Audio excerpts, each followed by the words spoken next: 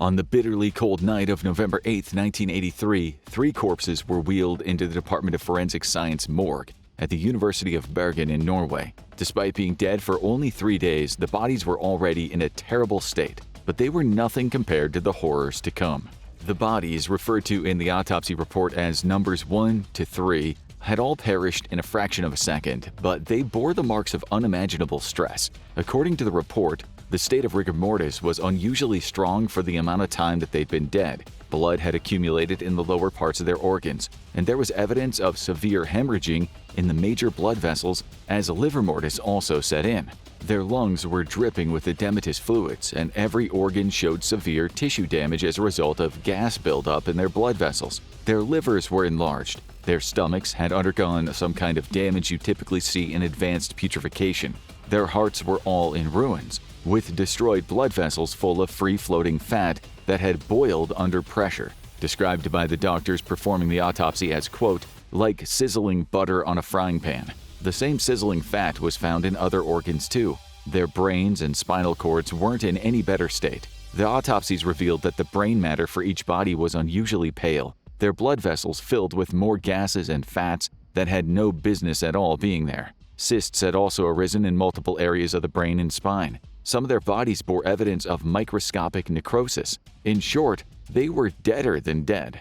But then there was number 4, where the first 3 bodies in accordance with standard morgue procedure were brought in on metal gurneys. Number 4 was brought into the laboratory in 4 large plastic bags. When those bags were laid out on the dissection slab, the result wasn't a human as you might recognize it, but an incomplete jigsaw puzzle that may have once been a human. Even for these seasoned doctors, each who had performed countless autopsies in their days, there was something deeply unsettling about the chaos laid out on the table in front of them. Perhaps most of all, it was number 4's severed face, the soft tissue lying against the table like a Halloween mask, staring up eyelessly, skin torn and ruddy, bloated lips locked into a final grimace of confusion. It sent chills down the doctor's spines. It was a parade of horrors. What had happened here? Who were these men, and what could possibly have been responsible for their deaths? A wild animal? The world's most vicious and disturbed serial killer? The answer is almost more shocking than the question. This was all just the result of a mistake that resulted in 0.12 seconds of what might have been one of the most brutal deaths in history. This is the story of the Byford Dolphin incident. From 1974 to 2019, the Byford Dolphin offshore drilling rig was operated out of the North Sea by Dolphin Drillings Holding Limited, performing drilling missions for a variety of different energy companies in the Norwegian, Danish, and British territories of the sea. It bore a 102-man crew and was designed as a deep-sea driller in the Aker H3 series of rigs, and like most offshore oil rigs, it was an extremely dangerous place to work. During its years of operation, the semi-submersible platform saw numerous deadly occurrences. In 1976, only 2 years after the facility was first christened, the rig ran aground in the North Sea on the way to Bergen, and 6 people died when falling from boats during the evacuation process. Decades later, in 2002, during an industrial accident, a 44-year-old Norwegian worker on the rig was struck in the head with a piece of equipment and killed. This raised questions once again about the lax safety regulations on the Byford Dolphin, leading to the voiding of its contract with state-owned Norwegian energy giant Equinor ASA, leading to the campaign losing millions in the process. But none of these incidents are more famous than the diving bell incident of 1983, and it's that incident and its grisly, possibly corrupt aftermath that we'll be exploring in depth today. The use of diving bells in order to transport workers safely from the surface to submerged high-pressure environments and back makes the vessels essential to many of the functions of the rig. The bell is designed to descend from the surface to a target depth at a set rate, which allows the occupants time to adjust to the changes in pressure. For each atmosphere, which is the standard unit of measurement for air pressure, the occupants experience an additional amount of pressure equal to the average amount present at sea level during baseline climate conditions. At hundreds of feet below the surface of the ocean, the pressure reaches a level of 9 atmospheres, which are the conditions that the saturation divers on the Byford Dolphin were working at when the November 5th incident occurred. The 4 divers, whose grisly remains were described in the opening, weren't just any divers. They were saturation divers, first introduced by the U.S. Navy in the 1960s Sea Lab program. This is one of the most grueling jobs in the world. the kind of position that would be most people's idea of hell. But these literal high-pressure specialists are rewarded handsomely for their risky work. These days, saturation divers can make as much as $30,000 to $45,000 per month if you're willing to spend up to 28 solid days up to 1,000 feet beneath the waves. So, how does saturation diving work? And how did following an incorrect procedure end up causing 4 dead divers and 1 dead dive tender? As we alluded to earlier, when divers reach the level of pressure you experience 9 atmospheres beneath the surface, nitrogen starts to dissolve into the bloodstream and soft tissues. Without the proper exit procedures, this could result in decompression sickness and barotrauma.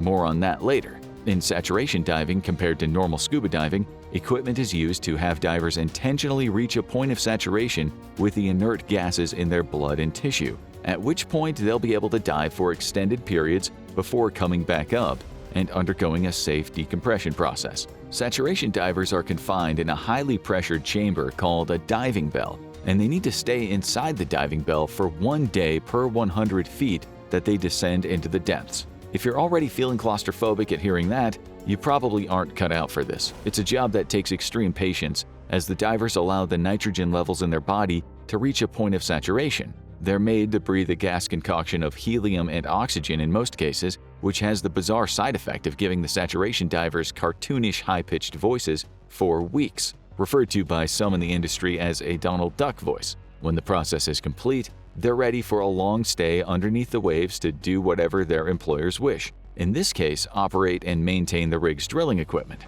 That is, of course, if everything goes well. If it doesn't, there are a bevy of potential horrible consequences for the saturation divers to look forward to. Decompression sickness, high-pressure nervous syndrome, compression arthralgia, aseptic bone necrosis, and if you're truly unlucky, the exact scenario we're about to describe.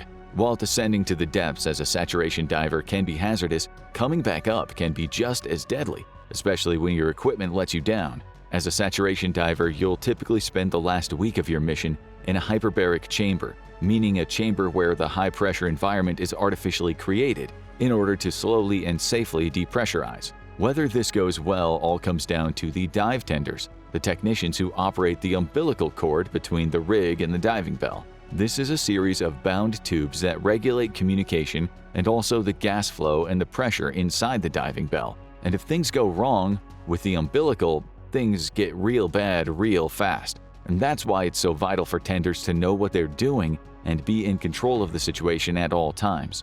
During the Byford Dolphin incident, the lead dive tender was an experienced man by the name of William Crammond, working with another dive tender, Martin Saunders. Their job was to disconnect a diving bell safely after 2 divers exited it through a trunk to join 2 other divers in a pair of hyperbaric depressurization chambers. The divers were Edwin Arthur Coward, Roy P. Lucas, Bjorn Javre Bergersen, and Truls Hellevik. In Chamber 1 at 4 a.m., Coward and Lucas were resting at an induced pressure of 9 atmospheres. Bergersen and Hellevik were entering the second chamber via the diving bell, separated from the 2 chambers, and a third chamber that wasn't in use by a clamp that was being operated by the dive tenders, Crammond and Saunders. There's a standard procedure for operations like this, and here's how it should have gone.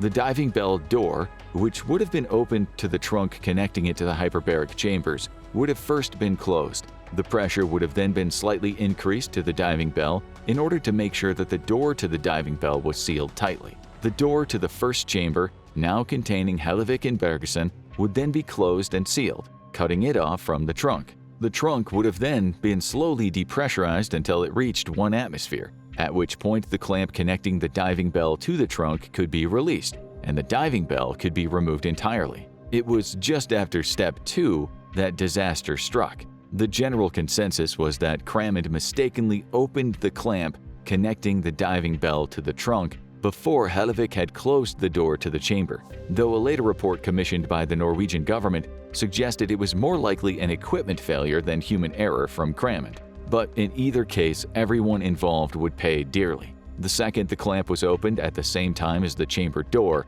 explosive decompression set in. The 9 atmospheres of pressure inside the chambers immediately equalized with the single atmosphere outside. The diving bell fired off like a bottle rocket, killing Crammond instantly and severely injuring Saunders. Meanwhile, on the inside, The horrific injuries we detailed at the start of the video were being set into motion in a fraction of a second. For Coward, Lucas, and Bergerson, also known as divers 1 through 3, the nitrogen in their blood enlarged into huge gas bubbles, essentially boiling them alive from the inside, and accounting for the sizzling fat deposits that appeared all over their organs in their autopsies. But Hellevick, who you'll better know as Diver 4, was unfortunately standing right next to the partially opened chamber door. The rapid change in air pressure forced him through the barely opened door in just 0.12 seconds. On the other side, there was basically nothing left of him to find but pieces, some of which were discovered over 30 feet away. The international community was so horrified by what occurred on the Byford Dolphin incident that stricter safety regulations were subsequently enforced on Norwegian oil drilling, including enhanced risk assessment procedures and the implementation of hyperbaric lifeboats. Emergency evacuation vessels were specifically designed to help divers escape a compromised depressurization chamber without further endangering them. The incident also led to the formation of the North Sea Divers Alliance, an advocacy group that campaigns for safety regulations on behalf of saturation divers operating in dangerous conditions in the North Sea. However, the aftermath of the incident was hardly a clean and straightforward response from the Norwegian government. In fact, there were inklings of conspiracy before the mutilated bodies were even cold. A report commissioned by the Norwegian government pointed the finger at Cramond for allegedly opening the clamp at the wrong time, ending his own life and the lives of all the others in the chambers. However, Cramond might have just been a convenient patsy for the system, as someone who is no longer alive to present his own side of the case. The people who lost their family members in the incident hadn't been compensated for their loss, and it seemed as though the government was obfuscating the role they played in the tragedy, enabling the fatal accident by failing to update the outdated diving systems on the Byford Dolphin and not tightening lax safety procedures on the boat sooner. The system, which was already almost a decade old before the incident occurred, didn't have outboard pressure gauges, an interlocking mechanism, or a fail-safe hatch, all of which would have gone a long way toward preventing the explosive decompression incident that happened in the trunk. Crew members of the Byford Dolphin, as well as members of NOPEF, the Norwegian Oil and Petrochemical Union, claimed that the report pointing the finger at Cramond was an active cover-up to avoid taking responsibility and paying the compensation owed to the grieving family members. It wasn't until 26 years after the incident that a lawsuit in 2008 definitively proved the equipment was at fault, not Cramond, allowing the families to finally have some justice and compensation for their lost loved ones. In the aftermath of the suit, Claire Lucas, the daughter of Roy Lucas, said, "I would go so far as to say that the Norwegian government murdered my father because they knew that they were diving with an unsafe decompression chamber." After all this, we probably don't need to tell you that uncontrolled decompression is extremely hazardous to human health. But let's take a deeper look into the science of how these decompression events work. There are 3 different types of uncontrolled decompression: explosive decompression, rapid decompression, and slow or gradual decompression. Understanding each one is crucial for preventing other nightmarish tragedies like the Byford Dolphin incident. Explosive decompression, such as the kind seen in the Byford Dolphin incident, can occur both underwater and in an aircraft. Put simply, explosive decompression is when the pressure changes faster than the lungs are able to decompress, a rapid process that typically takes between 0.1 to 0.5 seconds. The release of force is comparable to a bomb detonation, often causing severe, likely fatal damage to the lungs and other organs, as we saw with the divers 1, 2, and 3, as well as the risk of any free-floating objects becoming deadly charged projectiles. Though no other recorded instance of explosive decompression has caused the body to be ripped apart like that of Diver 4. Then there's rapid decompression. While still hazardous to the health of many pilots and divers, it's not nearly as severe as explosive decompression. It takes longer than 0.1 to 0.5 seconds, causing the lungs to decompress quicker than the environment, and still potentially causing lung damage. Then there's slow or gradual decompression, which, while less immediately dangerous than its 2 counterparts, can still have some pretty deadly effects in the right circumstances. More commonly experienced by planes with a loss of cabin pressure, a gradual decompression can result in passengers and pilots experiencing hypoxia, or a lack of oxygen, and its accompanying negative effects. This had a tragic effect in 2005 during the Helios Airways Flight 522 incident, a passenger plane flying from Cyprus to the Czech Republic that lost cabin pressure, rendering the people on the plane unconscious. Air traffic control lost contact with the plane as it cruised on autopilot before all attempts to save the plane failed and it crashed into a mountain in Greece. All 121 people on board, including passengers and flight crew, were killed, making it the deadliest disaster in Greek aviation history. While the results are thankfully not often this spectacular, changes in pressure have taken many lives over the years, particularly divers. From the far more common result of decompression, the bends, or decompression sickness. And unlike the far more violent and disgusting death of Troels Hellevik in the Byford Dolphin incident, the general consensus is that it is a pretty painful way to go. A criminal who crosses the line could find themselves facing the gallows or the headsman at any point throughout history, although crossing the line could mean anything from murder to just annoying the king. However, in many places, the death penalty isn't the worst thing that the courts have to offer. Here are 15 of the evil punishments worse than death administered throughout history. Number 15. Flaying. Let's turn the clock back to ancient Assyria, roughly 850 BCE. The ruler Ashur-nasir-pal II was known for his brutal treatment of captives and rebel leaders, but one method created a special dread for victims. Using a special set of knives, the torturers would slowly remove the unfortunate victim's skin, and this was something they practiced a lot. They not only knew how to remove the skin smoothly, but how to keep the victim alive for as long as possible. To ensure this, they'd start the cutting at the lower legs, thighs, and the buttocks, all areas without proximity to vital organs, making it more likely the victim would remain in agonizing pain for longer without bleeding out. This was a highly effective form of torture, and if the torturers wanted information, they were likely to get it quickly. A victim who gave their captives what they wanted could survive the beginning stages of flaying, but the risk of infection would be high. But for most, it was a prolonged and terrible execution. So how long could someone survive a flaying? The combination of blood loss, infections, shock from extreme pain, and hypothermia from exposure to the elements without the protection of your skin means most people could survive few days at the most after being flayed. The skilled Assyrian torturers knew how to remove the skin smoothly, often keeping it in one piece for it to be displayed as a horrible flag of warning. They were clearly proud of their skill, and torture is immortalized in many of their art pieces from the era. And while the Assyrians eventually passed into history, the method became less common but did not die out. It was a common method of torturing religious heretics in empires for more than 1,000 years, and while using it on a human today would be frowned upon, it's still a common skill for hunters who want to keep an animal's pelt intact for use. But that's nothing compared to what the Persians came up with. Number 14. The boats.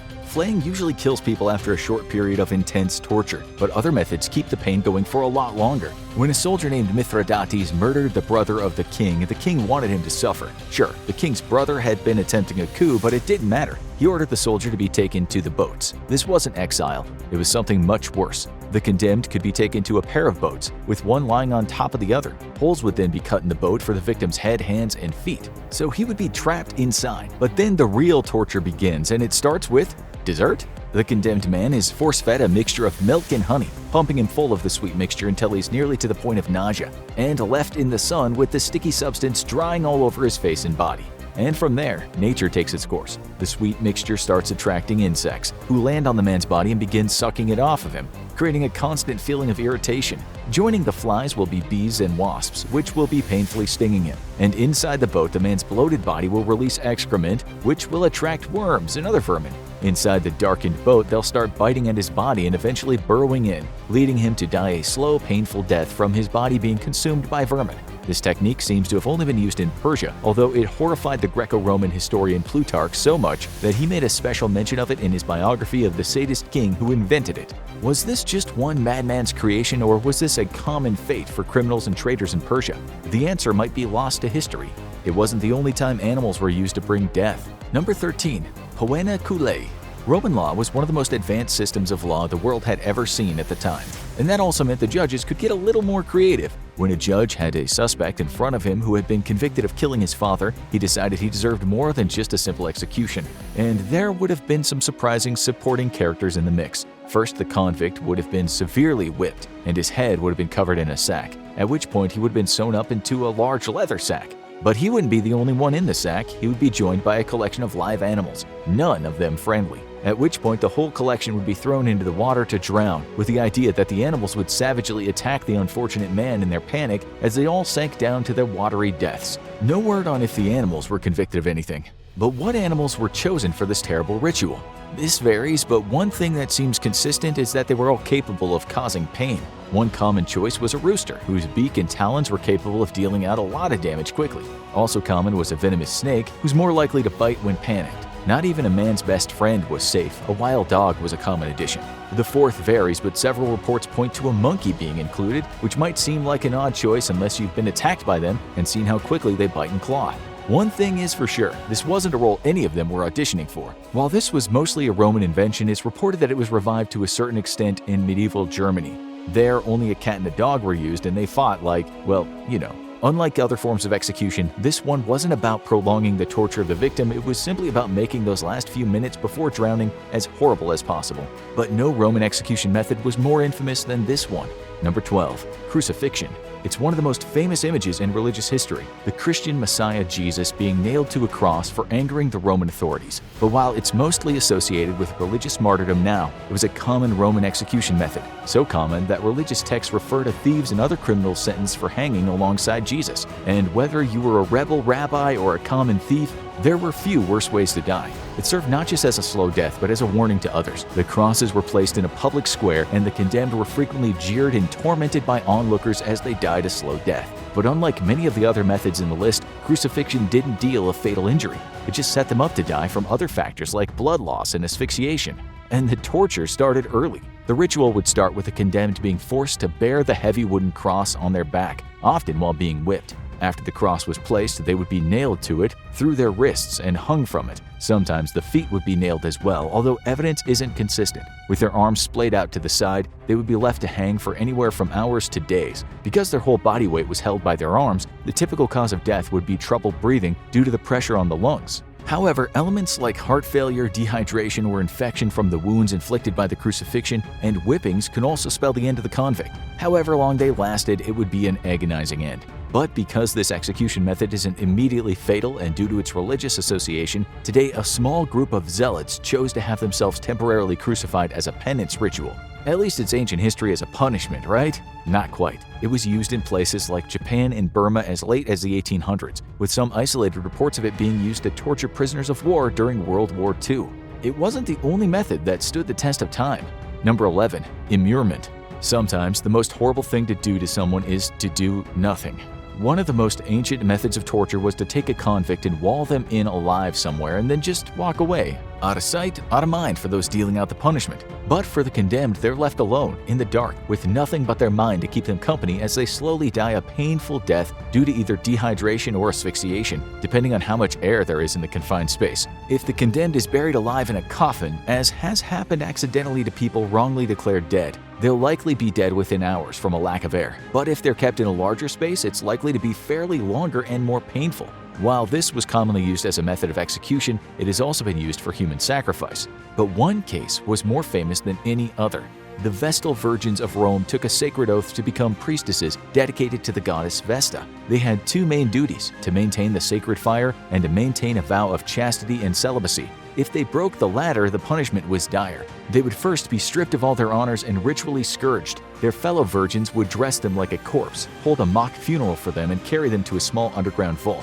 There, they would be left in what looked like a small room, oddly containing a couch, lamp, and even some food. And an area where the vault was built would be filled up with dirt and buried. The horrible ritual was conducted around 10 times over the 1,000 years that the Vestal Virgins existed. This continued as a form of punishment for thousands of years, but how severe it was depended on the circumstances. The murderous Hungarian Countess Elizabeth Bathory was immured within her own castle, but she was supplied with food and lived for 4 years in her palace tomb. Now let's get into the Middle Ages, which were called the Dark Ages for a reason.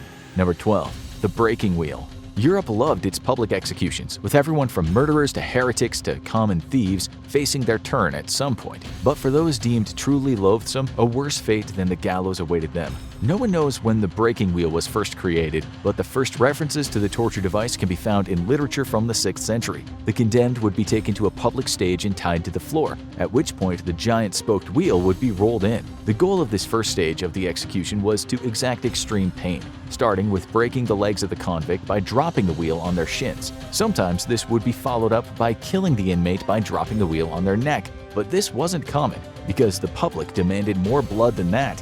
In most cases, the poor convict was lifted up once their limbs had been broken and bound to the wheel in agonizing pain. Their broken limbs often let the authorities snake their arms and legs through the holes. The breaking wheel was then raised on a pole, and the inmate was either left to die, beheaded, or lit on fire. The body was often left up for display on the wheel as scavengers had their way, making this resemble crucifixion in many ways. However, there was always a way out. If the convict fell off the wheel while still alive or survived the execution, they were deemed to be spared by God. Their injuries were treated, they were typically pardoned of their crimes, and were in a rare position of being one of the only people to survive one of the worst punishments in human history. The worst punishment often lasted a long time, but few were as disturbing as this one. Number 9. Impalement. How disturbing does a punishment have to be for the man who inspired Dracula to go, "Yeah, I like that, I'm going to make it my signature"? Despite the association with the infamous Vlad Tepes, the Romanian leader didn't create the punishment of impalement. It had been used since ancient Mesopotamia as a way to punish particularly hated criminals. It was a simple method, but almost unspeakably brutal. A large sharpened stake is taken and inserted up the backside of the unfortunate convict and pushed forward until it emerges through the mouth, almost always causing fatal damage. They were supposed to serve as a message, as the stake was then raised and planted in the ground, with the victim still attached to it. In the most brutal cases, fields of these victims were planted as a grim warning to anyone thinking of invading the territory. At least it'd be a swift death though, right? Maybe, maybe not. While poorly trained users would no doubt pierce the internal organs and lead to the person bleeding out in agonizing pain over a few hours, some more modern users figured out how to thread the stake effectively and follow the spine. This caused minimal damage and allowed the person to linger for days, with the record reportedly being 8 days. Wait, did you just say more modern users? Yep, this horrible tactic did not die with Vlad the Impaler. It was used extensively by the Ottoman Empire, most infamously during the Armenian genocide that began in 1915. There are also reports that it was used by the Dutch rulers of the East Indies during the colonial era. Vlad, no doubt, would be proud. This next technique might be the most infamous execution method of the Middle Ages. Number 8. The rack. Most of the punishments on this list are execution methods that get a little too ambitious with prolonging death. But punishment isn't the only goal of torture. Sometimes the torturers need some information, and the old guard was willing to get a lot more brutal than slapping people with a phone book. Enter the rack, a simple device that looks like an old-fashioned washboard. But this device wasn't used to clean clothes, it was used to create pain. The wooden frame featured a roller at both ends. The victim's hands were tied to the top end, while their legs were attached to the bottom end. As the interrogation advanced, the torturer slowly rolled the rack, extending the victim's arms and legs until they could give no more. And it only gets worse from there. Unlike the other methods, the rack doesn't deliver immediate fatal injury. Rather, it deals out slow-level pain that gets worse and worse as the ligaments, cartilage, and bones of the arms and legs are stretched beyond what they can handle. This can quickly break a person down, as their shoulders and hips separate and their limbs are ruined. Even if one was able to escape the rack, it's unlikely they could walk after it did its work. This also kept the person immobile for future torture, such as using hot coals to burn them. The rack was so feared that sadistic interrogators would often use the rack on one person and force another to watch to try to break both of them down. The use of this device mostly died out in the 1600s, but it was reportedly revived in 18th century Russia. But it wasn't the most common method of torture in the Middle Ages. Number 7. Auto de fe. The Spanish Inquisition was one of the most infamous affairs of religious persecution in the world, as the particularly brutal authorities built on the Roman Catholic Church's enforcement of laws. Opposing religion was largely banned. Converts were surveilled and interrogated to ensure they weren't keeping their old faiths, and anyone suspected of heresy was subjected to extreme torture under the authority of the infamous Tacamata. And for those who confessed, an even worse fate awaited them. They would be subjected to a ritual of public penance where they would be paraded before the public and abused, wearing garments bearing their accused crimes. Then the authorities would proclaim their guilt or innocence. For some, it would be innocence, as they would collapse in gratitude and relief. But for most, it would be guilty, and horrors awaited them. The punishment would typically begin with public whipping and torture, but it would only end one way. The convicted would be tied to a stake, kindling would be piled under them, and they would be lit afire and burned to death while still alive. It was a horrifying way to die, but the only grace of mercy was that many passed out from the intense smoke before they burned to death. This execution technique is typically associated with witch burnings, but most of those killed by burning over the centuries, from the 15th to the 19th, were either religious minorities or critics of the dogma and tactics of the Inquisition. And it stayed in Europe. Despite persistent rumors, no witches, accused or otherwise, were ever burned in Salem. Not all these punishments are famous, but this next one is no less disgusting. Number 6. Schwedentrunk. The Swedish drink. Sounds delicious, maybe like a lingonberry soda. But for those who were being invaded by Swedish troops during the 30 Years' War in the 1600s, it was no laughing matter. This wasn't so much a traditional punishment as a method of torture and robbery used by ruthless soldiers, many of whom were out of supplies and intended to take them from the locals by any means necessary. It's a simple technique. Force your captives to drink as much as they possibly can, until they give you what you want. If you've ever tried to drink a whole gallon of water as a part of a dare, you know this can get very unpleasant, very quickly, because your stomach can only handle so much. But this wasn't just drinking water. The Swedish troops would tie the person up and use a funnel to pour the liquid into the person's mouth, and the actual substance would be an unpleasant surprise. Sometimes it would be water, sometimes it would be boiling water, causing terrible internal burns, sometimes it would just be disgusting, like urine or sewage. In addition to the possible poisoning or infection, this could cause the person's stomach to stretch or burst from the massive amount of liquid. For the soldiers who wanted to add a little additional pain, they would then beat the victim's swollen stomach and even stab them with spears. It's no wonder that most of the victims in the path of this torture learned to just give the soldiers what they wanted and pray that that would satisfy them. Now let's head across the pond for something that isn't as funny as it sounds. Number 5. Tarring and feathering.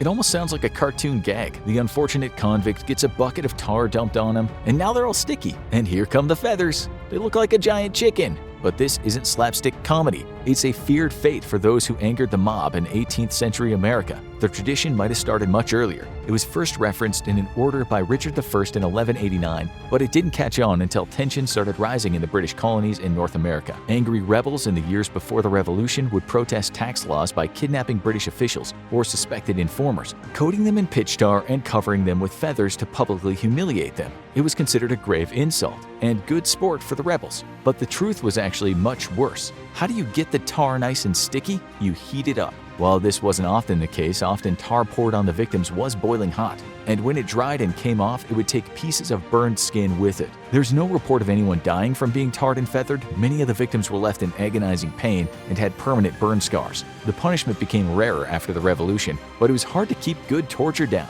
The Mormon founder Joseph Smith was tarred and feathered by anti-Mormon radicals in 1832, and a German-American farmer named John Meintz was subject to the punishment in 1912. His crime? Not supporting war bond sales during World War I, and likely just being a German-American during wartime. This next one might be a bit of a catch-22. Number 4. Trial by ordeal.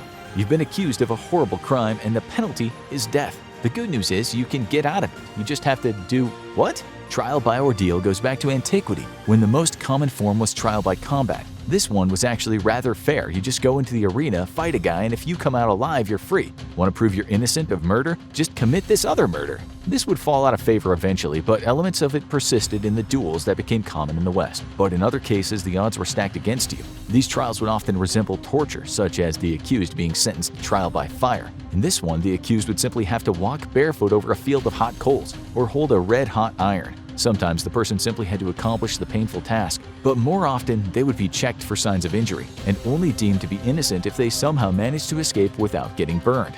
The odds aren't looking great here, but one twist on the trial by ordeal was particularly sadistic. When witches were accused and placed on trial, they often proclaimed their innocence. But how do you prove something that probably doesn't exist? Those who trialed the apparent witches had an idea. The accused witch would be tied up and submerged in water to drown. The idea was that the witch would be able to use supernatural powers to escape. So if she managed to escape, she was clearly a witch and would be put to death. So how would someone prove their innocence? Simple. Die. If the accused witch drowned, they were clearly innocent and would go to heaven, according to the dogma. Even when the accused wins, they lose. The next punishment has some accessories. Number 3. Rat torture. How do you turn rats into man-eaters? The first reports come from Roman Catholic writers alleging torture in the Tower of London during the Elizabethan era. They claimed that as the tide rose and the River Thames rolled in, rats would climb into the prisoner's cell and viciously attack him. Some doubt this happened since rats typically don't attack humans unprovoked, but the reports might have encouraged some people.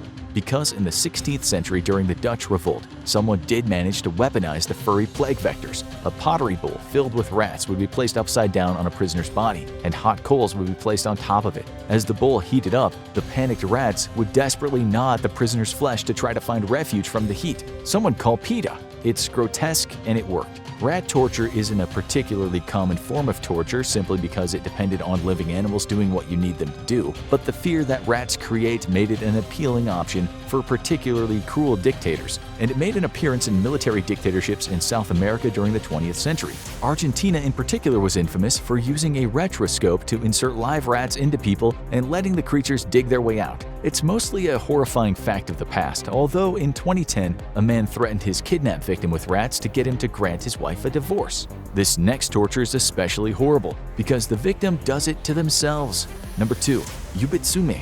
Japan's criminal scene is powerful and secretive, and agents that fall short of a task assigned by their boss often face severe punishment. But unlike the American gangsters who might find themselves wearing cement shoes, members of the Yakuza often face another penance, less deadly but bloodier. In order to atone for their offenses, they must sacrifice a piece of themselves, particularly a piece of their little finger. This is not only extremely painful, but is considered to weaken them because the little finger is key to maintaining the grip on the hilt of a sword. But that hasn't stopped it from being used for hundreds of years. The penitent Yakuza member begins by laying their hand on top of a clean cloth. They then use a particularly sharp knife, called a tanto, and slice off their little finger just above the top knuckle. They then wrap up the fingertip in a package and present it as an offering to the head of the crime syndicate. Why would they want it? Tradition, because not only was this ritual used as a method of penance, but in the past it was used as a form of payment by gamblers who fell behind on their debts. The good news is, if the agent screws up again, they can do the ritual again. The bad news is, they're gonna run out of fingers eventually. Finally, sometimes there's nothing more terrifying than nothing. Number 1. White torture. Solitary confinement is torture in itself, stripping someone of all their comforts and isolating them from any human contact. But usually, they at least have a sense of space that they can use to orient themselves. White torture strips them of even that by placing them in a cell of nothingness. The prisoner is deprived of color, giving them a cell where the walls, floor, and ceiling are entirely white. Not only that, their clothing is also white, and any food given to them, usually plain rice or porridge, is white as well. Taking this to the extreme, the cell is equipped with bright neon tubes that prevent any shadows from falling on the cell. And the soundproof cell leaves them with nothing but their own mind. And that mind slowly starts going insane. An extreme form of sensory deprivation, this was reportedly used extensively in Iran against political dissidents, who could be held for months or even years in one of these cells. It also showed up in Venezuela, and international human rights groups even accused the United States of using it on accused terrorists in Guantanamo Bay, using goggles and earmuffs to block out their senses. But in all these cases, the facilities are tightly guarded, meaning all anyone has to go on is the reports of the victims, and those are harrowing, with many claiming the extreme sleep deprivation left them unable to sleep even after they were freed, and haunted them for years afterward. In October of 1347, 12 ships dropped anchor at a Sicilian port. Those who eagerly approached were met with a grisly sight. Almost all aboard were either dead or barely alive, their skin erupting with blackened boils that dripped pus and blood. In horror, the Sicilian authorities demanded that the ship set sail, but though they left, the damage had already been done. The Black Death was now in Europe, and millions would die in what is considered one of the greatest disasters in history. Let's explore how the bubonic plague wiped out at least a third of Europe's population, if not more, in this episode of the Infographic Show. What made the Black Death so deadly? Europe was hit hard by the plague, but it was not hit first. It was also not unaware of a disease that was already bringing widespread death and destruction elsewhere. Before the infested ships arrived in Sicily, rumors of a frightful sickness devastating the populations of first China and then India, Egypt, Persia, and Syria had spread near and far. While no one knew what caused it or why, it seemed to follow trade routes spanning the Near and Far East. Further, when it appeared, it was by all accounts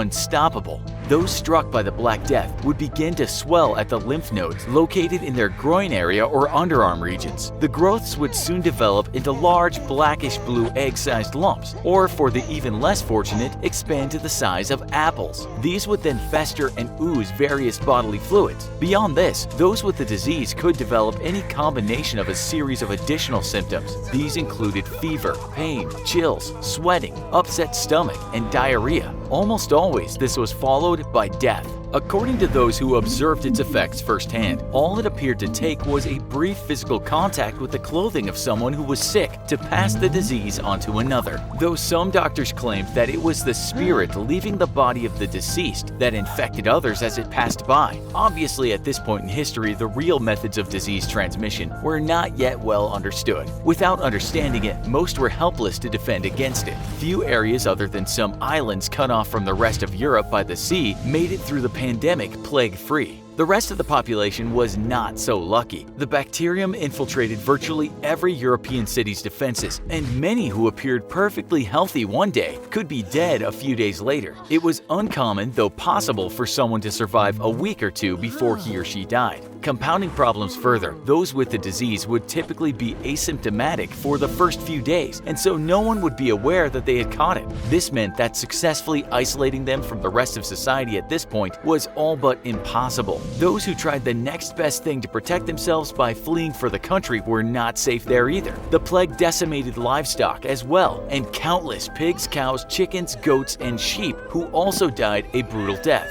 This was such a problem that it led to a shortage of wool throughout the continent. While many European areas had a death figure of around 30%, 90% of the Italian city of Florence perished. Sometimes bodies of the deceased remained where they had died, as there were not enough people still living to bury them. Thousands of French villages, in addition to areas in other locations, were left without a single remaining soul. The Black Death had mercilessly transformed them into ghost towns. In some instances, nature eventually took over, and areas that people once called home were reclaimed by surrounding forest. It took aerial photography following the end of World War I to rediscover these locations as places where men, women, and children once lived. Most estimates place Europe's death toll between 50 and 70 million, or around 30-some%, though the CDC claims it killed as much as 60% of the population, which is considerably more. Worldwide estimates typically range from 155 to 200 million. The world at the time was a mere 500 million people, so nearly half of all its inhabitants, or again, according to some sources, even more, were killed. So how was it that the Black Death was able to spread so quickly and wipe out so many, people and animals alike?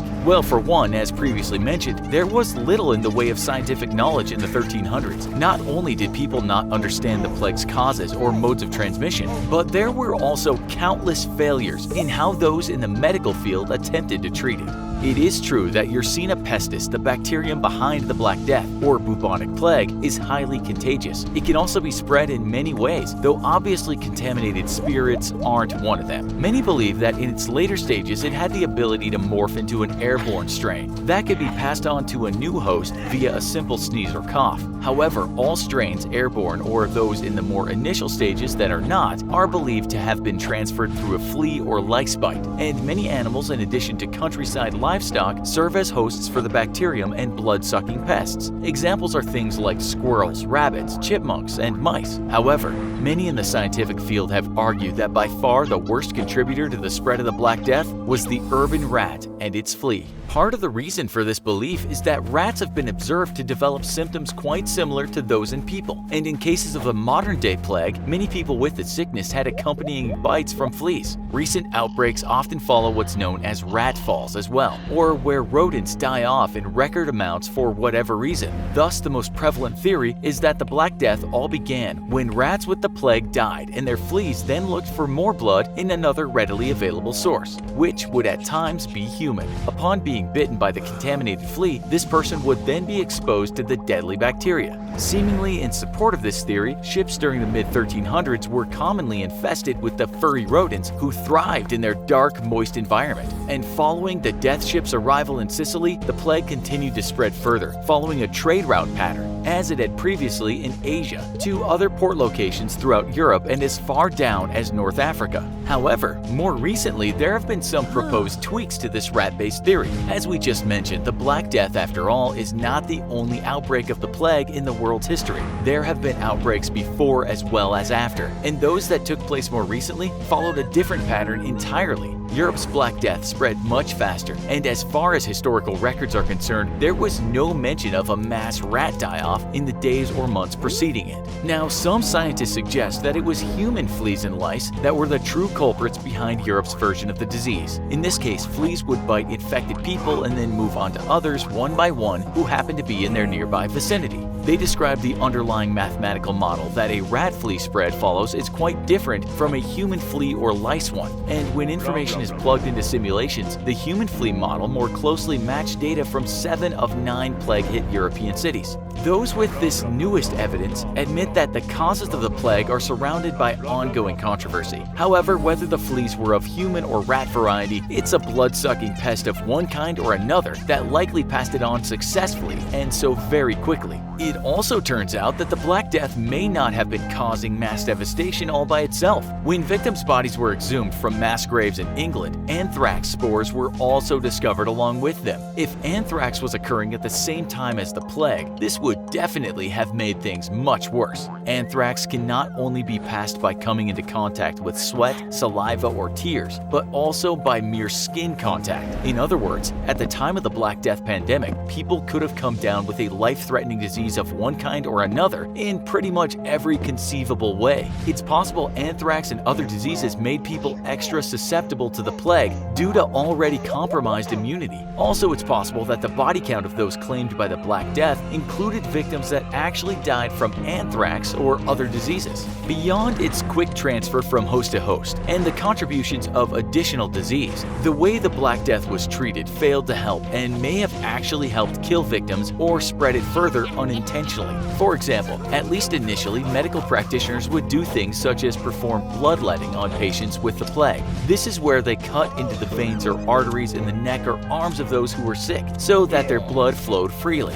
This procedure was nothing new, and in fact dated back as far as to the times of ancient Egypt and Greece. Historical figures believed that to be healthy, the body needed the right balance of blood, phlegm, and bile. Bloodletting was believed to correct a possible imbalance of too much blood, which is what caused the person to get sick. Unfortunately, the procedure appeared to be as ineffective for the victims of the plague as it was for Charles II or George Washington centuries later. While Washington awoke with a sore throat and King Charles suffered a seizure, following bloodletting treatment, both died shortly thereafter. Boil lancing was another technique used as a form of treatment, which was just how it sounds. Someone would essentially lance or stick a pointy object into the boils to drain them of their gooey contents. If this wasn't done, they would only continue to grow larger and, in time, poison their host due to the mass buildup of dead blood and pus. Then again, popping them could also cause death due to toxic shock. Beyond the patient likely dying, the boils contained highly contagious matter and possibly spread the disease yet further.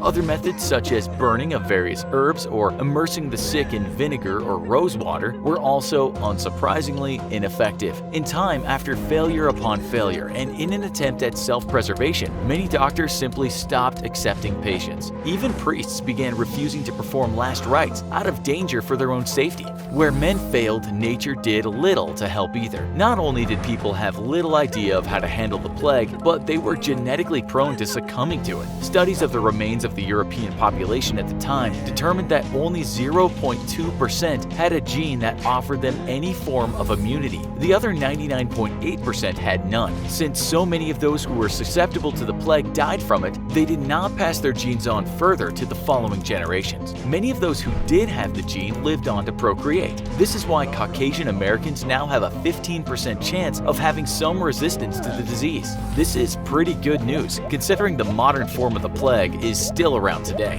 One encounter via the 12 so-called death ships would go on to wipe out men, women, and children to such an extent that it would change the tide of history. The Black Death surged unstoppably throughout Eurasia for years, killing people in painful, excruciating ways within days of infection. Almost no one who caught it stood a chance. By the time it was done, about a third of the world's population lay dead. So how did this deadly, widespread contagion finally end? Europe in 1347. famines, tuberculosis, smallpox, beheadings, STDs. Old age seemed like the least common way for anyone to die at the time. Even giving birth gave you good odds of ending up in the grave. In this time of generally widespread disease and danger, no one could have imagined a plague which would undo all the other plagues thus far and was about to make its horrific entrance. Of course, Europeans had heard of the Great Pestilence that was spreading through the Middle East and Asia. However, in a situation that thankfully would never be repeated again, they just kept going about their business hoping the problem would fix itself before really affecting them. And yet, one day, undeterred by state lines, the bubonic plague made its European debut. 12 ships from the Black Sea docked in the sunny Sicilian port of Messina, and people working on the docks went to greet the sailors and get the cargo. That's when they noticed something odd. Most of the sailors were dead, and the few who remained alive were covered in disgusting black boils, hemorrhaging blood and pus. No one knew exactly what was going on, but getting all the ships and boil-covered sailors as far away from Messina as possible seemed like a good call, to where they didn't really care. Sicilian authorities told the death ships to leave the port. Unfortunately, it was already too late. Not only was the bubonic plague one of the most virulent, contagious diseases known to man, and thus had probably already spread to some dock workers in the brief contact they had with the sailors, the flea-ridden rats that had originally infected the sailors had already abandoned the ship, scurrying their way right into the cobblestone streets of Messina. From Messina, the plague spread through Italy up to France, Germany, and even London within the year. Even in the time of such slow, arduous travel, the Black Death tore its way through the continent with unimaginable force and speed. Between 1346 and 1353, the Black Death killed a higher proportion of the world population than any other singular event in history. It killed 25 million people in Europe in a period of 4 years, and over this climax of its spread is estimated to have destroyed 75 million lives worldwide. Keep in mind, this was during a time when the entire global population was estimated to be around 380 million. Some estimates even put the plague's total death toll higher, at around 200 million, and global population estimates higher as well. However, even the minimum death count is horrifying to comprehend. It took 200 years for the world to rebuild its population to pre-plague levels. We assume part of the reason for the lengthy repopulating process was that seeing boil-covered humans and death all around you for years is bound to have an effect on your sex drive. But for the world population to bounce back, that meant the Black Plague had to end. So how did it? Did it just run its course, or did people start getting better at stopping the spread and fighting it? The answer is actually nuanced, as is most scientific and medical issues, despite what your self-diagnosis with WebMD might tell you. Many experts have an explanation they favor most, but they also agree that the Black Plague ended as a result of a combination of factors. First of all, the extreme deadliness of the Black Plague proved to be a part of its eventual undoing. The disease killed so many people so quickly that at some point it ran out of victims. When the bubonic plague struck a person, they quickly fell grievously ill. Symptoms included fevers of 100 to 106 degrees Fahrenheit, nausea, vomiting, severe joint pain, and headaches. The most unique symptoms of the plague were buboes that gave it its name, large egg-shaped boils that oozed pus and blood. Charming. People who usually fell ill became confined to their homes and died within 3 to 8 days. Over 80% of all those infected died. Thus, the odds once you caught the disease were not great. This is why highly deadly pathogens have a way of wiping themselves out. A disease that kills so many so fast eventually reduces its own chance of spreading and therefore surviving. At some point, there were literally just not many people left to kill, and not that dense a population to work through. Eventually, when people wised up to the fact that staying away from the sick would help them survive. See, the second reason the plague ended was because people started trying to prevent its transmission. Doctors initially had no good advice to give the population. This was a previously unknown disease, and also most doctors at the time thought that leeches helped depression. Unless Gwyneth Paltrow is your medical professional, we generally expect better medical advice and treatment these days. For an example of doctors' opinions about the disease during that era, one plague doctor stated his belief that instantaneous death occurs when the aerial spirit escaping from the eyes of the sick man strikes the healthy person standing near and looking at the sick. He wasn't exactly wrong about the ease of transmission and the fact that the bubonic plague could be spread via the air, but his reasoning as to how and why was suspect. However, despite the horrific state of medicine at the time, people eventually realized that the more they came into contact with others, the more likely they would be to catch this deadly new disease. So people started escaping the big dense cities of Europe and going to the countryside. However, the plague carried by fleas on rats and livestock followed them out there as well. So more stringent measures were taken. Store owners closed up shops and stayed home. Priests wouldn't administer last rites. Doctors refused to see patients. And given our previous statements, this was probably for the best. And cremation became extremely popular in order to both minimize the existence of plague-carrying bodies and also save space as corpses quickly filled up mass graves. Tragically, people were even forced to leave their sick and suffering family members behind to have a shot at escaping the plague. Thomas Mockaitis, a history professor at DePaul University, explains that people had no real understanding of how to fight it other than trying to avoid sick people. That's why in Italy, where the disease had first infected Europe, they decided to start a new practice. In the Venetian-controlled port city of Ragusa, incoming sailors were kept on their ships in isolation for 30 days. Eventually, the isolation period increased to 40 days, which in Italian was called quarantino. This led to the origin of our current word that we've become way too depressingly familiar with, quarantine. The practice worked, as incoming cases of bubonic plague were greatly reduced. Even with quarantine procedures, however, what was to be done about the fleas and rats transmitting the disease? These two animals still carried the bacteria, known as Yersinia pestis, that spread the plague. Well, most European cities decided that greatly improving their sanitation procedures would help in this regard, as it does in most regards actually. It turns out that the cleaner a place is, the less fleas and rats tend to congregate there, as most students discover after freshman year in their college dorms. People also strive to improve their personal hygiene, which helped to keep even more fleas at bay. Again, we're unsure why this wasn't a thing before, but apparently people learning to wash their hair more than once a month was the tiniest of silver linings to the horrific mass death of the plague. So the deadliness of the plague itself, combined with quarantine procedures and better sanitation, helped curb the spread of the Black Death. What was the final factor that helped put a stop to it? In 2010, researchers collected DNA from mass graves of Black Plague victims and found that the DNA of the bacteria was vastly different from the current form of the plague. It was a far deadlier strain of the disease. As we said before, highly fatal pathogens must eventually find a way to be less deadly in order to keep their own reproduction going. So the evolution of bacterial DNA helped lessen the deadliness of the bacteria. But that's not the only way DNA transformation helped stop the plague. It turns out human DNA mutations also helped it lose momentum. Apparently, a certain DNA mutation that has been shown to help protect against HIV in humans today first appeared in a widespread way in the population in the 1300s. The most likely reason? A widespread fatal epidemic. The disease didn't cause the mutation. It simply disproportionately affected those without it, leading more of those with the mutation to pass down their genes. A combination of all these factors stopped the plague in its tracks. Unfortunately, people at the time also tried to end the Black Death in several ill-advised and horrifying ways. Many believed the plague was in fact God punishing the population for their sins. Therefore, they would have to demonstrate repentance and devotion to God in order to escape the curse. For some reason, some believed the best way to do this was to hunt down and kill anyone they deemed sinful or heretic. When these people asked themselves, what would Jesus do? Their answer apparently was massacre large groups of people, especially Jewish populations, demonstrating that they clearly missed the entire point of their religion. Other less terrifying but equally ineffective remedies involved doctors telling plague patients to bathe in rose water or vinegar to help cleanse the disease out. This worked about as well as anyone would expect, which is to say, not at all. Turns out rose water does little to stop bacteria with an 80% kill rate. Though the Black Death peaked in the years of 1346 and 1353, it by no means went away after that. Smaller outbreaks would resurge for hundreds of years, with the last notable one being the Great Plague of London in 1665. Some believe the Great Fire of London in 1666 helped put a stop to the disease's spread, as it burned many of the rats and fleas carrying it, but most historians and medical experts dispute that story. However, this last big iteration of the disease did inspire the well-known children's nursery rhyme, Ring a Ring of Roses. Londoners thought holding a posy of flowers up to their nose would help protect them from the plague. This explains the lyric Pocket Full of Posies. A tissue, we all fell down refers to people falling ill and needing tissues and then dropping dead. The original lyrics, in fact, were We all fall down dead. In case you needed further proof that the original versions of children's stories and rhymes were all deranged. Today, the bacteria that caused the Black Death still exists, but it's now treatable with antibiotics. About 7 cases of bubonic plague are reported in the US every year, and around 1,000 to 3,000 worldwide, mostly on the African continent, meaning you have a higher chance of dying by a lightning strike than the plague these days.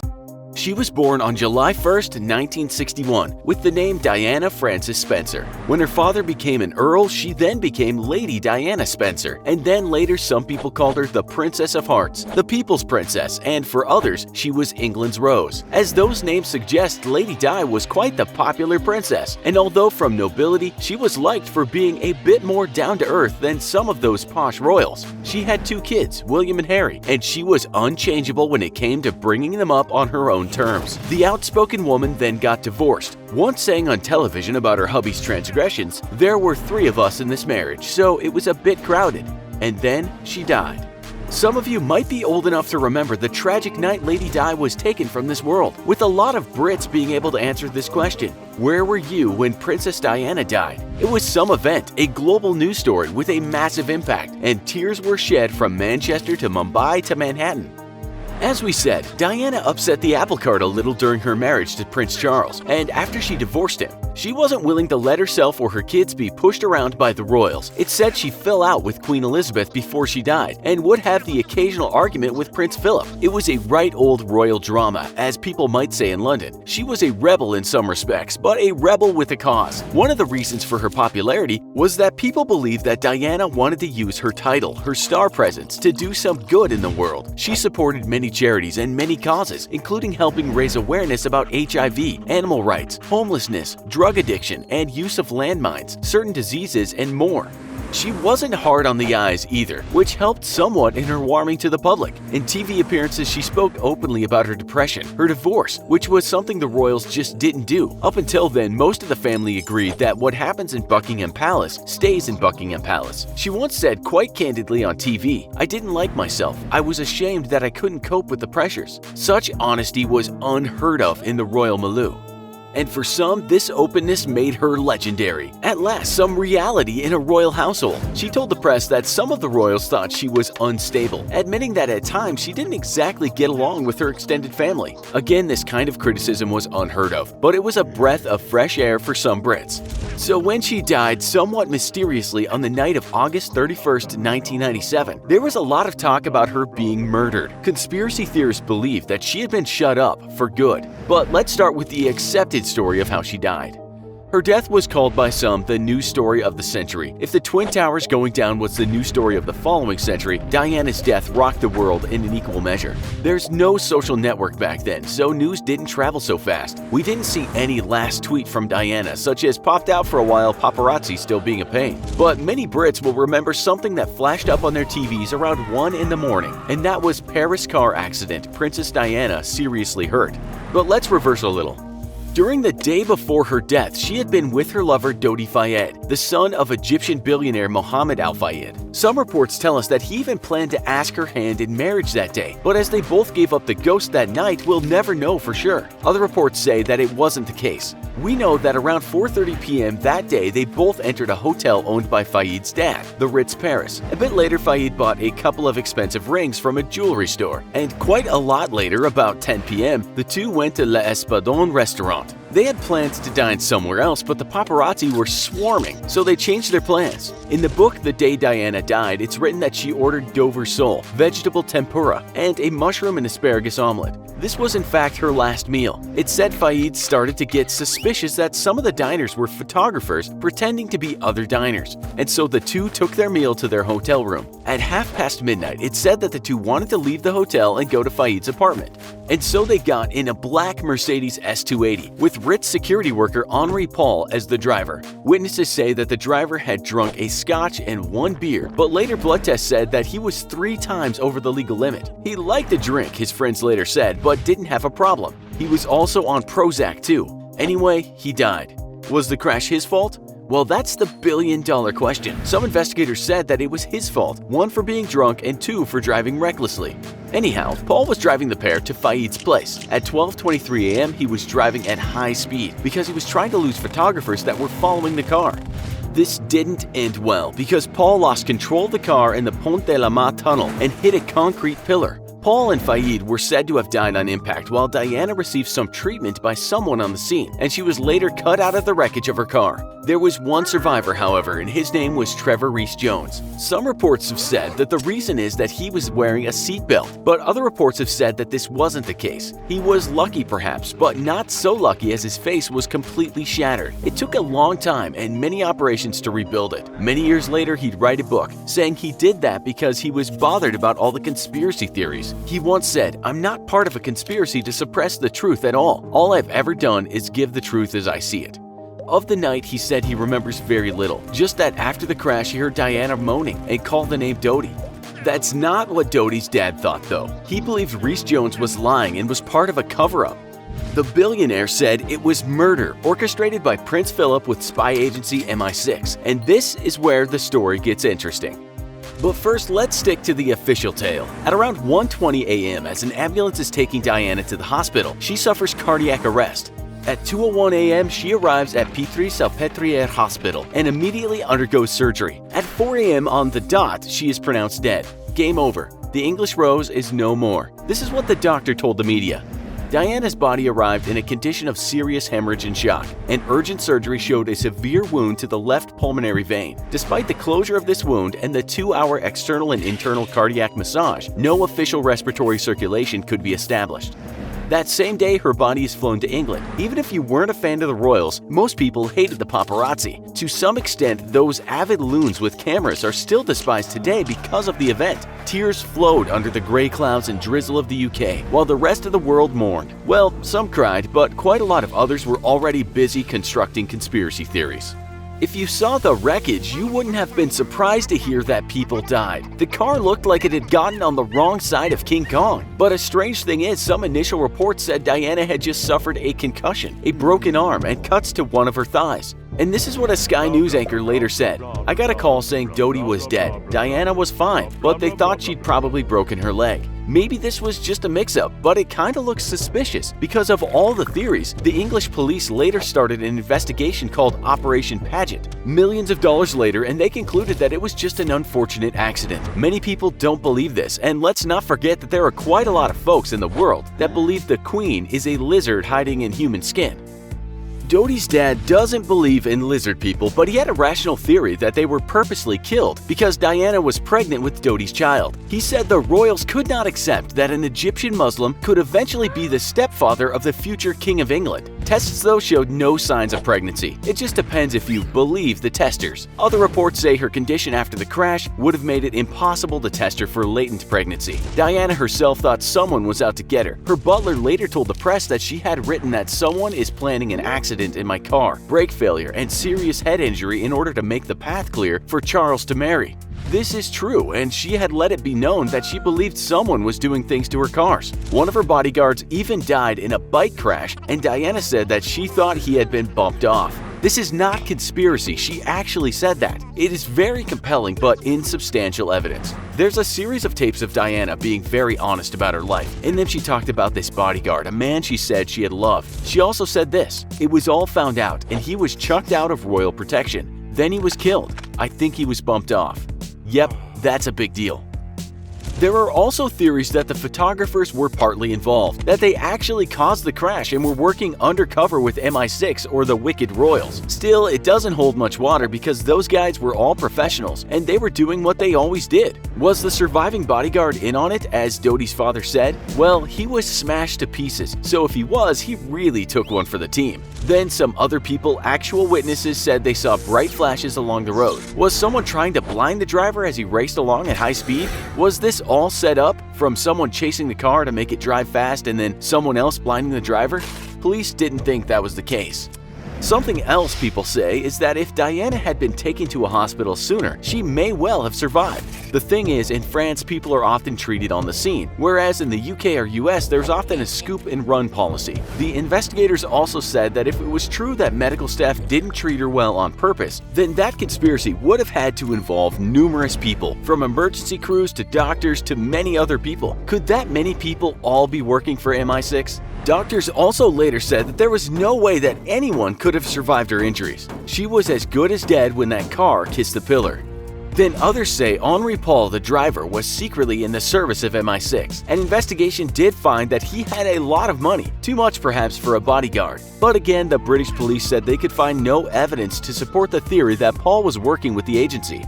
Maybe one of the best of the theories came from a man called Richard Tomlinson. This former MI6 spy said he thought the agency was involved in her death. He said her death was similar to the way MI6 had planned to knock off former president of Serbia, Slobodan Milosevic. That was to blind the driver using strobes. The police investigated these claims, and while they found that MI6 and MI5 had planned to take out a powerful man in Serbia, it wasn't Milosevic.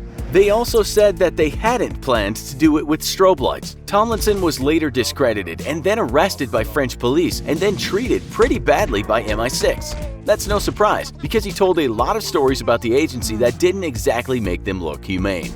He's never said he is absolutely sure they killed her, but he did once say, "I would firstly like to state that MI6 do have the capacity to stage accidents, whether by helicopter, aeroplane, or car, and also that the strobe light was shown to us by the SBS at pool. There's also evidence of one SAS soldier admitting they had had a part in the death."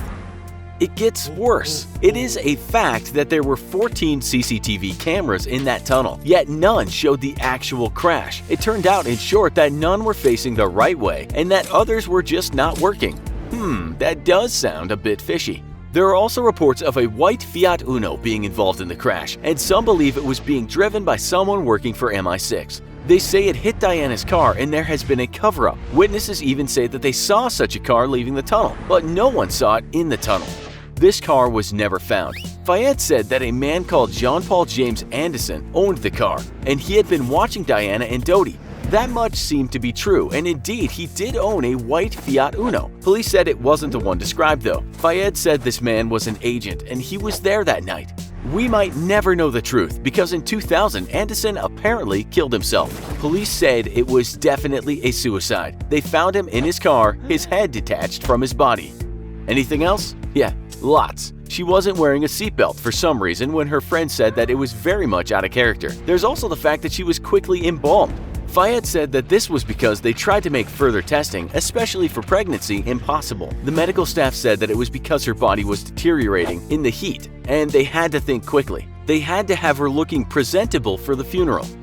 Will we know more? Well, Fayed tried to fund a movie called Unlawful Killing about that night, but due to the possible legal actions, it never saw the light of day. We'd surely like to see it, but it seems it just disappeared. He was such a nice man, a pillar of the community, said so many people who knew and trusted the man who became known as Dr. Death. Over decades, this serial killer visited the homes of his patients, and when he left, those patients were perhaps too often no longer breathing. But how chronic was his compulsion to kill? At first, it was thought he'd murdered a handful of people, and then it was scores of his victims, with the final number still being disputed. What we do know is that Mr. Shipman could have been the most prolific serial killer of all time. Harold Shipman was known to a lot of people. He was a family doctor in a small community, an agent of help, and over 2 decades he became a man whose face most people recognized in the street. This bespectacled, tweed-wearing doctor that looked perhaps what you'd imagine a small-town British doctor to look like was indeed a pillar of the community. But to say he had a dark secret would be the understatement of the century, because Harold Shipman, aka the Angel of Death, wasn't just Britain's most prolific killer, but he's up there with the most murderous criminals the world has ever seen. He was born on the 14th of January 1946 with the full name Harold Frederick Shipman. To his friends, patients, and colleagues, he was simply known as Fred or Freddy. As is almost always the case with the people we feature in this series of shows, if we want to try and understand how someone became a killer, we might look to traumas in childhood. What went wrong? For young Freddy, that was the death of his mother when he was 17. His friends in interviews years later said that young Fred didn't talk much about his mother's fight with lung cancer and how he watched when the local doctor used to come around to his house and relieve her pain with morphine. But it's thought young Fred was a very devoted son. His mother had gone to great pains to make sure her working-class boy brought up on a council estate, that's like the projects for our American viewers, got into grammar school. Again, for American viewers, this is a school kids had to pass exams to get into, populated perhaps with few poor kids. But Shipman tried in earnest to please his mother, and his mother became very proud of her son. We might also add that some bios said she was domineering and overbearing, sometimes a recipe for disaster. It said she pushed him too hard, and in turn he became isolated from other kids. His mother would foster in him a sense of superiority, but this would become a lifelong problem for Shipman, who perhaps could never get his mother out of his head. Still perhaps trying to please his mother, and with her painful, long, drawn-out death on his mind, Fred was determined to become a doctor. He would dedicate his life to other people's pain. But as we will see, his method of treatment we might perhaps say was overboard, a tad too total. Shipman studied at Leeds University Medical School in the north of England and later took on internships at hospitals. He was on his way to becoming a doctor and a step closer to becoming a serial killer. During this time though, even though it said he was a loner, he would meet his future wife. He was 19 and she was 17 when she became pregnant with their first child. They would have 4 kids in total. In 1974, he would get his first job as a GP or general practitioner. That's basically your run-of-the-mill family doctor. The clinic where he worked was located in a small town called Todmorden in West Yorkshire, which on the outside looks like a beautiful rural town, nestled between valleys, what a poet might have called England's green and pleasant land. But looks can be deceiving, because even though Shipman might have looked like he was living the perfect rural life, he was at that time forging prescriptions of the opioid called pethidine. Yep, he was hooked on a kind of prescription heroin. He was caught and fined, but after some rehab, he was back in business. In 1977, he began working in another small community, this time on the other side of those valleys in a place called Hyde, just outside Manchester. Okay, so we should tell you now that we don't exactly know when Dr. Shipman consummated his curse and became Dr. Death. It's generally thought that he didn't waste much time and was killing when starting out in Todmorden. How many he killed is a number that changes by the source, but it was a lot. Hundreds. But how many hundreds? We still do not know. This might make him the worst serial killer in history, but getting the exact body count is not always easy. There have been a couple of deranged Colombians that might have a stake in the most kills count, and as historians point out, data from some countries might be unreliable. Then you also have some depraved rich Europeans from times past who also took great pleasure in murdering scores of peasants for their amusement. So he's now working in this small Lancashire town. He'll stay there for around 2 decades, and Mr. Shipman, as we have said, will become what's called a pillar of the community. In fact, one of the senior doctors who worked with him said that Shipman would take on a massive workload, and his patients for the most part adored him. He was said to be the most popular doctor at the medical center. What could possibly go wrong?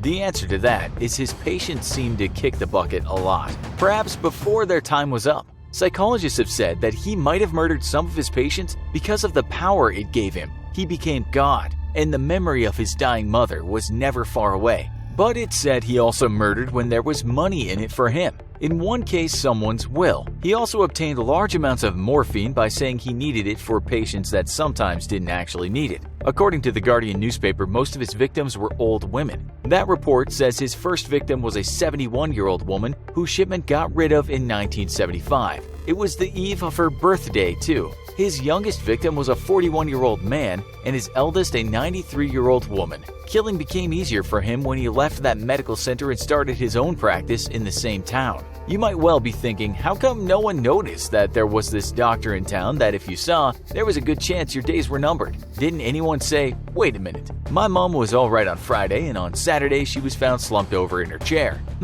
And that's what happened to so-and-so's mother. And the other woman too. Well, apparently no one could see past the nice man in a tweed jacket. It wasn't until 1998 that the local undertakers in the town of Hyde started saying that it seemed like a lot of bodies were coming from him. Indeed, it was soon found out that his death rate was 10 times higher than other doctors. On top of that, many of those that died did so in the same position. Like a drug addict that's overdone it. The mostly old women were sat upright or slumped on a sofa, and they were fully clothed. The Guardian writes that the police investigation in '98 was a shamble, stating that police didn't check inconsistencies of his medical notes with the deaths of his patients. The police investigation failed to carry out even the most basic checks, including whether Shipman had a criminal record, wrote The Guardian. But some members of the local community were onto him. Even a taxi driver came forward and said Shipman was killing off perfectly healthy individuals. Then, also in 1998, a former mayoress who had a bit of cash stashed away died in Shipman's care. She left most of this money to Shipman, but the daughter wasn't having any of that. She ordered the body be exhumed, and Shipman was subsequently charged with his first murder. The coroner, of course, ruled that the woman had died of a morphine overdose. What followed you could perhaps call an exhumation sweep. Lo and behold, the notes Shipman had written didn't match what had actually happened. Those bodies showed that morphine toxicity had turned off the life that had once been inside them. The notes also showed that Shipman had often made up a bunch of ailments patients never had, and he'd done that often right before they died. It was also found out that in some cases he told the relatives of the deceased that before the old bean had passed, he'd called for an ambulance, but phone records showed that he lied about that. The delectable doctor was finally becoming Dr. Death. Police and people of the town just couldn't believe what had been happening right under their eyes. It turned out that in just an 18-month period, on one street alone, 6 of Shipman's patients had died in front of him after he'd gone around and done his house visit. It was also found out that in the space of 1 month, 8 of his female patients had died in mysterious circumstances. It said in court he was still possessed with that air of superiority his mother had helped create. He lied, changed his stories, was apparently arrogant and unhelpful, and denied everything, even though there was so much evidence. In fact, in one documentary, Shipman's former cellmate explains that he never admitted to the crimes. That cellmate had tried to hang himself at one point, and it was Shipman that revived him. He took lives, but leaving a dying man hanging in his cell was not his MO. Despite this act of kindness, investigators said he tried to belittle police and acted domineering in interviews. He was treating this as some sort of game, a competition, pitting what he considered to be his superior intellect to those of the officers who were interviewing him. One of those investigators told the BBC, in 2000, he was convicted of 15 counts of murder and handed a life sentence. The town of Hyde was in shock, but the story would soon turn even more grim. A lot of people, of course, started wondering if their aunt, grand, uncle, or cousin had actually just passed away on the sofa in their sleep, or whether the now not-so-nice doctor had given them his most potent life-ending cocktail, the Shipman Sofa Special. An audit followed which produced a 2,000-page report. It was revealed that over the 24 years Shipman had been taking care of people, 500 of those people had died. That report concluded that of those people he had killed 218. Today, it's still thought that the number could be as high as 250. This is the number given in the 6th and final investigation and report. It was said that Shipman was addicted to killing, and his last victim would be himself. On the 13th of January 2004, he was found hanging in his cell. He'd used his bed sheets. The prison was criticized for allowing this to happen, but an investigation ruled the suicide could not have been predicted or prevented. Shipman's wife and children always said they knew nothing about his dark side, but they, for the most part, avoided talking openly to the media. As you'll see today, humans have been very ingenious when it comes to making people suffer. We've ripped out ribs for decoration and impaled people on perennial plants, and that's just the tip of the iceberg. On the face of it, we aren't really a very nice species at times, and if you don't agree with us, by the end of the show, we'll happily take that back. Number 10. Molten gold. Let's start with a symbolic kind of punishment fit for a thief. Pouring molten gold down someone's throat sounds like something you'd see on TV. You might have watched the episode in Game of Thrones when something like that happened, although in that case the poor victim was given a golden crown, fit for a king no less. Did such a thing happen in real life? As you'll see today, in all its bloody glory, there's no end to the depths that humans will sink to. So yes, of course, it is possible that some people throughout history died after someone smelted a load of gold and poured it down their throat. We rather like the story of Valerian, who was the Roman emperor from 253 to 260 AD. By all accounts, he was not a very nice guy, often persecuting Christians by taking everything they had and banishing them from Rome. When the mood took him, he also had them executed. But then he met his downfall after the Battle of Edessa in the year 260. He lost and subsequently became a prisoner of war to the Persian king, Shapur I. Shapur I was also a guy that didn't hold back when it came to punishing people. Once he had Valerian in captivity, for a while he just concentrated on humiliating him, using him at times as a footstool which he used to get on his horse. Valerian was a bit upset about this, as you can understand, and he offered Shapur a tempting ransom for his release. Shapur's response was, nah. Historians sometimes disagree as to what happened next, and one account has him being flayed alive and his skin then stuffed with straw so he could be used as a trophy. But there's a better story, and it's said that Shapur had some gold melted down so the stuff could be poured down Valerian's throat. While this would definitely be a painful kind of death, the good news for its victims is that the death is almost instant. You don't swallow the stuff and think, "Ow, that's hot." Rather, your organs are immediately ruptured and you die due to pulmonary dysfunction and shock. The gold would take about 10 seconds to congeal, so even if you somehow lasted that long, your airways would be blocked. That's what might happen to the ever-greedy Marcus Licinius Crassus, the richest man in Rome who was famous for being part of that first triumvirate with the great Julius Caesar and the warmongering man we now call Pompey the Great. Crassus, not the best of the three when it came to war, lost a battle with the Parthians, and because he was so greedy, they gave him the molten gold treatment. But we can't talk about his punishment without mentioning the Spanish conquistadors, who, as you know, went over to South America and back in the day, stealing as much gold as they could. If anyone deserved the molten gold death, it was those guys. There's a great story published in the National Library of Medicine that discusses the death of a Spanish governor in Ecuador back in 1599. The natives of the Jivaro tribe had had enough of this guy hitting them with high taxes, so they kidnapped him and killed him by making him drink molten gold. It was this story that inspired a bunch of Dutch scientists to see what would happen if someone actually did that. But unfortunately, they couldn't get any humans to volunteer for the experiment. Instead, they used a cow, a dead cow, and indeed, they said the cause of death would have been from ruptured organs. As we said, it would have been over very quickly, but this next death would have been slow and very, very painful. Number 9. The spiked hair. As you probably heard, torture was very a la mode in Europe during the Middle Ages. Everyone got up to it, either as a form of getting a person to spill the beans, often where there were no beans to spill, or as a means of frightening people so they'd think twice about committing the same kind of crime. Usually the punishments were performed in public squares on market days. They were big events, rather like a heavyweight boxing match in today's times. Historians say people would travel for miles not just to see some blood being spilled, but also to sell their wares. Sometimes the event was the punishment of a witch, which happened to thousands of women back then. The condemned woman would be taken from town to town over a period of weeks. As we said, these events were big money spinners. One of the punishments was called the spiked hair. It basically involved a tool that looks similar to those devices that makes little holes in your lawn. The reason it got the name spiked hair is that when the torture was done, the victim would look a bit like a hare that's about to be roasted.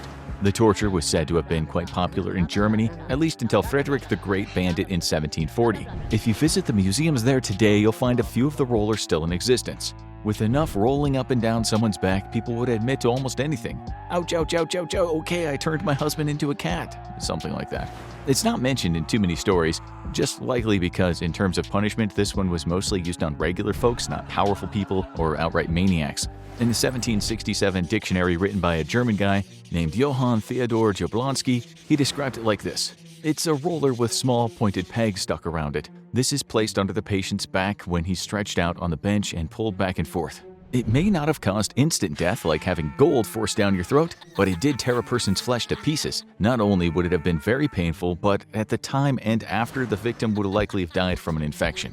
Now let's head over to China, where slow deaths were all the rage. Number 8. The Kang. This punishment was really common, although it didn't always end in death. It doesn't sound too bad at first, though. Imagine you had committed a transgression. The authorities wanted to make an example out of you and leave you with a mark of shame, something which was not unusual in the past. The Europeans would often use branding, so a thief would get a T branded on his face. The Chinese had the Kang, right up until the 20th century, too. It was a wooden board fastened around someone's neck, usually with the crime they committed written onto the board. So when they went into public, they couldn't exactly blend into the crowd. If their crime wasn't a very severe one, they might have only worn the Kang for a day or two. And if people felt a bit sorry for them, they might have given them water or food. Remember that the board was so big a person couldn't get their hands to their mouth. If people didn't bother helping, they slowly died in shame, and this was not uncommon. There was an even worse punishment, though, kind of connected to the Kang.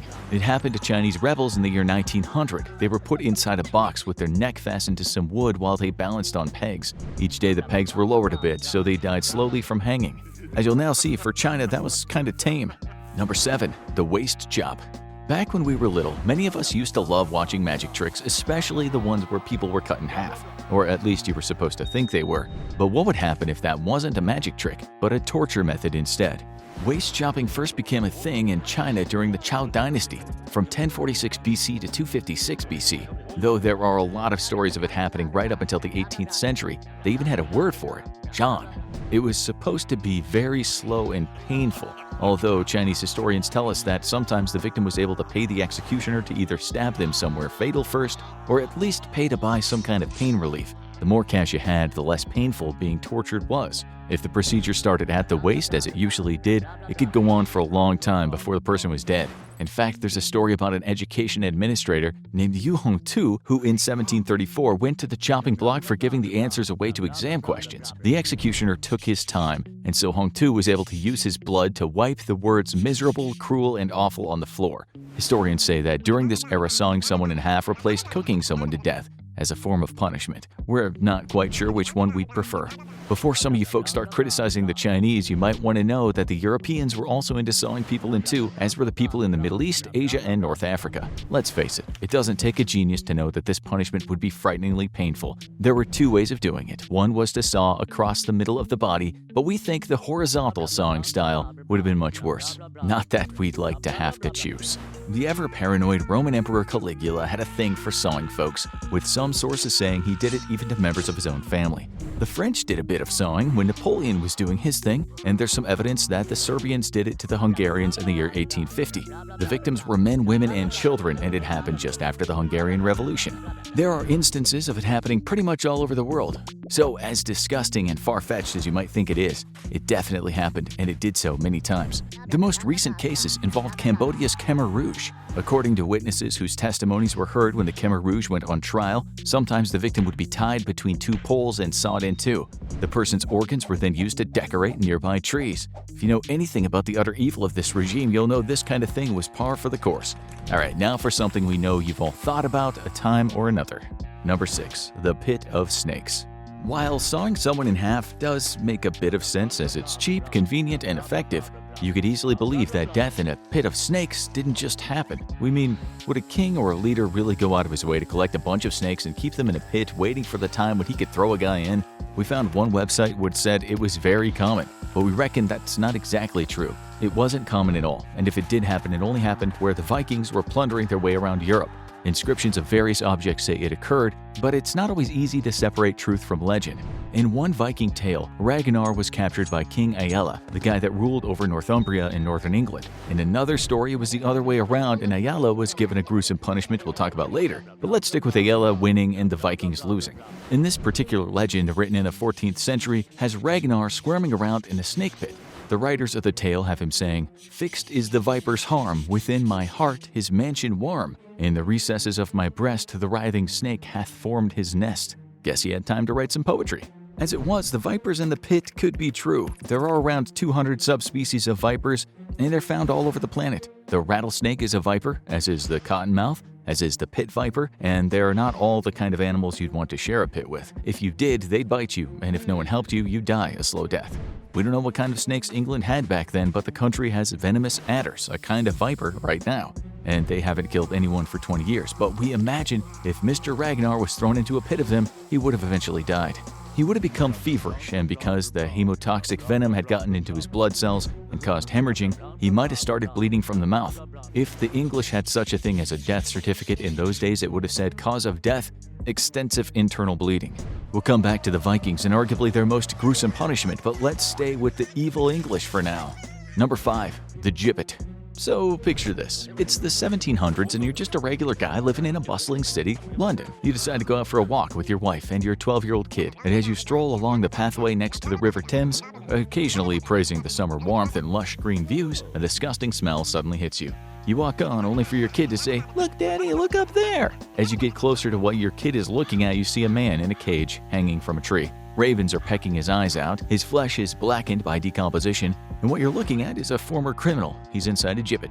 Back then, you could find such things all over London, often at crossroads, so they got the most exposure. They were a warning to people and quite normal, even though it seems incredibly grim to us now. Pirates and smugglers were often the ones in the gibbet. Usually, they'd be hanged first. For the hanging, thousands of people would often turn up. They were huge events, sometimes family events. In the gibbets, the rotting flesh and stink of putrefaction were obscene. And not surprisingly, people would often complain that those gibbets were too close to their homes. They also sometimes scared little kids. But under the Murder Act of 1751, the British government said the people needed to be terrorized so they wouldn't think about committing crimes themselves. Rather than help the poor to prevent the spread of crime, they ignored poverty and upped the ante when it came to punishment. Hardliners still call for this kind of thing today. When a Mr. Swan was hung up in a gibbet, so-called gentlemen complained of the grim view from their houses. The authorities moved him to Bucket's Hill, where the poor folks lived. Mr. Swan stayed there until the smaller bones fell out of the device. When the smugglers, who named themselves the Hawkhurst Gang, were arrested, some were transported to penal colonies, but around 14 were hanged and strung up in gibbets. As you can imagine, making the cages wasn't easy. We found some documents that the blacksmith named Richard Goodman was paid £17, 14 shillings for making a gibbet. It's almost $7,000 in today's money. In another document, the authorities wrote about one condemned man, saying his head was shaved and tarred to preserve it from the action of the weather, and the cap in which he had suffered was drawn over his face. On Saturday afternoon, his body, attired as at the time of his execution, having been firmly fixed in the irons necessary to keep the limbs together, was carried to the place of its intended suspension. Women weren't usually gibbeted, not because they didn't commit crimes, but because it was seen as rude to have a woman high up, where people might catch a glimpse of her rotting private private parts. A flash of dirty panties was deemed to be more impolite back then than putting a rotting corpse in a cage for the kids to see. Go figure. You might be thinking, well, it's not as if they died in the gibbet. But in the Middle Ages, the authorities would sometimes hang a person up there alive and let the elements take care of them. Now that's a terrible death if there ever was one. But this is arguably worse. Number 4. The Judas Cradle. In Europe in the Middle Ages, the authorities had all kinds of terrifying torture devices. Some were never used, such as the Iron Maiden, a coffin with spikes in it, and it's debatable if others were. The artifacts exist, but historians are sometimes unsure if the authorities built them just so they could show them off to the public.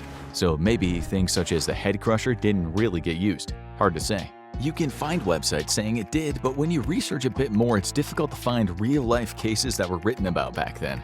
As we said though, the artifacts exist, and also we wouldn't put it past those Middle Ages folks. This brings us to our favorite device that may or may not have been used, the Judas Cradle.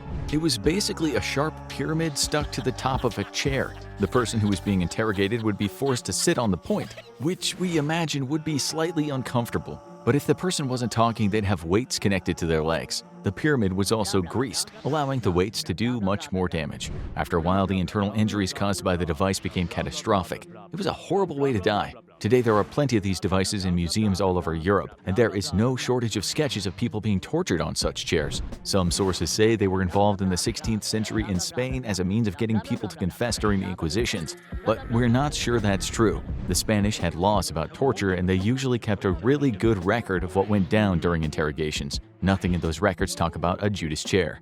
If they did use it, the outcome was never good for the victim. They'd have been split and maimed, and even if they did survive, they more than likely would die from an infection. In conclusion, since people back then were ripped in pieces, boiled alive, or had their skin peeled off, all backed up by plenty of evidence, we're going to say the Judas chair may well have been used on more than a few occasions. Let's now get to a modern torture method that we are 100% sure led to many people's demise. Number 3. Tiger cage. During the Vietnam War, some U.S. politicians went to South Vietnam to see what the Vietnamese on their side were doing to their prisoners. Photographs weren't ever supposed to get back to the U.S. public, but they did, and they revealed that lots of prisoners were kept in tiger cages. Assisting the congressman that day was a guy named Don Lucci, and throughout his later life he talked about torture and the fact that the Americans didn't just turn a blind eye to it but actually spent a ton of money on contracts to make tiger cages, American-made tiger cages. Once the victims were thrown down into the cages, the hot sun would shine on them all day long. Their captors would throw lime on them just to make them itch and feel really uncomfortable. Sometimes they were beaten first. Some of them, merely student activists, died down there or were crippled during the beatings. Even a Buddhist monk died in a tiger cage. This wasn't a good look for the U.S. In 1970, the New York Times ran the headline, "Saigon is investigating tiger cage cells at prison." Thousands of people, said the report, were tortured this way. The cages weren't all the same either, with some of them looking like coffins, big enough for only one person. One of the victims of these cages later said, "They put us in the tiger cages, and when I came to my senses, I thought I fell into hell because the cage was the shape of a coffin." This could lead to a slow and horrible death. The bloodied person would just lay there all day in his or her cage under the sun. Ants and sometimes snakes and centipedes could get in there with them. A Vietnamese museum later said thousands of prisoners died in the prison because they couldn't stand the tortures. This particular prison was built with American money and influenced by the CIA. As Mr. Luce said, the U.S. paid the salaries of the torturers, taught them new methods, and turned suspects over to the police. After telling everyone about what was really going on, he had to get out of Vietnam for fear of his life. That straw that broke the camel's back was waking up one day to find someone had put a deadly two-step snake in his bed. So yeah, torture isn't just from the Middle Ages and ancient times. This one is also modern, but it belongs to another age, and it's frankly disgusting. Number 2. Bamboo torture. In the 19th century, when the British were helping the Siamese, or Thai, during the Siamese invasion of Kedah, a British Navy admiral and explorer named Gerard Osborne was present. He wrote down some of the things that he saw and turned them into a book that critics now say is culturally important. That's because not many Western people were writing books about Southeast Asia back in those days. Osborne talked about one of the most macabre things he'd ever seen in his life. It involved some Siamese soldiers, some Malay victims, bamboo shoots, and what he referred to as formidable lances. He said he'd seen the natives cook people to death, but what they did with a shoot of bamboo was nothing short of evil. In his own words, talking about the bamboo, he explained its lance-like point should enter his body and bring on mortification and death by piercing the intestines. In short, a slow mode of impaling. That's right, this guy was forced to sit on a bamboo shoot and the shoot grew through his butthole and headed toward his intestines. This created possibly the slowest, scariest, and most painful way to die. It's mentioned by another Brit from back then who talked about it in his book Journey Across the Peninsula of India from Madras to Bombay. Yeah, the Indians got down with bamboo torture too, as did the Chinese, but it's the Japanese who did it last, or supposedly did, when they made their shoots grow through the captives' butts during World War II. First of all, maybe some of you are thinking, no way that could work. Actually, it could. Bamboo is super tough. That's why so many Asian countries still use it for scaffolding. It also grows extremely fast at about 36 inches, just over 91 centimeters a day. So, as long as they could fasten the guy down, the bamboo could certainly poke through his backside and enter his insides quite quickly. Mythbusters once did a show on it and concluded it would have worked. But what about the Japanese army? If you know what they did in their dreaded Unit 731 camps, you could quite easily believe they'd have some fun with bamboo. Indeed, one book we found said great pain was inflicted on prisoners by tying them with their anus on the top of young bamboo shoots, which would pierce them as the shoots grew every day. Some historians have questioned if this actually occurred, but as you've heard, quite a few people have talked about it. In fact, the BBC once wrote, tales were told by surviving prisoners and soldiers who found the mutilated bodies of their lost comrades, how the Japanese placed bamboo shoots under the tied-down Allied prisoner. This is the biggest ouch torture we reckon you can get. This next one's more of an torture, but thankfully it would have been over pretty quick. Number 1. The blood eagle. The person was first brought to a ceremonial chopping block where they were laid on their stomach. The executioner then took a really sharp knife and cut through the man's back with so much pressure that he severed the rib cage. That's part 1. The ribs were pulled through his back and were stretched out so they kind of looked like wings. But as they were very bony wings, then the man's lungs were stretched over them. Voila! An eagle. A bloody eagle. By this time, of course, the man was also dead as a dodo. It sounds too bad to be true, and the only evidence is in those old Viking legends. It's mentioned in something called the Orkneyinga saga from the 13th century. In this story, a guy named Harold I Fairhair, the first king of Norway, goes up to the rugged islands of what's now northern Scotland, and he gives the locals a hard time, as the Vikings were apt to do. It was on the island of Orkney that Harold's son, Halfdan Longleg, was executed because he'd taken out some Viking nobility. His death wasn't just about revenge, it was also about sacrificing Mr. Longleg to the god Odin. Here are some actual texts from the saga in translation. Earl Einar went up to Halfdan and cut the blood eagle on his back, in this fashion that he thrust his sword into his chest by the backbone and severed all the ribs down to the loins, and then pulled out the lungs, and that was Halfdan's death. Another case involved a formidable Viking warrior named Ivar the Boneless. Boneless, some historians say, wasn't related to a lack of courage or disability, but the fact that his John Thomas didn't always rise to the occasion. It's a long story, but do you remember the English king we talked about earlier, Aella, of Snake Pit fame? Well, Mr. Boneless outsmarted the king and captured him. Only the very worst punishment would do, so they gave him the blood eagle. The text in the saga reads, "And Ivar, the one who dwelt at York, had Aella's back cut with a blood eagle." Were the Vikings making this up?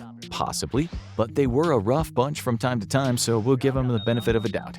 It's one of the only certainties in life. From the moment we're born, we're counting down to the moment we die. Death is an absolute for almost every living thing, but there are many things we still don't know about it.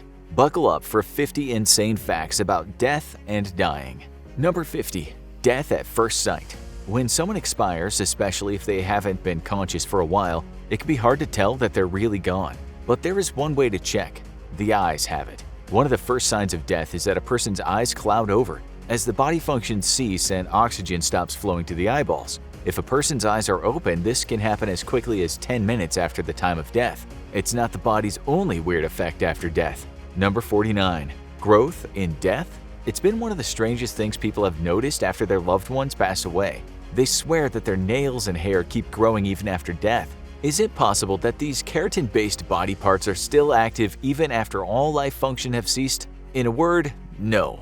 What actually happens is that the body starts drying out. This causes the skin to retract and tighten, which pulls away from the hair and nails, making them look longer. And there are many dramatic changes in the body right after death. Number 48. Unlucky stiff. It's one of the most famous parts of death, rigor mortis. The whole body seems to tighten up and become stiff and hard. This makes the body hard to move, but it's only a temporary condition that begins a few hours after death. Within a day to 5 days, the body will loosen up, which makes prepping it for a funeral much easier. This is a benefit to having funerals a while after death, but some effects are much creepier. Number 47. A ghostly noise. Imagine you're a morgue worker and you're handling the latest bodies that came in. Then, suddenly, from the closed room where you're the only person working, comes a ghostly moan. Time to call the exorcist? Maybe not. As gases left in a body start to filter out through orifices, this causes the vocal cords to vibrate. This can make the sound like a corpse is moaning or groaning. A terrifying effect, but a totally normal one.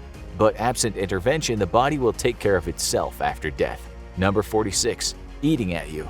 Did you know that we technically have more foreign creatures living in us than our own cells? We're full of bacterial cells at all times, but our body's defense mechanisms keep them at bay. As soon as we die and our body systems cease to function, it's buffet time for all those normally helpful bacteria. They'll start eating at the body, and that lets them multiply much faster and start the process of decomposition in earnest. And decomposition happens in a lot of different ways. Number 45. Wax on, wax off. Grave wax might sound like a product cemetery owners use to keep everything in good shape, but it's actually a natural product. Clinically known as adipocere, it's a waxy product caused by decomposition of body fat that forms on the skin and can often leave the body looking something like a wax figure. This only happens when a body is under wet conditions with minimal oxygen, and bodies that decompose this way are a rarity found in museums. Decomposition varies based on conditions. Number 44. A grave timeline. How long does it take a body to decompose? That depends on the conditions. When buried under normal conditions without the body being preserved, it will generally take about a year for the body to be reduced to nothing more than a skeleton. But experiments showed that when a body was kept in consistent 50-degree weather, it will be nothing but bones in only 4 months. But under certain conditions, decomposition might not happen at all. Number 43. The bog bodies. European peat bogs are one of the most unique places in the world because they're cold, low in oxygen, and highly acidic.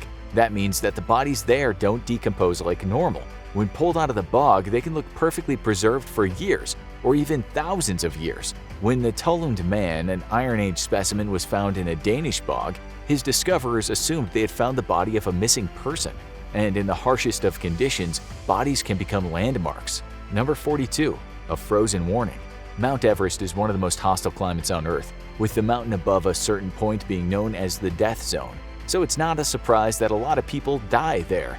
And because on the higher part of the mountain it never gets below freezing, most of them stay there. It's too dangerous and expensive to bring most bodies down, and they don't decompose when frozen solid. So corpses like the famous green boots become markers that new climbers see, lying there like they were sleeping as they climb the mountain. But now, there are easier ways to keep people from decomposing. Number 41. Pickling a person. If you've chosen the full funeral package for your loved ones, one of the choices you'll likely have to make is about embalming. This practice uses a collection of chemicals to preserve the corpse, making it more resistant to decomposition. While it won't slow down decomposition indefinitely, it's a common choice for those who want to have an open casket funeral, so everyone can stand around talking about how natural the deceased looks. That's enough about the body after death. How do we get there? Number 40. Running out the clock. So, how long can humans actually live? While the average lifespan in the US is in the 70s, that's driven down by those who die young. Those who make it to the 70s usually live longer, and a small percentage make it past 100 and beyond. This tiny group of centenarians and supercentenarians have an honorary queen in Jeanne Calment, a French woman who is the documented oldest person to ever live, making it to a shocking 122 years old. So, how many people have ever died? Number 39. It's crowded down there. The world is more crowded than it's ever been, but we're still only a tiny fraction of the population of the world that's already passed on. There are currently more than 7 billion people on planet Earth, but the total population of the planet over all of history is more than 108 billion. That means that 100 billion people have already died, which is probably not a good sign for the living if the zombie wars ever come to pass. But what actually puts people underground? Number 38. Common cause. The United States has kept track of the most common causes of death for a long time, and it's mostly steady. The most common cause of all? Heart disease, which not surprisingly takes out many of the elderly. Cancer isn't far behind, but number 3 is accidental injury, which is the most common cause of death for all age groups between 1 year and 44. Once you get older, it's your own body that's more likely to get you. But one cause of death isn't a cause of death at all. Number 37. No exit. You hear about it so often, an old person dies of old age. Well, people may say it, but you'll never see it on a death certificate. That's because no one has ever died of old age. What actually happens is that people reach old age, immune systems weaken. It becomes easier for them to catch illnesses, and their body can't repair the damage as quickly. So while old age won't kill them, it becomes a game of attrition for what illness will finish the job. But can you die from water? Number 36. Too much of a good thing.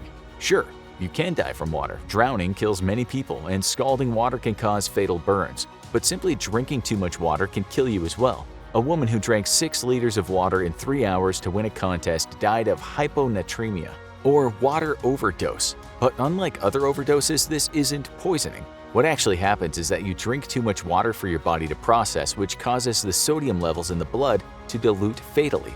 And speaking of water, number 35, a wet reveal.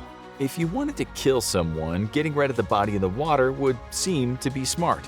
After all, everyone would just assume they drowned, right? Not if forensic scientists are on the case, because the body stops functioning after death. Detectives can figure out if someone was dead before they hit the water by looking at their lungs. If someone drowned, their lungs will have filled up with water, while a corpse dumped in the water would still have lungs full of air. But not all methods of solving murder have held up with time. Number 34. The eyes have it. When someone was murdered in the 19th century, investigators did something unusual. They would remove the victim's eyes and dissect them. This is because they believed that the eyes were like cameras, capturing images, and their killer's image was the last thing they ever saw. Not surprisingly though, they never seemed to find where that image was stored, and this became one of the many weird scientific ideas that didn't survive the march of progress. Some causes of death are a lot rarer than you might think. Number 33.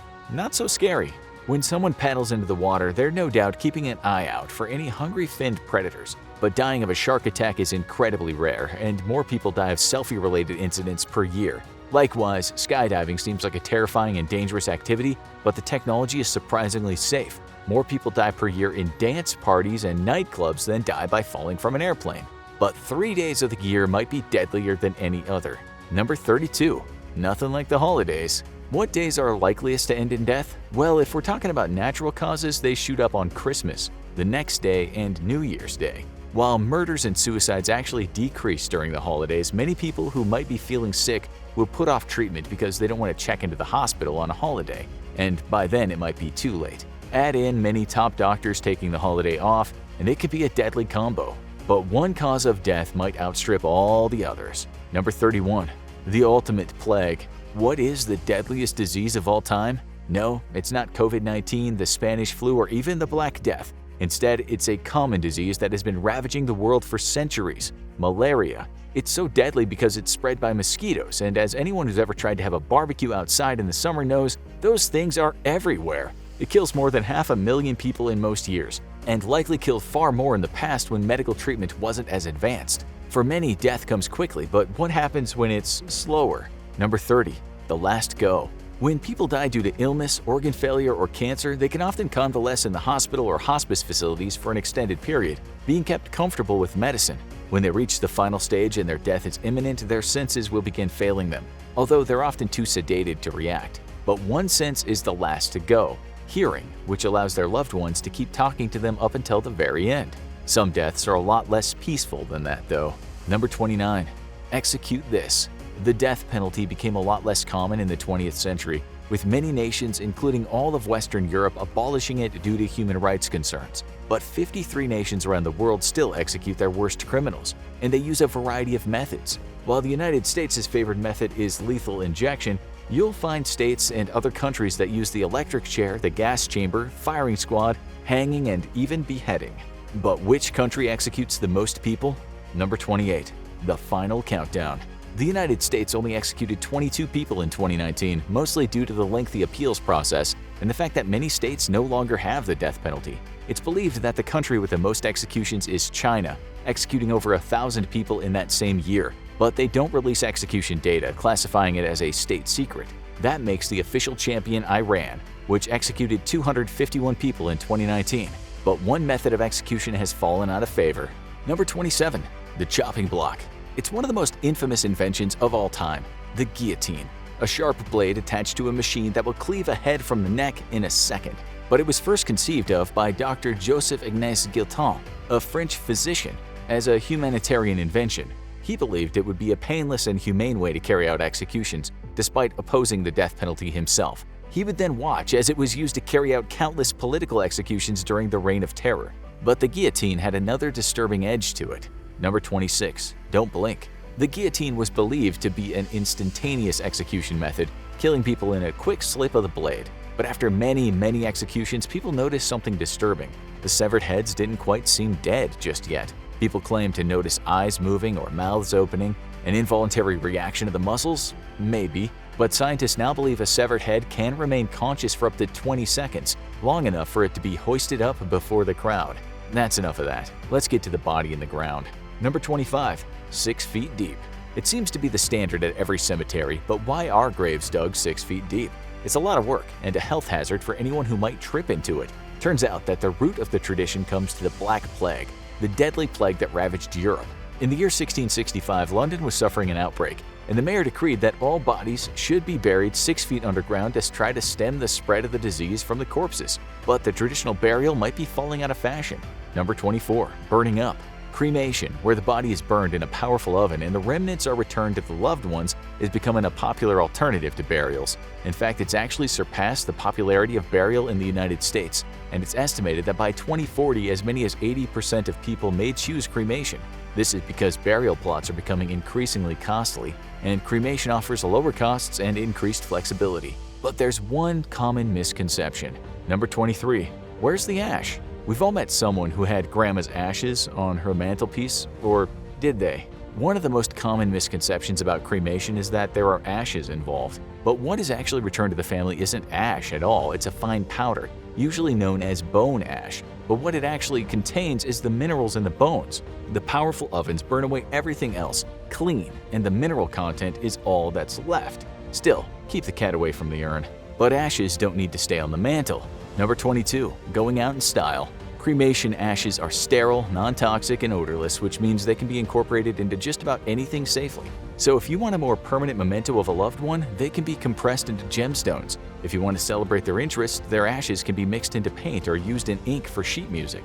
And if you really want to send them out with a bang, companies can mix the remains with gunpowder and design a custom batch of fireworks, the perfect way to send off that rowdy uncle. But one use for cremation remains may last far longer than the person. Number 21. Growing after death. For the environmentally minded, there's a way to leave a positive impact on the world after death. A person is cremated and the remains are placed in a biodegradable urn alongside tree seed. That urn is buried in a suitable place. The urn degrades and opens in the soil, and soon a tree grows from the person's remains. After a few years, the tree becomes a perfect place for the loved ones to gather under the shade their departed family member provided. But around the world, burial rites take on some very unique forms. Number 20. Make it loud. Funerals are usually solemn occasions, but in New Orleans, you might mistake it for a party. With elements taken from African, French, and Black American traditions, these Big Easy funeral processions are led by a big jazz band blowing horns. They play traditional funeral music at first, but after the burial, the tone shifts and everyone cuts loose. They'll play upbeat dance marches, the mourners will dance in the streets, and send their loved one off in style. But not all the fun is saved for those who are buried. Number 19. Smoke and mirrors. On the island of Bali, cremation can be dramatic, all-day affairs. The locals believed that cremation releases the soul and sends it off to its next destination, so it's common for elaborate cremations and burnings to be held publicly. But none was more dramatic than the cremation of the head of their royal family in 2008. His body was placed inside a massive wooden bowl and burned in the presence of a giant dragon statue in a mass funeral along with 68 other dead. But some traditions are a lot more modern. Number 18. Fantasy funeral. Have you seen any footage of Ghanaian funerals? Those guys like to live it up. Not only do they have some great dances, they're known for a unique coffin industry called fantasy coffins. These are like those race car beds you had as a kid, only forever. People are buried in decorated coffins that look like the thing they loved most in life, ranging from a Mercedes-Benz for a rich man to a giant Bible for a particularly devout churchgoer. In some cultures, the traditions don't end with burial. Number 17. Turn, turn, turn. In Madagascar, you might be surprised to see people digging up a grave. These aren't grave robbers or witch doctors, they're the loved ones of the person in the grave. The Malagasy people have a unique tradition where every 7 years they exhume bodies, wrap them in cloth, perform a ritual dance, and tell stories of the dead. If you think this probably smells terrible, you're right, which is why they start by spraying the bones with wine. This next tradition is not for the faint of heart. Number 16. Burial in the sky.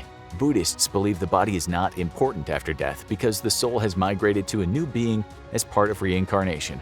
Thus, they pay tribute to the dead and cut them up into pieces. Rather than burying it where it's of no use to anyone but the worms, they place the body on a mountaintop and let the vultures pick the bones clean.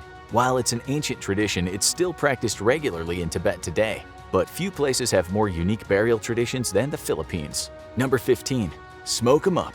The Philippines have many ethnic groups and many have their own traditions. The Tinguan people have a strange tradition where they give their dead a makeover, dressing them in the best clothes available, and then sit them on a chair at the memorial service. They then place a lit cigarette in their mouth.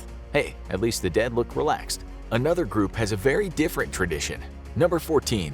Hollow ground. The Caviteno people live near the city of Manila, but their tradition is definitely not a city one. They bury their dead not in the ground but in hollow tree trunks. But not just any tree. When a person knows they're nearing death due to old age or illness, they go and pick out their own burial tree. It's even common for the person to live in a little hut by their death tree while their family works to hollow it out. But whatever the culture, death is the end of the road, right? Number 13. What comes next? The belief in the afterlife is common across the world, with almost every religion having some concept of life after death. Some believe in reincarnation, as each soul becomes a totally new person or other being after death. Others believe in ascending to a higher plane of existence or becoming part of some cosmic being.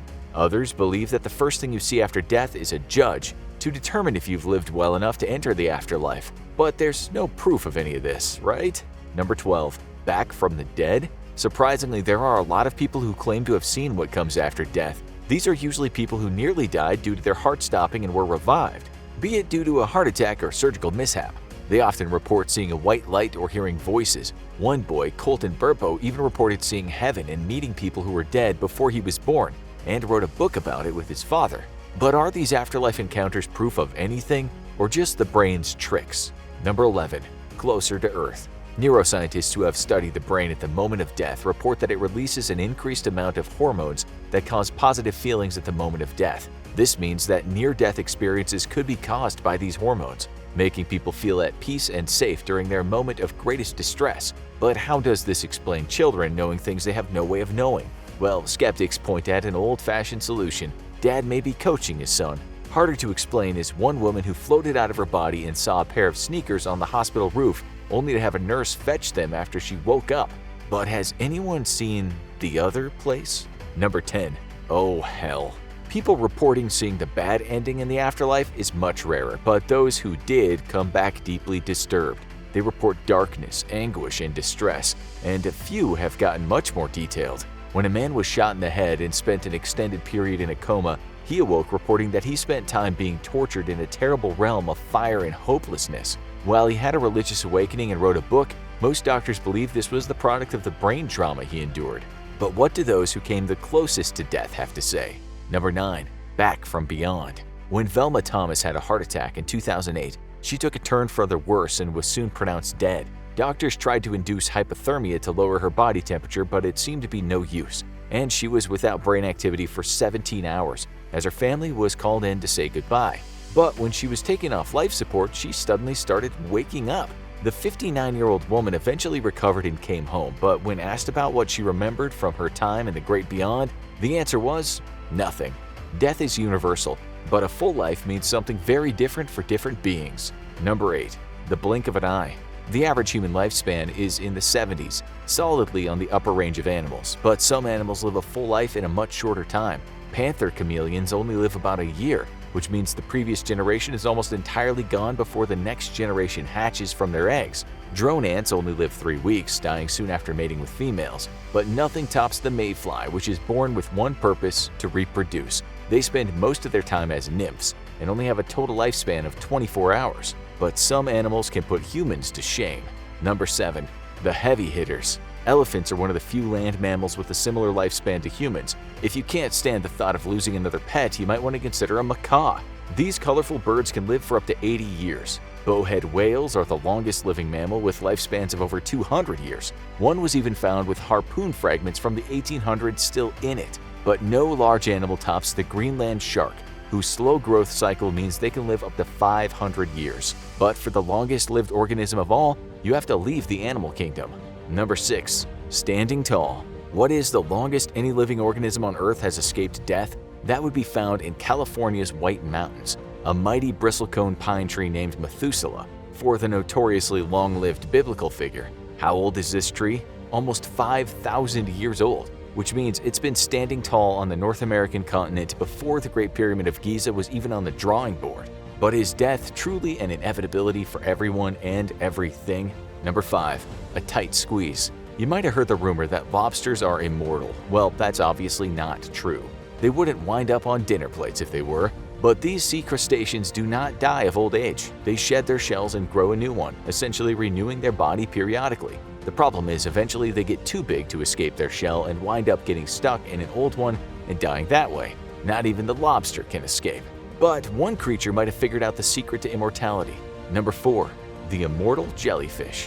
One species seems to have a process for avoiding death indefinitely. Turritopsis dohrnii, a tiny jellyfish found in the oceans around the world. They have a full life cycle until they reach their dying Medusa stage, at which point they avoid death by turning back into a tiny ball of cells that begins the life cycle anew. So they renew their life indefinitely. But are they truly the same being or an identical clone? For a simple jellyfish, there's no real difference, but for a human with a mind and personality, it's a much bigger question. But will humans eventually figure out the way to conquer death? Number 3. The deep freeze. Some people are already working on it. A cottage industry has emerged of people being cryogenically frozen in the hopes that they can eventually be revived in the future. The law dictates that cryogenic freezing can only happen after the person is pronounced dead, and it's most commonly practiced by those who die of incurable diseases. At least 250 people are frozen in the United States, and 1,500 more have signed up. But contrary to rumors, Walt Disney is not one of them. But some people have talked about another form of life after death. Number 2. Living in the cloud. The development of the digital world has led some people to wonder, could we live forever as digital thought forms? The idea is that a process would be developed to read the brain patterns of a person and upload them into the digital world, allowing the person's mind to continue to exist after death. It sounds great, except that the technology doesn't exist. While research is ongoing, it's more of a topic for science fiction stories right now. But while humans try to escape death, death just keeps on coming. Number 1. Keep on reaping. The good news for humanity is that the global birth rate continues to outpace the global death rate, and the population keeps growing no matter what the diseases are out there. The bad news is a lot of people are dying from all sorts of causes. It's estimated that the global death rate is about 7.7 per 1,000 people, a little under 1% of the population every year, which means a lot of people looking over their shoulder for the Grim Reaper.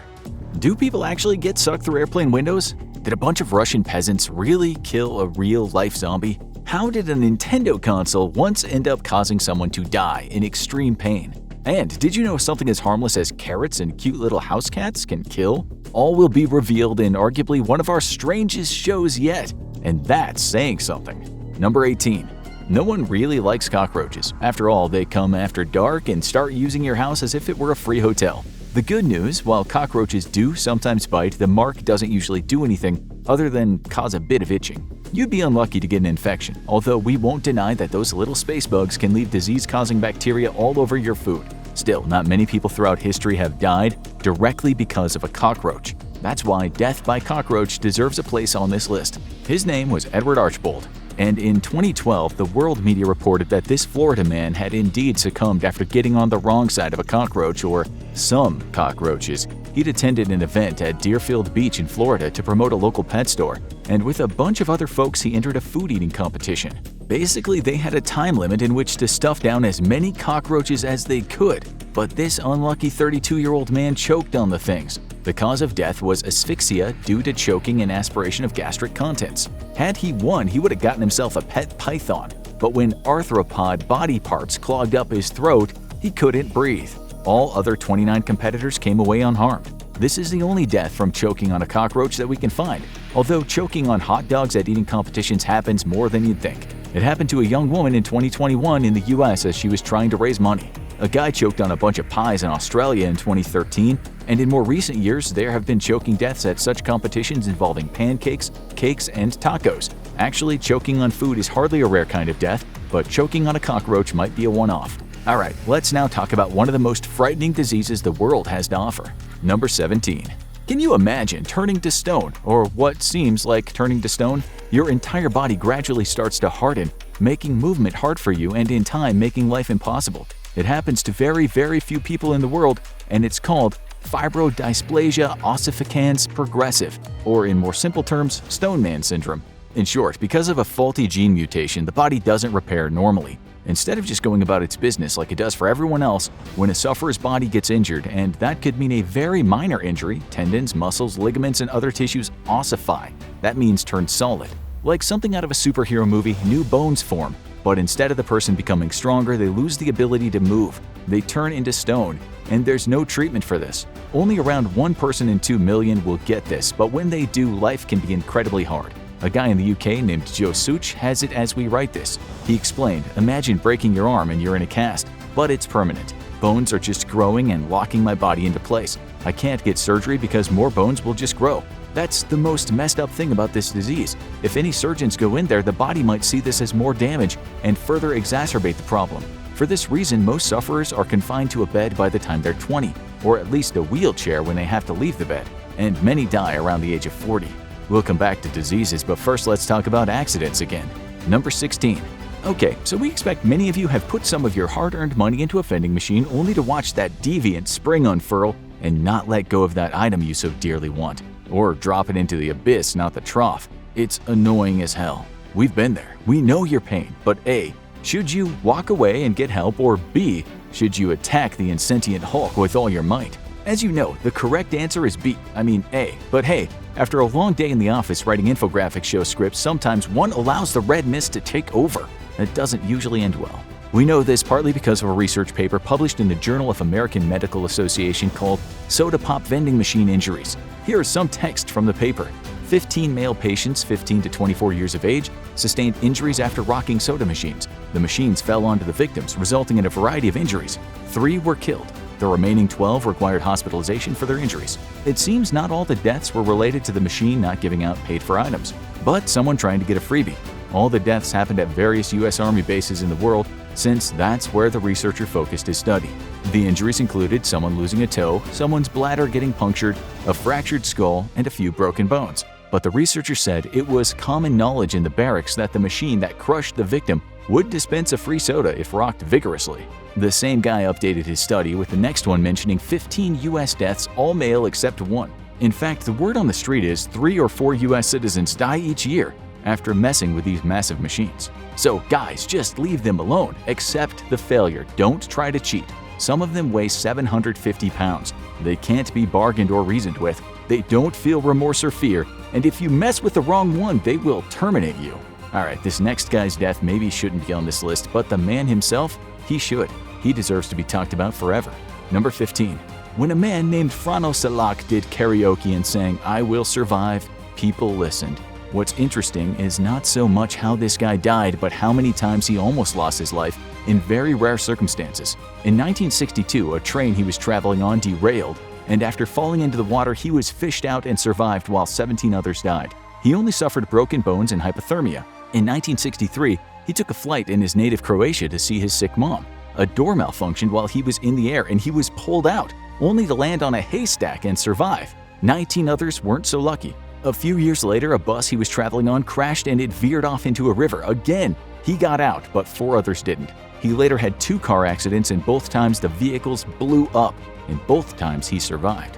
In 1995, he was walking when he was hit by a bus, and he came out of that with just cuts and bruises. And a year later, his car was hit head-on by a United Nations truck.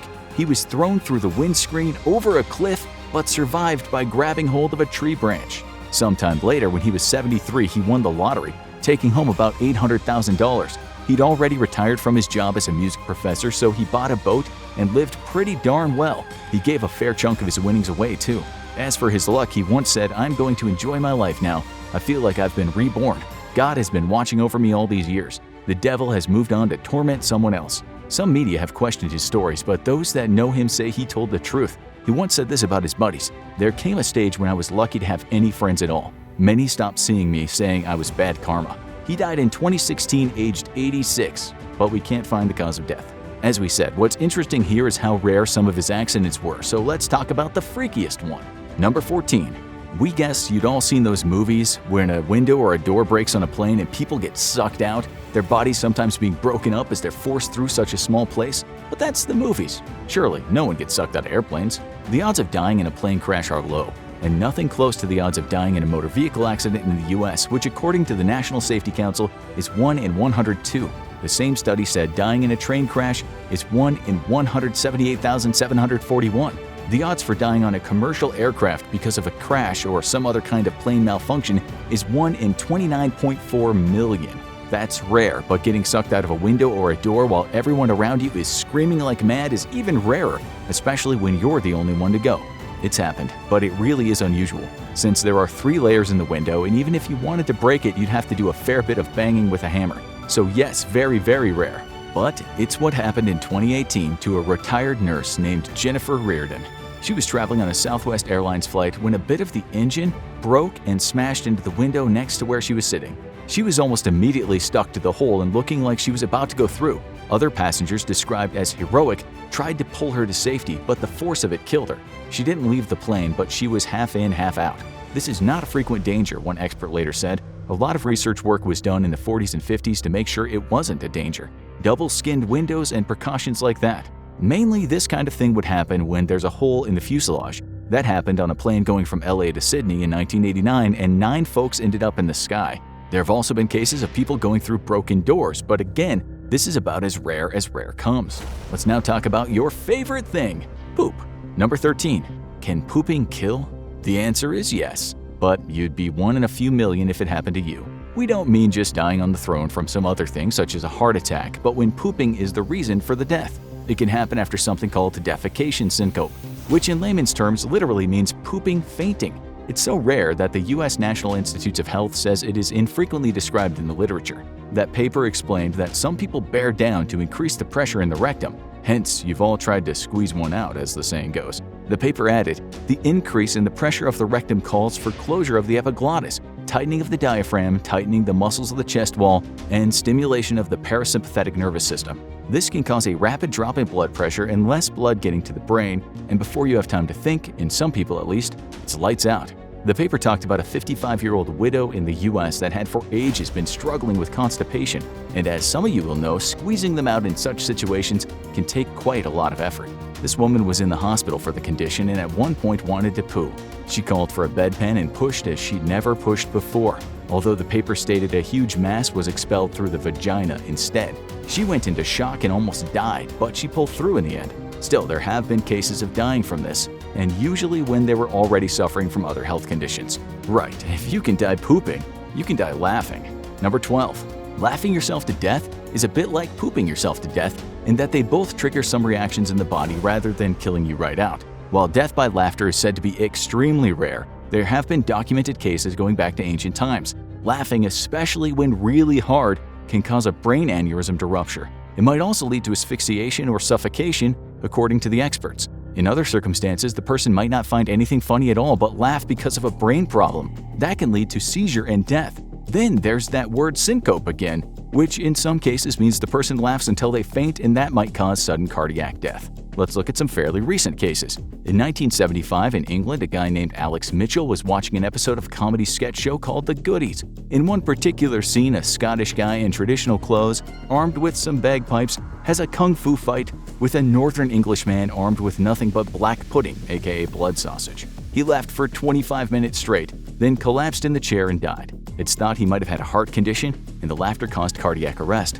In 1989, a Danish audiologist named Ole Benson, who'd been working on the movie A Fish Called Wanda, found it so funny when he watched the first screening that he literally died from laughter, although again it was the laughter that caused him to have heart problems. Writer John Cleese actually thought he should market the film with this incident, but then he said it was probably not in good taste. But our favorite story comes from the 3rd century BC and involved a Greek philosopher named Chrysippus. This guy was famous for trying to understand the meaning of life and the very universe by applying logic to matters, but it seemed he was also a bit of a comedian.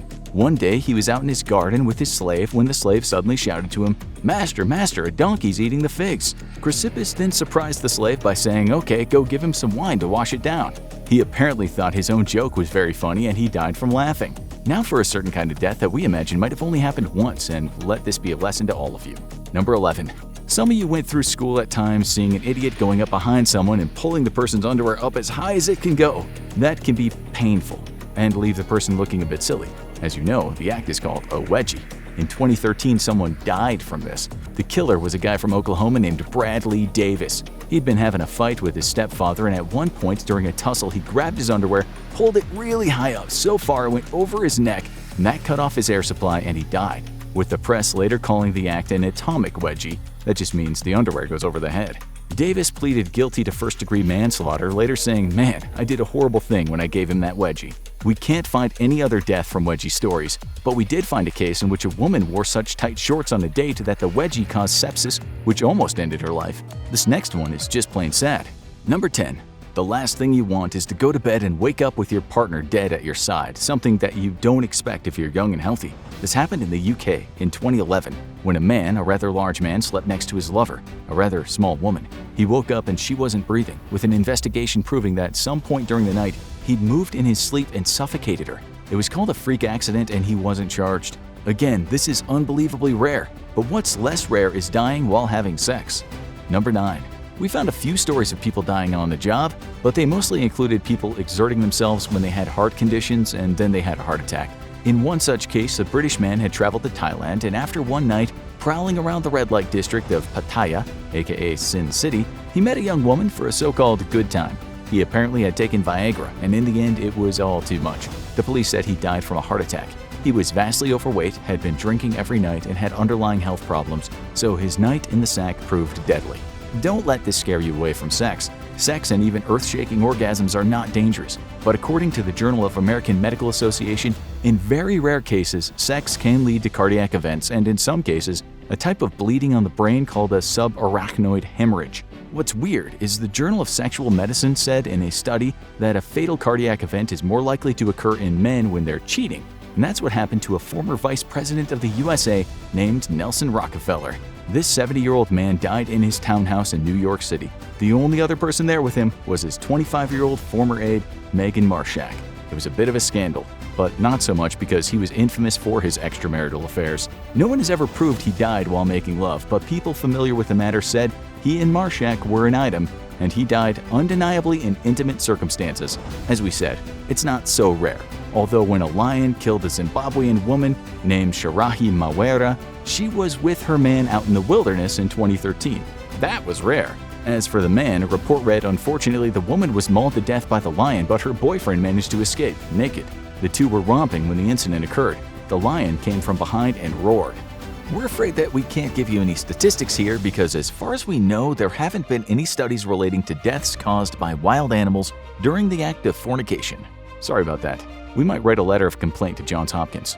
Then there was the deaths of Brent Tyler and Chelsea Tumbleston when they fell from a building while having sex in South Carolina in 2007. Believe it or not, we found a bunch of stories of people plunging from balconies, roofs, and walls after getting it on. Safe sex is obviously a manifold term. Maybe death from sex in high places isn't that weird after all, but this next kind of death is. Number 8. This disease we're going to talk about now is so rare that only around 400 people in the world have it right now. Its name is Hutchinson-Gilford progeria syndrome, HGPS, a disease that makes a young person look very old. It doesn't only accelerate the aging process and how people look, but it makes them suffer from old age-related diseases. That means a kid or a young adult will suffer from things such as joint pain and worse, cardiovascular disease. These folks have an average lifespan of just 14 years. In short, this genetic disease makes cells die prematurely. However, it doesn't affect a person's motor skills and their intellectual development remains normal, as can be seen with the YouTube star Adalia Rose. Besides the way she looked and high-pitched voice, she sounded intellectually just like anyone else her age would. Unfortunately, the disease took her at the age of 15, with her family saying she died peacefully. Now back to accidents, and one case we expect will never happen again. Number 7. As you may know, when it comes to accidental deaths, drowning is one of the most common ways to go. The CDC writes that about 4,000 people in the US die each year from drowning, while the WHO says the global tally is around 235,000. So drowning, not rare at all. But drowning in a beer flood, we can say with confidence, definitely is. It happened in London in the year 1814. On October 17th, a massive vat at a brewery burst open that led to several large barrels of the ale also bursting. The outcome was between 128,000 and 323,000 imperial gallons gushing into a nearby slum. The people had nowhere to run when a 15-foot tsunami of dark porter beer smashed down on the walls of their ugly abodes. One of the victims was a teenage girl. 5 others were Irish immigrants who'd been attending the wake of a 2-year-old boy. This was a tragedy. But the English newspapers didn't think it was anything worth writing about, seeing as only poor folks died. Some folks did write about it though, with some of them saying after the flood almost every adult and child ran around with buckets trying to get all the free beer they could. As for paying a fine or some compensation, it didn't happen. The Irish Times wrote that the government actually bailed the company out after losing so much of its addictive product. Let's now talk about another kind of drowning, although one associated with people trying to get healthy. Number 6. Carrot juice. Who would think such a harmless thing could be deadly? On February 17, 1974, the New York Times ran the headline, "Carrot Juice Addiction Cited in Britain's Death." The addict was the 48-year-old Basil Brown, who it was said was on gallons of carrot juice a day before his skin turned bright yellow and he keeled over. Dr. David Haler, the pathologist, said so much vitamin A was too much for the guy, and the cause of death was liver failure. Apparently, on the day he died, he drank 10 gallons of the stuff. This is the only carrot juice overdose death we could find. But this next kind of overdose could happen to you. Number 5. Death by drinking too much water is super rare, but it does happen from time to time. It's called water intoxication. This can lead to hyponatremia, which means the sodium levels in a person's body are too low. It can also cause water on the brain or cerebral edema, and that doesn't just hurt like hell but can finish a person off. It happens more often with athletes who drank loads of water after an event or training, but we found 3 cases where it happened to soldiers who'd been through some tough training. The report said the men had drank over 5 liters of water in a few hours. One of our staff writers here at the show even had a guy die during his military training from this rare condition. It's hard to say how much is too much, but medical professionals tell us that the kidneys might be overwhelmed if a person drinks 3 or 4 liters of water in a short period of time. They don't exactly say what amount is dangerous, so for educational purposes, let's look at some real-life cases. One case involved a healthy 22-year-old guy in the US, while in a detention facility, guzzled 6 liters of water in about 3 hours, which was apparently part of a game he'd been playing. A research paper said he showed progressive psychiatric and neurological signs, including restlessness, peculiar behavior, and convulsions. On his admission, 15 hours after the discontinuation of the water drinking, he was in a coma. Then there was the recent case of a 17-year-old who, after football training at a Georgia high school, drank 2 liters of water and 2 liters of Gatorade very quickly. He collapsed and later died. In 2007, there was a famous case when a woman in California went on a radio show to try and win a Nintendo Wii gaming console. This 28-year-old woman, along with 18 others, was told to drink as much water as possible without going to the bathroom. A nurse was listening to the show at the time, and she called in and warned, "I want to say that these people drinking all that water can get sick and die from water intoxication." The woman actually won, but then she could be heard saying to the DJ, "My head hurts. They keep telling me that it's the water, that it will tell my head to hurt, it'll make me puke." In the competition called Hold Your Wii for a Wii, they had to drink an 8-ounce bottle of water, wait a bit, then drink another. Some people backed out at 8 bottles, but this woman kept going. It's estimated she drank around 2 gallons. The mother of 3 got in the car and complained of a horrific headache. 5 hours later, she was found dead on her bed by her partner. The most recent case we can find was in 2020, also in the US. It involved parents telling their 11-year-old to drink around 3 liters of water in 4 hours. He threw up, but they kept telling him to drink more. They were charged with first-degree murder and some other charges relating to their utterly terrible parenting, although the murder charge was later dropped for the mother. Again, we don't have statistics for this death by water intoxication, but it is very rare. Now let's return to the super weird. Number 4. One way no one wants to go is what we might call an ironic death. Unfortunately, such deaths can be tragic and funny at the same time. One such ironic death would be to die at someone else's funeral, kind of a 2-for-1 deal. We found plenty of cases when someone had a heart attack at a funeral, and some more cases when a car crashed in the funeral procession, but the most messed up cases involve someone being killed by a coffin. The first of which was in London in 1872, when a man named Henry Taylor tripped on a stone while doing his duty as a pallbearer. At that point, with the coffin being too heavy for the others, they all dropped it and it fell on him. The Police News-Gazette wrote at the time, "The greatest confusion was created amongst the mourners who witnessed the accident, and the widow of the person about to be buried nearly went into hysterics." A second case happened in 2018 in Indonesia. A 40-year-old man lost his footing while carrying the heavy coffin up a ladder that led to a ceremonial tower. The coffin landed on him and crushed him, but guess who was inside the coffin? His mother. Talk about tragedy. Now let's ask a question. What do you get when you cross a rather large clouder of crazy cats and two helpless women? Number 3. There are a few stories that relate to cats being involved in people's deaths, such as the one when a cat smothered a kid, or another when a feline caused a fatal bicycle collision. There have been cases of cats giving people rabies and other dark tales of people dying from the so-called cat scratching disease, aka Bartonella henselae. But unlike their avowed enemies, dogs, cats don't kill people in a moment of extreme violence. But a cat mauling may have taken place in Iran in the 1800s. How true it is, we don't know, but the usually trustworthy BBC wrote a story about it. It was reported first in Victorian times by the Illustrated Police News. As the story goes, a wealthy and eccentric Iranian lady lived in a rather nice house surrounded by her servants and her cats. Many cats, because she was something of a fan of felines. But one day, a huge fire broke out in the house, which left the cats in a compromising situation.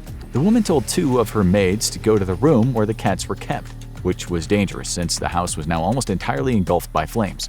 This is what the BBC said happened next. The blaze had driven the beasts berserk.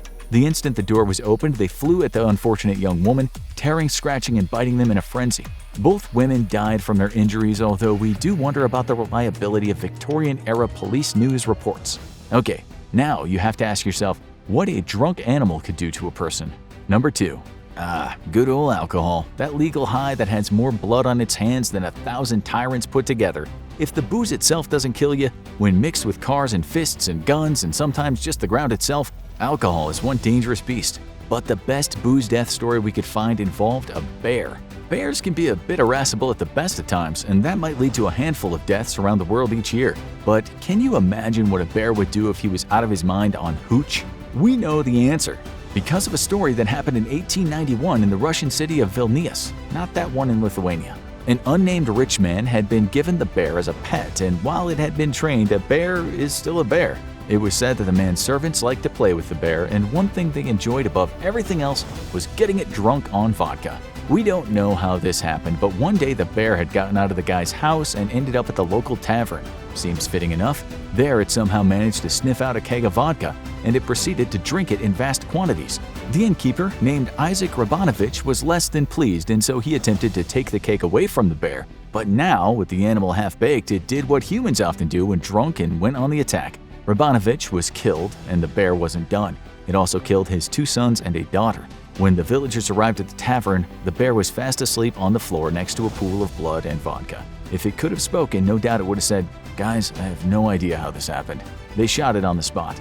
This is the only death by a drunken animal story we could find, so we're going to call this kind of thing very rare. Okay, last one, and a story that is like nothing else we've ever heard. Number 1. Zombie talk isn't anything new. In fact, some people from the past actually believed in zombies rather than, as we do, just tell stories about them. For instance, if you were to look at a particular paper published in the Journal of Archaeological Science, you would come across a story of villagers in medieval Yorkshire, England, chopping up dead people so they wouldn't rise from the grave.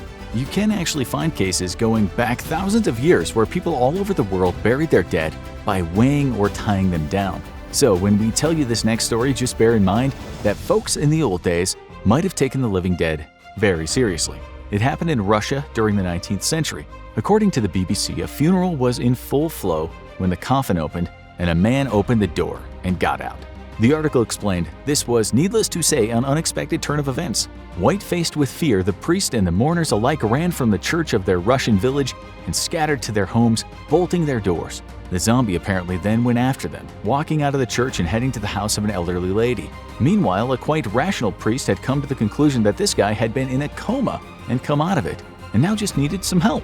The priest went to tell the local peasants, but by this time they'd already armed themselves and gone zombie hunting.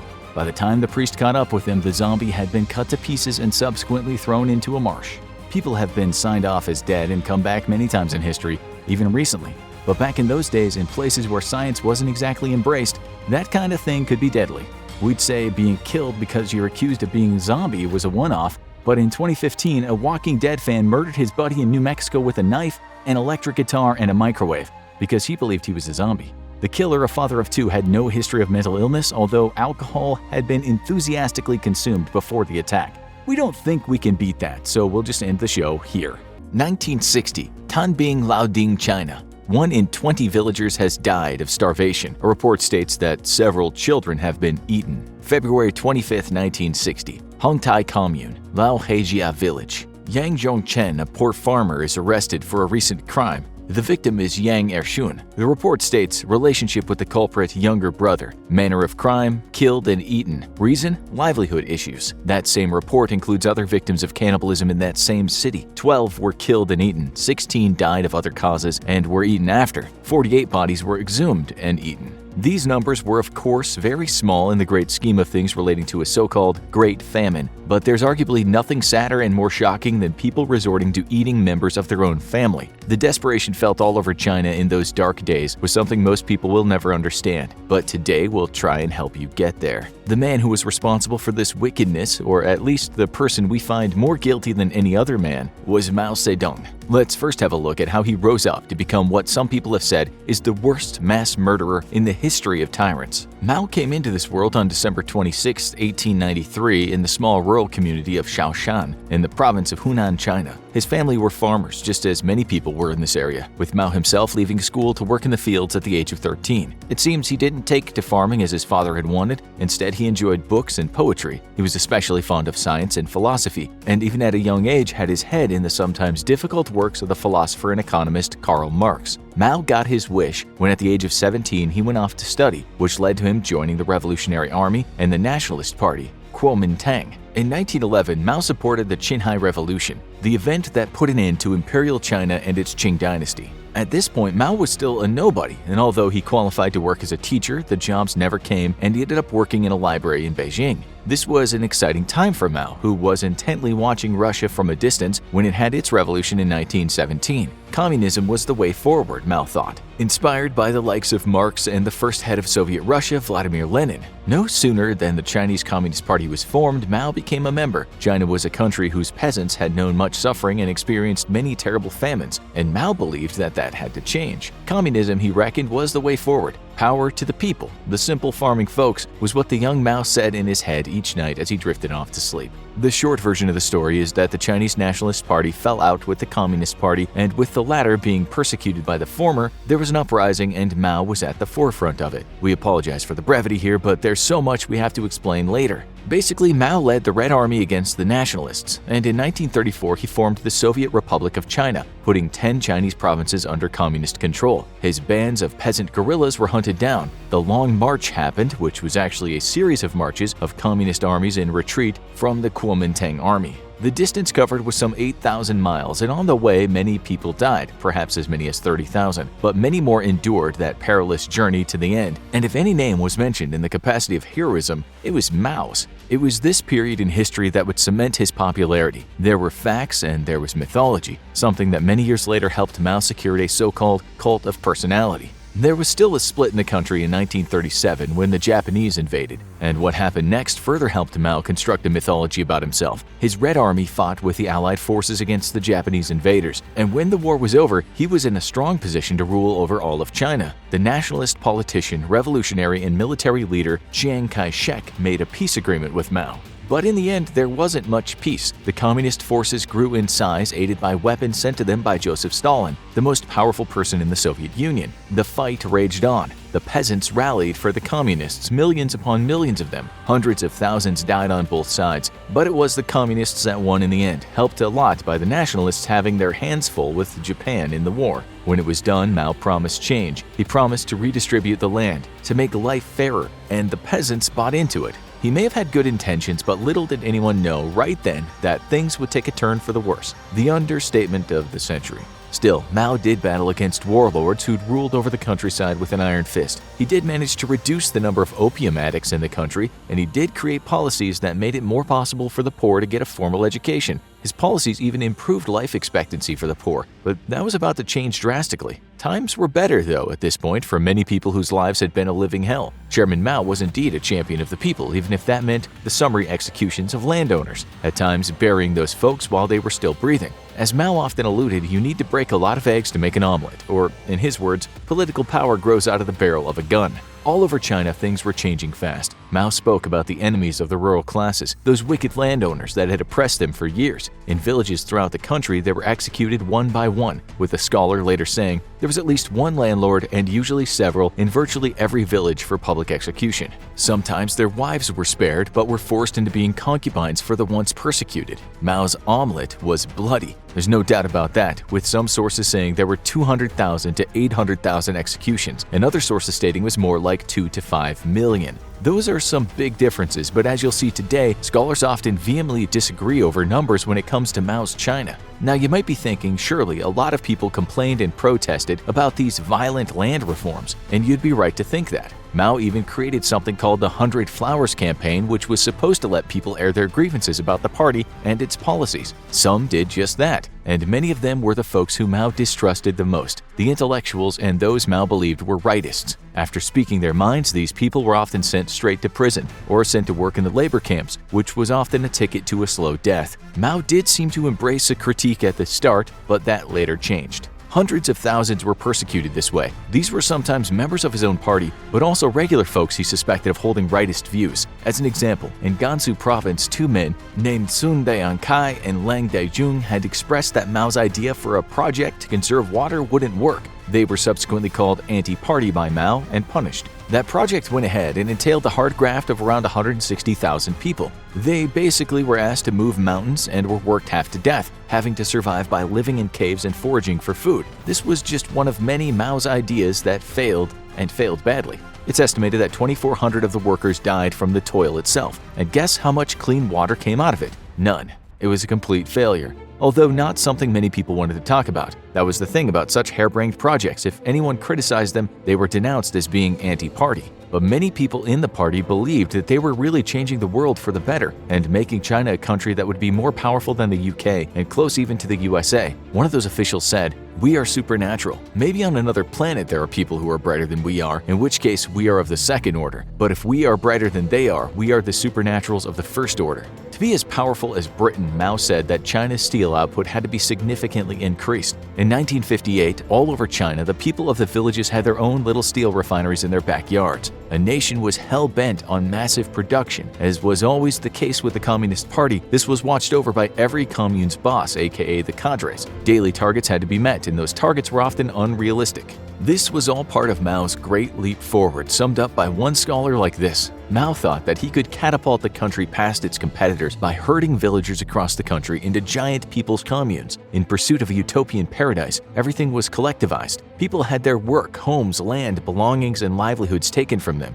In collective canteens, food distributed by the spoonful according to merit became a weapon used to force people to follow the party's every dictate. Mao wasn't going around China to every village. Instead, there were lower-ranking party members responsible for making those targets, and they often ruled over communes with exceptional brutality. Those local cadres would often inflate the production figures just to make the party officials happy. But when that happened, and it happened a lot, the leaders started seeing success where there wasn't any. Many of those villagers were worked to death, and there was often the punishment of going without food if they didn't meet their targets, so some slowly starved to death. Others simply had the life beaten out of them. By April 1958, hunger was widespread all over China. In Guangxi, 1 in every 6 people had no food. In Shandong, 670,000 people were on the verge of starving to death. In Anhui, it was 1.3 million. Mao had hoped to make China great again with the Great Leap Forward, but if China was leaping anywhere, it was into the furnace, metaphorically speaking. This was the result of forced labor for steel production, but also various other projects. It meant that these people weren't doing what they usually did, which was growing food. But the cadres also lied about food production. In just one place called Luxi, the local head wrote back to Beijing to say every farmer was producing 300 kilos of grain a year, when the real figure was half that. This was going on everywhere. In another province, the grain production was 82,000 tons in 1957. In 1960, it was 18,000 tons, but the boss told party officials it was 130,000 tons. The outcome of this so-called target fever was starvation on a massive scale. The party, never thinking too deeply, once had the people going on a huge sparrow killing campaign since sparrows ate crops. What happened? There was an insect explosion and the insects ate the crops. At the time, some cadres were in fact writing to Mao talking about such widespread devastation, the brave ones anyway, and while Mao did sometimes slow down production, people kept on dying in huge numbers. Then to build all this marvelous industry, Mao needed tools and technology in China. The best place to buy these things, of course, was Russia, and buy he did, as well as sending massive amounts of grain over to the Soviet Union. That was the grain the people needed to survive on. But no problem, because when cadres did the books, it often looked as though the villages still had enough grain for themselves. In time, some party members did talk about the millions of people that were starving and sometimes stated that steel projects and water projects just weren't working. They did say that too much grain was being taken from the countryside to the cities and abroad, but often they ended up either losing their jobs or worse, being sent to prison or killed. Everyone was supposed to think as the vice chairman of the Communist Party Lin Biao did when he denounced those naysayers as anti-party folks and the enemy of the one and true great leader. He said on a stage in 1959, "Only Mao is a great hero, a role to which no one else should dare to aspire. We all lag very far behind him, so don't even think about it."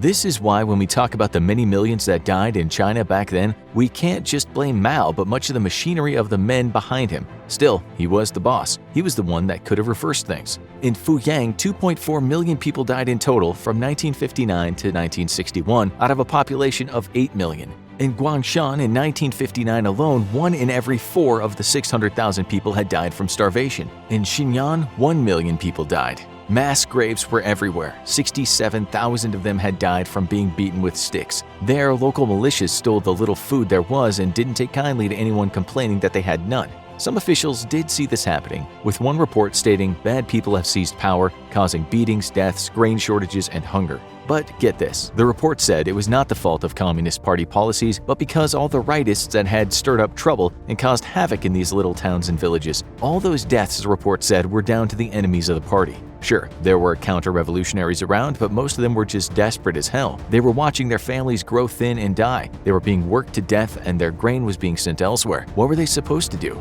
In short, this was an agricultural nightmare, and you can blame the Great Leap Forward for that. There were also some other matters such as failed harvests that resulted in mass deaths, but the party could take most of the blame, especially as so many officials were afraid to report anything negative lest they be seen as counter-revolutionaries. In the villages, the houses of people were torn down to become fuel for the never-ending quotas of supplies. That left people not just without food, but without a roof over their heads. If they complained, they were usually beaten vigorously, sometimes to death. In Hunan alone, 40% of the houses were torn down, and occupants were told they had to make do with whatever they could find to protect themselves from the elements. Mao knew about this. He'd been told in a letter written by another party official named Liu Shaoqi. It didn't matter. Mao just saw this as another small setback. The journalist Yang Jisheng wrote a book based on interviews of the people that had lived through this horrible experience. In one story, someone told him that 13 children went to an official and pleaded for some food. The kids were subsequently taken far away to a mountainous area, and all of them died from exposure. Jisheng wrote, "I was 18 at the time and I only knew what the Communist Party told me.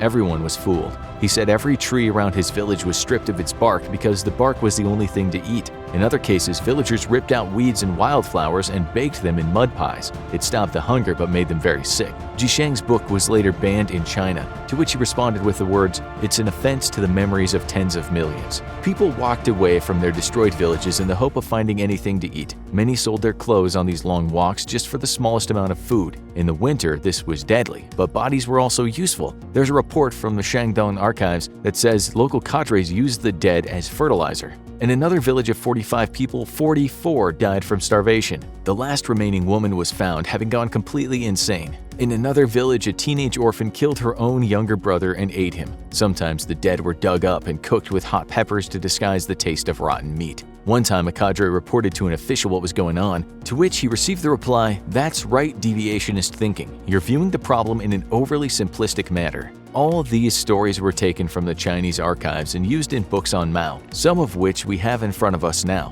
In one book, in the chapter called Survival, it talks about how some of those local cadres lived like pigs and ate to their heart's content as the people died around them. Others turned to crime. In one province alone, in a period of just 2 months, 500 granaries were robbed. On top of that, the trains carrying the grain were often held up and their contents taken by desperate thieves. Sometimes, when the cadres announced a new unrealistic grain quota at a time when people were starving, there was a rebellion, and the leading figures were cut to pieces by meat cleavers and beaten with sticks. But what could people do? Some just left the villages in what became a large exodus and tried to make it to the cities. Many of them were dying on the way. This is the story of one family that was on such a trek when they stopped in front of a man who had food. The father, Wu Jingqi, gave away his 9-year-old kid for a bowl of rice and some peanuts. In another case, a mother named Wang Weitong sold her son for a couple of pennies and 4 steamed buns. We must remember here that the mother and father may well have done this not just for the food, but thinking that the new owners of the children might help them survive. Another story from Jinghong tells us that a mother and her young child tried to escape from an irrigation project.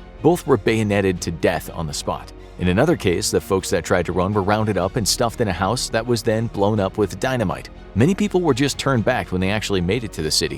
In 1960, 380,000 peasants were turned away from Sichuan, and really, where did they have to go? They'd already risked life and limb to get there. The factories in the cities themselves were horrific places to work, but they were better than eating boiled leather, tree bark, your mother, or your brother. In the factories, women had it the worst. They went months without washing in many cases, and venereal disease was rife. One pregnant woman one day didn't turn up to work, presumably because she was sick. When she next appeared at the factory, she was told to take all her clothes off and go and break ice outside in the cold. For men and women, being stripped naked seemed to have been a common kind of humiliating punishment, and this was supposed to be progress. You'd think in Asian culture the elderly would have been respected and cared for, but they were often just left to die. They died much quicker too, given their bodies were not as strong as the young. Just as the young had to lift heavy objects and work from sunrise to sundown, in the eyes of the party, the elderly had to do their bit too. Often, they weren't strong enough to join an exodus. In one village in Hubei, everyone had left a once bustling place. When someone found the village, it was deadly quiet. 4 out of the 6 people left behind were old. They were barely surviving by eating grass and leaves. Do you want to hear more? We could go on, and we must admit, due to the sensibilities of YouTube, we've left out some of the more disturbing details. We've also not included the many disease deaths or the many industrial accidents, such as collapsed mines built too quickly run by despicable cadres. We didn't talk about the deaths at the gulags, or for that matter, the thousands executed there and the hundreds of thousands that died from malnutrition in the gulags.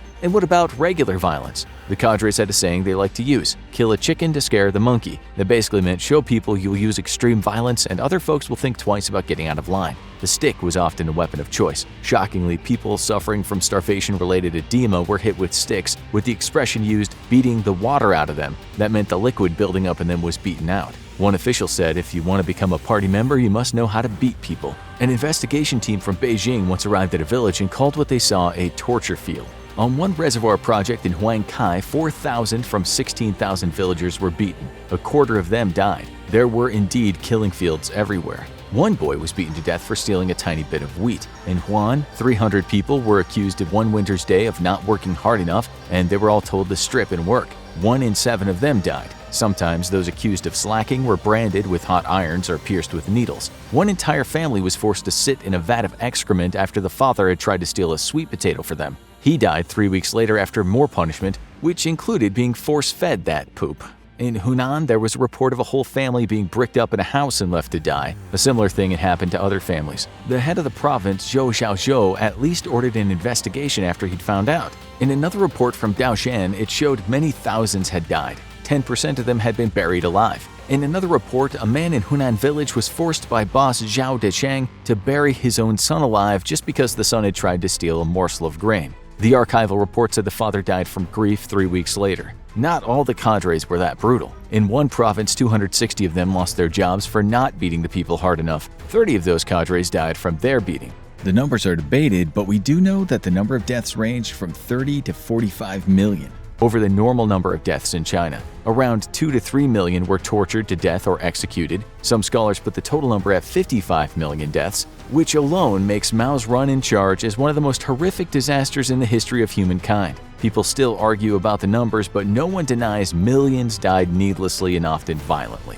Mao knew what was happening. In the minutes of a secret meeting held in Shanghai on March 25, 1959, it was revealed that he said, "When there's not enough to eat, people starve to death. It's better to let half the people die so the other half can eat their fill." But he wasn't done with death, not by a long way. In January 1962, the man we've already mentioned, named Liu Shaoqi, stood in front of cadres in Beijing at the 7,000 Cadres Conference. Shaoqi spoke the truth and said what had happened could have been prevented. The disaster had been man-made. This was some pronouncement given the pervasive fear that had throttled China for years. Mao took partial responsibility and stepped down from leadership, and Shaoqi stepped up. Again, cutting a long story short, let's just say that Mao would get his own back on Shaoqi, but that was after he took control of something called the Cultural Revolution. Starting in 1966, Mao used this revolution to silence his critics and monopolize control. He would make himself a god. He'd drum up the anger of young people all over China to do his often violent bidding. So you won't be surprised to hear that Shaoqi was later denounced by Mao as an enemy and a traitor, and he was beaten on a few occasions while being denied his much-needed medicine. He died soon after, but many years later would end up at least being judged more fairly and have the renegade, traitor, and scab accusation removed from his name. But how did Mao manage to turn things around after falling foul of the party and before that ruining a country? Well, he used propaganda on a large part of the public who for the most part were not that educated. Remember Mao's famous words, "To read too many books is harmful." Mao wanted people to read from the right books. He wanted people to read his own philosophy, what became known as Maoism.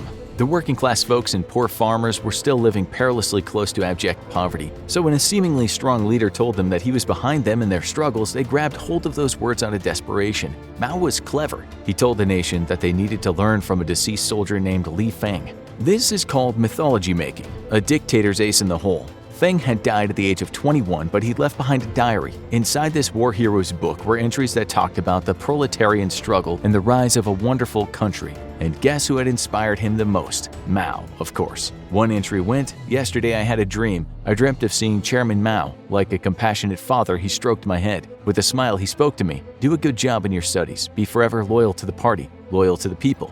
Mao would tell huge crowds that the nation needed to listen to heroes like this man who'd given his life for the common good. Yeah, you want to throw up right now, but it actually worked. The only thing is, Li Feng was a work of propaganda. It's almost certain no man with this name wrote that stuff in a diary, and it's possible Feng never existed at all. And that's why it pays to read books about propaganda techniques throughout history. Plays and movies were made about this fictional lad who loved his Chairman Mao. Songs about him moved an entire nation. One of them included the lyrics, "Don't forget what to love and what to hate. Learn from Feng's good example. Be willing to make a revolution. The collective ideology shines. Remember Chairman Mao's guidance in your hearts. The revolution will last forever." Meanwhile, Mao lived in luxury as his so-called people ate scraps. He preached about embracing the struggle and wore expensive robes. He taught people to embrace stoicism just as fiction Feng had, as he ate like a king. Girls were regularly told they had to go visit the chairman in his bedroom. As one writer stated, their numbers increased as their age decreased, and several left his room with an STD. The writer added, the illness transmitted by Mao was a badge of honor, testimony to their close relations with the chairman. Mao went a step further in 1966, starting a campaign that you could compare to something that happens on social media platforms today. He started a poster campaign, so everywhere a person went, they saw pictures showing this great leader, or his devoted people putting their fists in the air in support of this ideal man. This was the same man who had led his country in a bloodbath. He then attacked the people he said were to blame for the country's problems. These were the traitors, and many of them were intellectuals, teachers, folks who might have been mentally armed against his propaganda. That meant that there was a problem in the universities for Mao. People learned in those places about history and cultures of the world. Mao didn't really like that. He partly blamed the Ministry of Culture. One time he decided it was time to change its name and he came up with, we kid you not, the Ministry of Gifted Scholars and Beautiful Ladies. Then he thought, I really hate them reading about other cultures, so he came up with the name, the Ministry of Foreign Dead People. About 1 month later, he was still going on about how these dead folks from history were dangerous to the cause. We might recall here a great writer who had watched the horrors of the world wars and authoritarianism and saw in his crystal ball the future of endless conflicts and even the widespread use of drones. His name was George Orwell. In his book 1984, he wrote of an authoritarian government called Big Brother and how it controlled the thoughts of a nation. A famous phrase went, who controls the past controls the future. Who controls the present controls the past. Orwell was long dead before Mao's Cultural Revolution, but Mao's education policies were indeed kind of Orwellian thought police. Mao wanted to control truth, and to do it, he had to rewrite history and get rid of anyone who had what he perceived as the wrong kind of thoughts. Like Stalin had done, he took control of the arts. His big brother face was everywhere. He vilified intellectualism. And then he spread around one of the most read books in history. That was his Little Red Book, which included 267 aphorisms that he said ordinary people should live by. It included these lines. War is a continuation of politics, and there are at least two types, just, progressive, and unjust wars, which only serve bourgeois interests. While no one likes war, we must remain ready to wage just wars against imperialist agitation. An army that is cherished and respected by the people and vice versa is a nearly invincible force. The army and the people must unite on the grounds of basic respect. Young people carried it everywhere. They had it in their pockets when they marched into schools and dragged out their former teachers, accusing them of being rightist and imperialist running dogs and spies. Things were about to get very ugly. These students formed their own Red Guard, and they walked into schools and pulled out teachers by their hair, who they accused of being enemies to the cause. They beat them and humiliated them and tortured them. Mao's young followers said they were born with pure red blood, and their mission in life was to hunt down the bourgeoisie traitors. They did that at the 3rd Middle School for Girls in Beijing, when they dragged out the principal and beat him to death. They left a message on the wall, "Long live the Red Terror." Soon after, at Beijing Teachers College, they took a female teacher and kicked her down the stairs, killing her. In other schools, where the kids doing the bullying were no older than 13, they ganged up on their teachers and forced them to swallow excrement.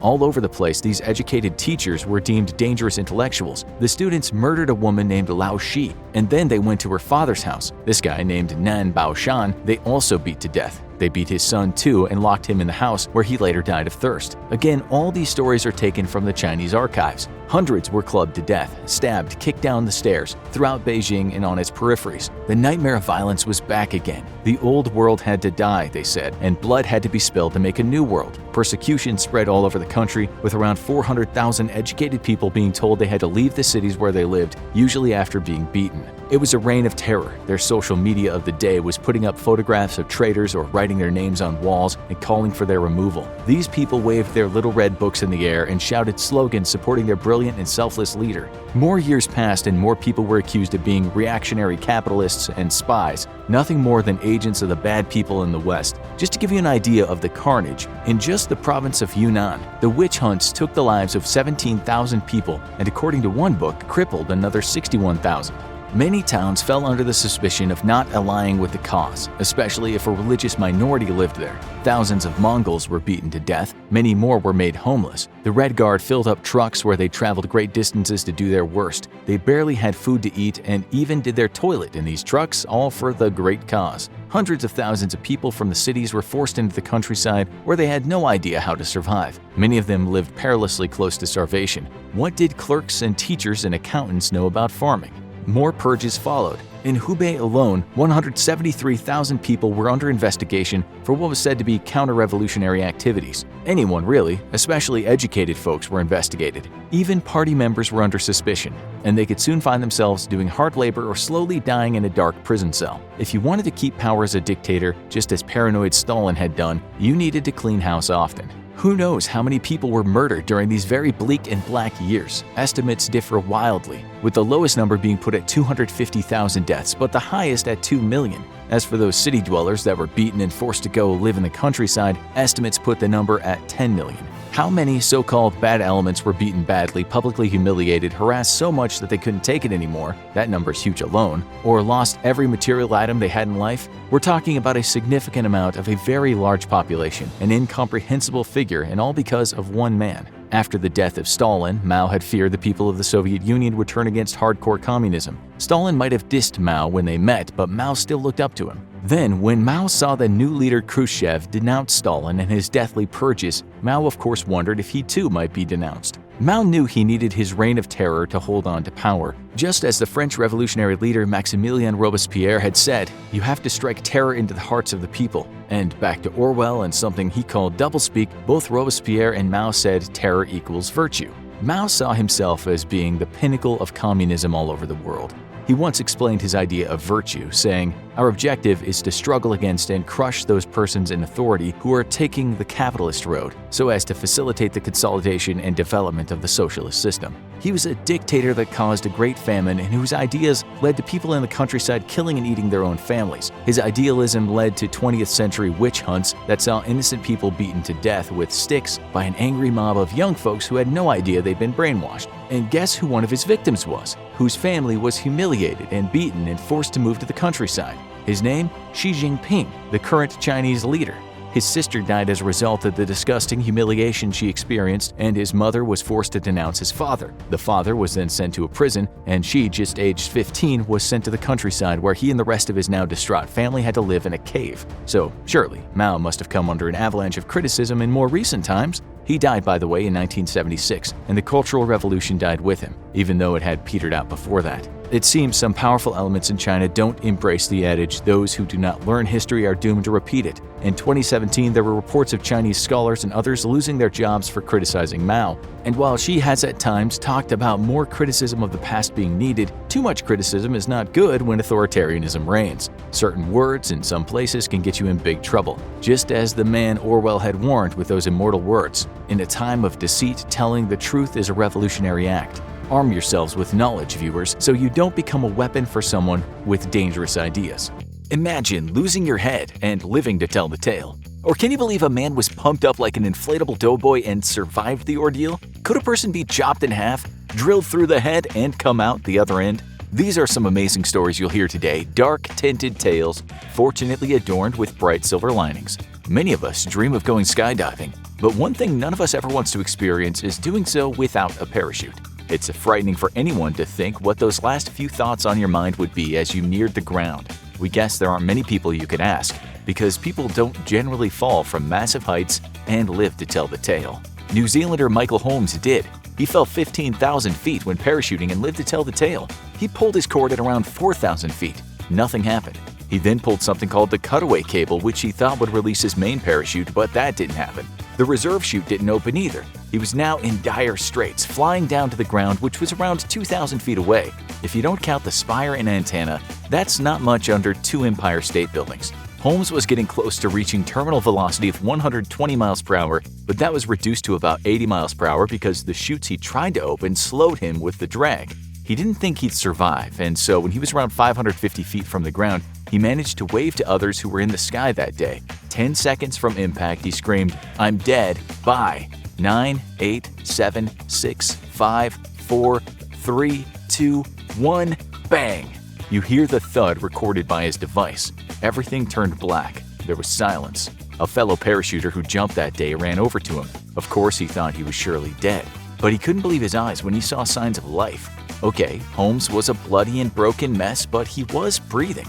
It seems Lady Luck was on his side. He would surely have died had he hit the nearby water or just about any part of the ground, but he actually landed in a 6-foot-high thicket of bramble bushes. Yeah, like straight out of a cartoon. Even though he smashed through that thicket, with them being so high, they acted as a pretty good cushion. It was just amazing that he hit them, given he could have fallen anywhere. He was knocked unconscious and he punctured his lung, his left ankle was shattered, and he was cut up badly. But considering the height he fell from, he was in good shape. Still, the guy that found him thought he would die. He said he was kind of breathing, but then his lips turned really blue, and he stopped, so I gave him a big pinch on his cheek and he came back.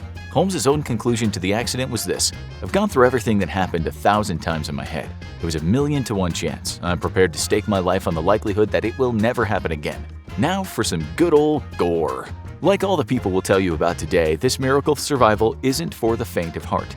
The man involved is named Matthew Lowe, and on the day his life changed, he was the happily married father of 1 child.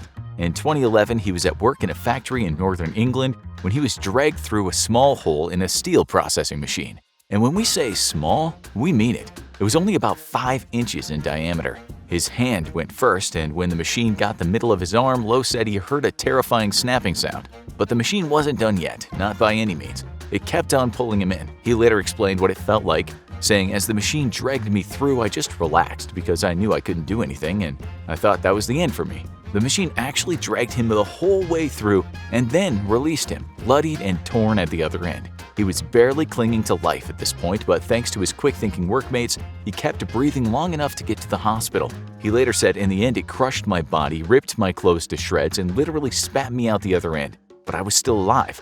I didn't know how, but I didn't lose consciousness. I just couldn't see for a while afterwards." Doctors then worked on his many injuries, which included a shattered pelvis, his back broken in 2 spots, fractured hips and ribs, and just to make things worse, his stomach and bowel were ruptured. He could have so easily died. He should have died. In fact, when doctors went to talk to his stricken wife, they said to her, "Expect the worst." But after 2 years of rehabilitation and a bunch of metal plates placed in various parts of his body, he made a full recovery, just about. His only long-term injury is weakness in his arm. He knows how lucky he was, later telling the press, "I still don't know how I didn't die. I don't really know how I managed to survive being dragged through such a tiny gap. Luckily, my head went through a bigger gap before my body was dragged through what was a gap no wider than a CD case. As for learning something from his story, Lowe said the reason he was dragged into the machine was that part of his overalls were loose when he walked past it. The company could have also been to blame since there should have been guards on that machine that prevented bits from biting people. The next one will make you shiver for more than one reason. If there was a quiz and you were asked to guess the amount of time a normal person could survive at most underwater with no breathing equipment or anything else to help, what would you put down as the answer? The answer for the average person, it's usually good for about 90 seconds. Still, there are people in the world who train for such things. They might be able to last 20 minutes or so. But you, your friends, just about everyone you know, would be dead if you were underwater for just a few minutes. But not for one woman, a girl not trained in the art of holding her breath. She survived 80 minutes underwater, and for that, her story has become one of the most human-based natural wonders of the world. Her name is Anna Elisabeth Johansson Bagenholm, and she hails from Sweden. She's a much older woman now, but still people today call her the walking miracle. That's because when she was 29, she went for a plunge in some very cold water. On the 20th of May 1999, she went skiing with some friends in Norway, and they were surgeons just like she was. Things went wrong when she lost control of her skis and went flying off course. That ended with her going headfirst into a frozen stream. The impact created a big hole in the ice, and she plunged into the water. What a nightmare. Although later she said at that point she was unconscious, so she wasn't exactly scared. The ice was thick too, about 7.9 inches thick. When her pals arrived on the scene, they could see her skis and feet above the water, but the rest of her body was submerged. Rightly, the friends believed that if they didn't get her out quickly, she would die. That's what should have happened. That's what would happen to most people. They tried to pull her out, but it proved to be impossible. It wasn't until 7 minutes after impact that they called for help. Now their friend should have been dead for a few minutes. When the rescue team arrived, the two friends were still holding on to Bagenholm's skis. The rescue team used a rope to pull her out, but it didn't work. They then used a shovel to try and dig her out. That also didn't work. Finally, they removed her using another cutting tool. She'd now been in the water for 80 minutes. As expected, she wasn't breathing when she was back on solid ground. Her blood wasn't circulating and her eyes were dilated. The rescue team performed CPR on her, but there was no effect. They kept doing it in the helicopter, and then they pulled out the defibrillator, but again, nothing. When she arrived at the hospital, her body temperature was 13.7 degrees Celsius. No one in this world had ever survived having a body temp that low. The electrocardiogram reading was that of a dead person. The doctor remarked, "She has completely dilated pupils, she is ashen, flaxen white, she is wet, she is ice cold when I touch her skin, and she looks absolutely dead." She looked that way to everyone. But the doctor knew that in such cases you should never sign off on death before you've warmed the victim. So that's what he and the nurses did. They never gave up on her. With around 100 doctors and nurses working on her for almost half a day, after being hooked up to a body-warming machine at precisely 22:15, her heartbeat fluttered. It was music to everyone's ears, but then her lungs stopped functioning properly and it was looking like she was a goner again. She was put on a ventilator after that. On May 10th, 10 days after her plunge, she woke up, although she couldn't move any part of her body below her neck. When she understood what her circumstances were, she was actually upset that her friends had saved her. In her own words, she later said, "I was very irritated when I realized they had saved me. I feared a meaningless life without any dignity." After another 2 months in intensive care, she was flown back to Sweden where she recovered some more. Unbelievably, there was no permanent brain damage even though her brain had been starved of oxygen for so long. Almost half a year later, she went back to the hospital in Norway to thank everyone. Her only injuries were some nerve damage to her hands and feet. Okay, so what you want to know is, how did this woman cheat death? She really should have died, hence she's called a medical miracle. In the water, she managed to find an air pocket and somehow stay conscious. Still, how come she wasn't brain dead? How come she got through that nasty bout of hypothermia? Doctors now believe that the freezing cold helped her. You see, before her heart stopped, she'd had a fair bit of time to get really cold. Remember that your heart can stop, but to be dead, you need to be brain dead. She should have been brain dead because her brain was so cold when her heart stopped, it required little oxygen. That meant it could keep functioning, a bit like your phone can when you've turned on battery saver mode. It was a one-off, of course, and she knew that very well. She later told the media, "When you're a patient, you're not thinking you're going to die. You think, I'm going to make it. But as a medical person, I think it's amazing I'm still alive." This next one is right out of some absurd horror movie. Can you imagine if someone pumped you up, like somehow used a powerful air pump to inflate your body? Crazily enough, it happened in 2011 to a man named Stephen McCormick. We kid you not. He later told the media, "In a matter of minutes, my body blew to twice its size." It's a pity no video exists because that'd be crazy to see. But how does a man get himself blown up? It happened on the job when he was working as a truck driver in a small town in New Zealand. He was standing between his truck and trailer as his truck was connected to the very powerful compressed air supply, and that's when he slipped. And no kidding, he fell on the valve, which then penetrated his butt. The air rushing in at 100 pounds per square inch started to inflate him. It might sound amusing, but being pumped up is apparently very, very painful. McCormick was screaming in agony as his body grew, shouting at his friends to try and stop the inflation. When the paramedics arrived, he was still looking like the Michelin Man. Later telling the press, "I was blowing up like a football. I had no choice but to just lie there, blowing up like a balloon." But those paramedics had a problem. They couldn't just stick any needles into him for pain relief because his pumped-up body just spat the needle out. They couldn't even strap oxygen apparatus to his nostrils. The man was rock solid. His chest was full, his abdomen was bursting, his muscles and fat were separating. Air had filled his lungs and heart, and even his eyelids were blown up. He should have died for sure. One thing that did save him was the fact that he got pumped in the butt. If the air was pumped anywhere else, it would have meant certain death. A doctor later told the BBC it's fair to say he's lucky to be alive. It was potentially a life-threatening situation.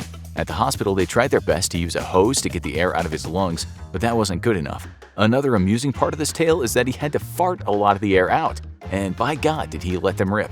It took 3 days of intense farting for him to return to his normal size. But man, it was such a relief to not feel like the doughboy again. He actually recovered quite quickly after that, laughing with the media when he said, "I really feel like the Michelin Man." His mates at work apparently had the time of their lives making jokes about him once he'd recovered. Now for something a bit bloodier and something that could happen to any of us. Ron Hunt has been called the Miracle Man, and for good reason. What happened to him should have taken him out. In 2003, he was working in California and he slipped on a ladder. As he tumbled to the ground, he did the right thing and threw his equipment to the side. That equipment was a drill, and it had an 18-inch drill bit in it. As luck would have it, when he hit the floor head first, the drill was facing upward, so that long spike went right through his eye and came out the back of his skull. He later told the media, "I ran my hands up the drill bit up to my eye and put my other hand in the back of my head and felt it coming through the back of my head. And that's where pretty much the shock set in." He basically drilled right through his skull, which is something that should kill a person, or at least do so much damage to their brain that they wouldn't be telling the media about it later. His coworker said, "I couldn't believe what my eyes were seeing." They rushed him to the hospital with the drill sticking out through his head. And once there, the doctors were in a bit of a quandary as to how to take it out without causing severe damage. In the end, they decided to screw it back out, and they did so with such deftness. The only lasting injury was the loss of his eye. He only survived because the drill had actually just pushed on his brain and not gone right through it. As you'll see later in the show, people have survived even that. Although some strange things happened after. Needless to say, brains don't like spikes. Before that, let's talk about possibly the luckiest man in history, or unluckiest depending on how you see it. This is the story of Roy Sullivan, who worked as a park ranger in Shenandoah National Park in Virginia from the 1930s to the 1980s. In April 1942, he was hiding from a storm in a fire tower, but because the tower had no lightning rod, it kept getting struck. Seeing the place in flames, Sullivan made a run for it, but on his way out, he was struck by lightning, which resulted in some burns, but nothing too severe. Actually, 9 out of 10 people in the US survive a lightning strike, but many of them are left with serious injuries. Suffice to say, you're certainly pushing your luck if you get hit twice or even 3 times. Surely, that can't happen often. In July 1969, Sullivan was hit again, but this time while driving. The force rendered him unconscious, burning his head and setting his hair on fire. His truck kept moving as he was knocked out, and only just stopped by itself when it neared the edge of a cliff. Whew, another lucky strike. A year later, he was hit again, and then 2 years after that, he got hit again.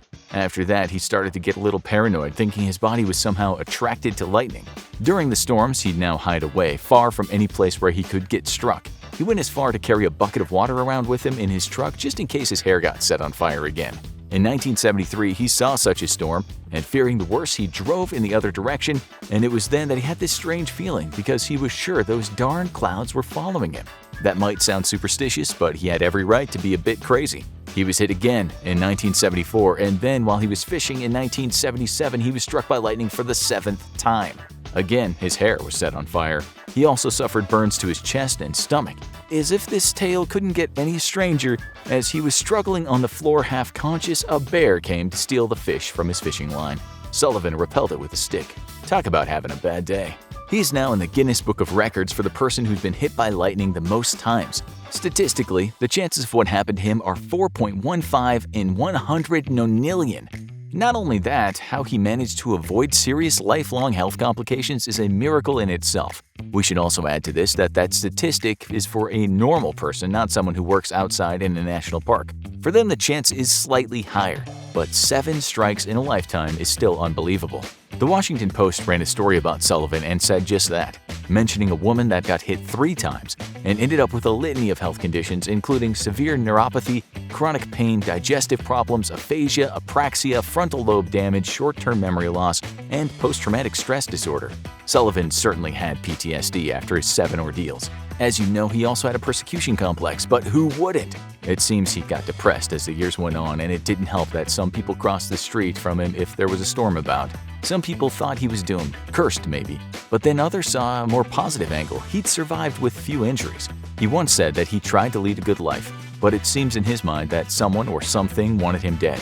Still, he might have thought he was special, once saying, "God spared me for some good purpose. It's between God and me, and nobody but us will ever know." He died in 1983, aged 71. On his gravestone, the epitaph reads, "We loved you, but God loved you more. Amen." You probably think we can't top that, but rest assured, we can. Imagine you worked on the phones at emergency services and you heard these exact words, "I'm cut in two." Those were the words of an American man named Truman Duncan, a man who can say he's literally half the man he used to be. In 2006, he was doing his job as a railroad switchman in Cleburne, Texas when he slipped and fell onto the tracks. He was subsequently dragged under a train. That hurt a bit. He later described the ordeal saying, "It just felt like a monster. I couldn't get away from it. Like it was just pulling me in and I'm pushing away and I was cut in two." He was cut in half. Like really cut in half. Obviously, you can't lose your head and survive, but if you lose the bottom half and if your upper organs are working, well, you can survive. He said he was in shock and he just kept feeling sleepier, but he knew if he allowed himself to drop off, then he'd likely never wake up again. That meant never seeing his wife and kids again, which is what he said kept him alive. He actually told the operator on the phone, "I guess I'm going into shock. Hurry up, ma'am, because I'm about to pass out." When the paramedics arrived on the scene, they could not believe what they were seeing. One of them later recalled, "It didn't seem humanly possible to be cut in half by a rail car and still be alive to survive the injury. We were surprised to find him awake and talking. The massive blood loss should have done him in, but it didn't. He was another medical miracle, with one of the surgeons saying God must have been involved. That surgeon also said, more practically, his physiology is remarkable and possibly the weight of the train itself helped keep the pressure on his arteries." Duncan spent hours in surgery as doctors tried their best to get all the dirt out of his wounds and sew him up. For months after, he had at least 23 more surgeries. All kinds of things could have killed him, but he pulled through and these days he gets around in a wheelchair. When asked how he's doing in his new half-life, he said, "Life's good. Goes on, you know?" Alright, the next one sounds like something from a sci-fi movie. When doctors were told what had happened to this guy, they explained that the only thing they could do was to observe his death. The man we're talking about is Anatoly Burgoski, and he's still alive today. On July 13, 1978, he was involved in one of the strangest accidents ever, one that should have killed him. At the time, he was working with the Soviet Union's largest particle accelerator at the Institute for High-Energy Physics in Protvino in Russia. He saw that something had malfunctioned on the machine, so he leaned over to see what was up. That was when he put his head right in the way of a 76 giga-electron-volt proton beam. Okay, so that means nothing to you, so let's explain. Suffice it to say, you don't want to be sticking your head in front of a proton beam. That's because the beam that went through his head measured 2,000 to 3,000 gray. A gray is a unit of absorbed dose of ionizing radiation. According to the experts, a whole-body acute exposure to 5 grays or more of high-energy radiation usually leads to death within 14 days. At the time, Burgoski said he didn't feel any pain, but he did see a flash which he described as being brighter than 1,000 suns. His face also started to swell. At first, he didn't tell anyone what happened, but when his face started to feel unusual, he went to see the doctor and he told his bosses what had happened. That's when the doctor said there was no way this man was going to survive. His face started peeling and there was damage to the parts of his head where the beam had gone through, but he surprised everyone by not dying. His brain seemed fine in most respects, and Burgoski carried on working as a physicist while finishing his PhD. Still, he suffered from mysterious fatigue and losing hearing in one ear. He also sometimes had seizures. Later in life, he seemed quite proud that he had unwittingly subjected himself to a daring experiment, once saying, "This is in effect an unintended test of proton warfare. I am being tested. The human capacity for survival is being tested. Now, we think we have to broach the matter of losing your head. We know we told you there is no way you can be decapitated and survive, but that's not strictly true. In 2008, a woman named Stacy Perez was driving her car down a Texas street. The next thing she knew, she woke up to see her skin ripped from her arms and glass everywhere. She'd later been told that a truck had run a red light and hit her at high speed. She wasn't in such a bad way considering the force of the impact, but then she looked into the back seat where her 9-year-old son Jordan was strapped in. He was looking worse for wear. It was as if nothing was holding up his head. She later said, "I remember getting out of the car and looking over at him and seeing how his head had just fallen down." What had in fact happened to him was a decapitation, although it was what was called internal decapitation. His skull had been separated from his spine, so while the injury can't be compared to him losing his head to an axe, it still essentially meant his head was removed from his body, at least in the skeletal way. Importantly though, the nerve fibers that connected to his spine and his brain were still intact. This is not something people generally survive. In fact, out of every 100 cases of internal decapitation, you might have 1 or 2 people that survive. Jordan was one of the lucky ones. Like other people in the show, he was called a medical miracle. The doctor that treated him said, "This was the first patient with this condition that I've seen survive." He not only survived, but in time he was up and about on his feet again, having made a full recovery. Even in cases where folks do pull through this kind of injury, they're very often paralyzed for life. After numerous surgeries and implants, he started to get better quicker than anyone expected. His mom told the media it was like somebody during surgery had given him this medicine that would make him heal quickly, like a superhero or something. As it all happened at the end of the year, his mom said this about his amazing recovery: "This is the best Christmas miracle that I could ever imagine."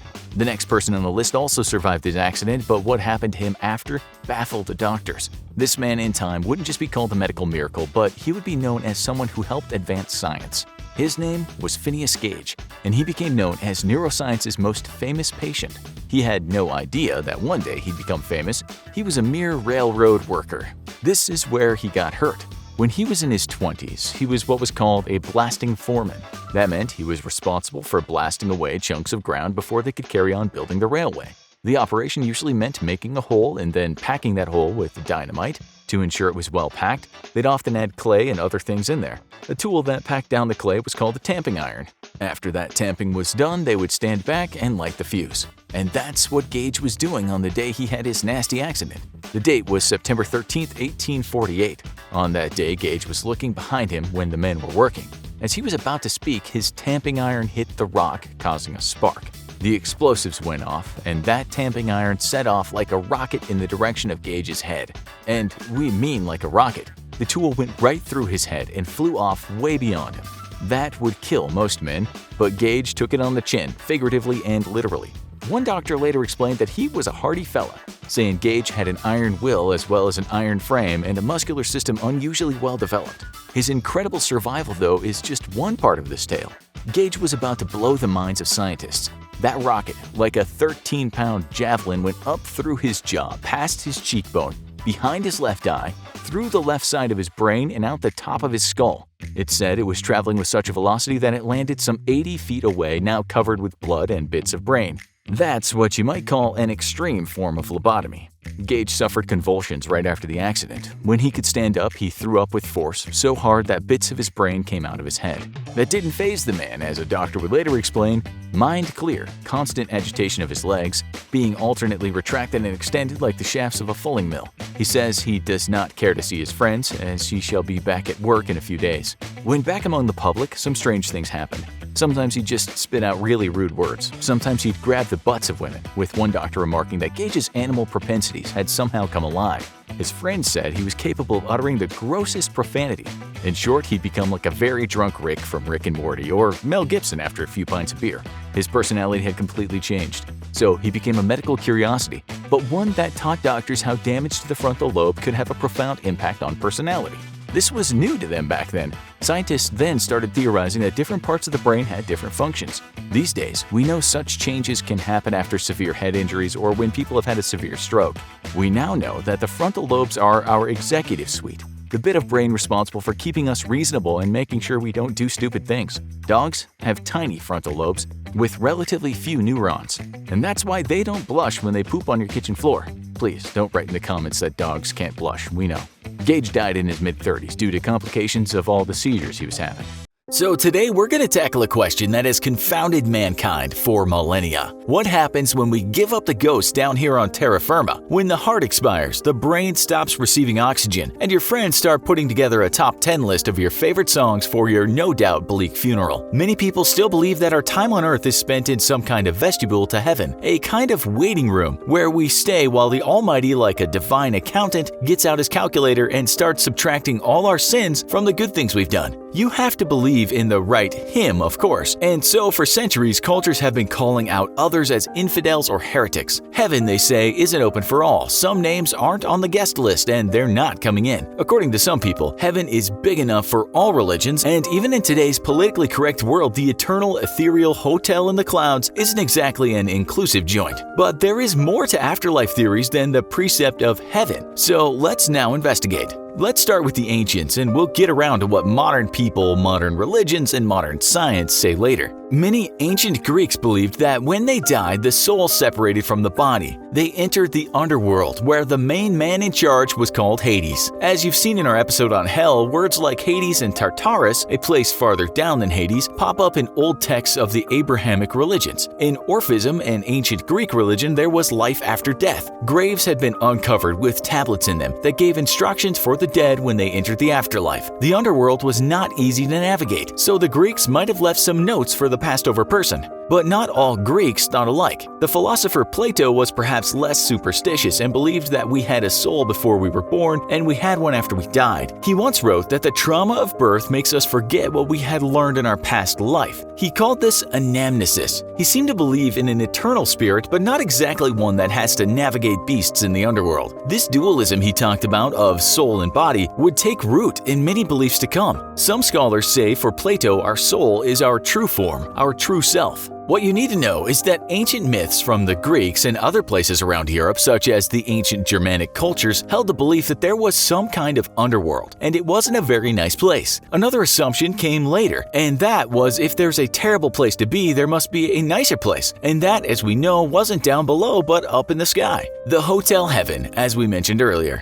But then we had philosophical points of view that dealt with a life-death dualism, that inside us was spirit. This was based on reason more than crude superstition. Many of you today might still believe this. The belief that contained inside us is something else, and perhaps that's not connected to a collective spirit. Maybe it does not take human form, meaning it's not the diaphanous fella that turns up at the pearly gates to barter with St. Peter, nor the lucky soul that feasts on great food with his stock of pure women, but merely consciousness. That's why some people talk about this main frame of thought, the collective unconscious, a kind of matrix, where we're all plugged in but don't always receive the signal from. The German philosopher Georg Wilhelm Friedrich Hegel believed this to some extent, that what he called absolute spirit could transcend death. He wrote that once we had become absolute spirit through a journey of self-discovery, we could understand infinity. Hegel is really confusing, but let's just say that in some religions he believed we could transcend this life. If you saw the recent Joe Rogan show with the always personable British particle physicist Brian Cox, Rogan brought up the matter that there might be a soul, perhaps connected to a great plexus of other souls. Cox countered, saying scientists would know if a soul existed, even as a thought, because they had incredibly sophisticated methods of measuring or just seeing energy. Everything in this universe has some kind of energy, and if we had a soul, argued Cox, we'd know. But if you're religious, you could just argue that God works in mysterious ways, and scientists are just brazen for thinking that they could detect this soul. That's an argument you can't win, because in religion you just have to take a leap of faith. Empirical truths might hold some weight with religious people, of course, but perhaps not when God and the afterlife are concerned. We must also remember that the men in the clouds with lustrous white beards is more of a whimsical version of life after death. And it's arguably superstitious when you consider the works of serious theologians. St. Thomas Aquinas in the 13th century, for instance, argued that because humans can think of abstract ideas without actually needing to see things, basically,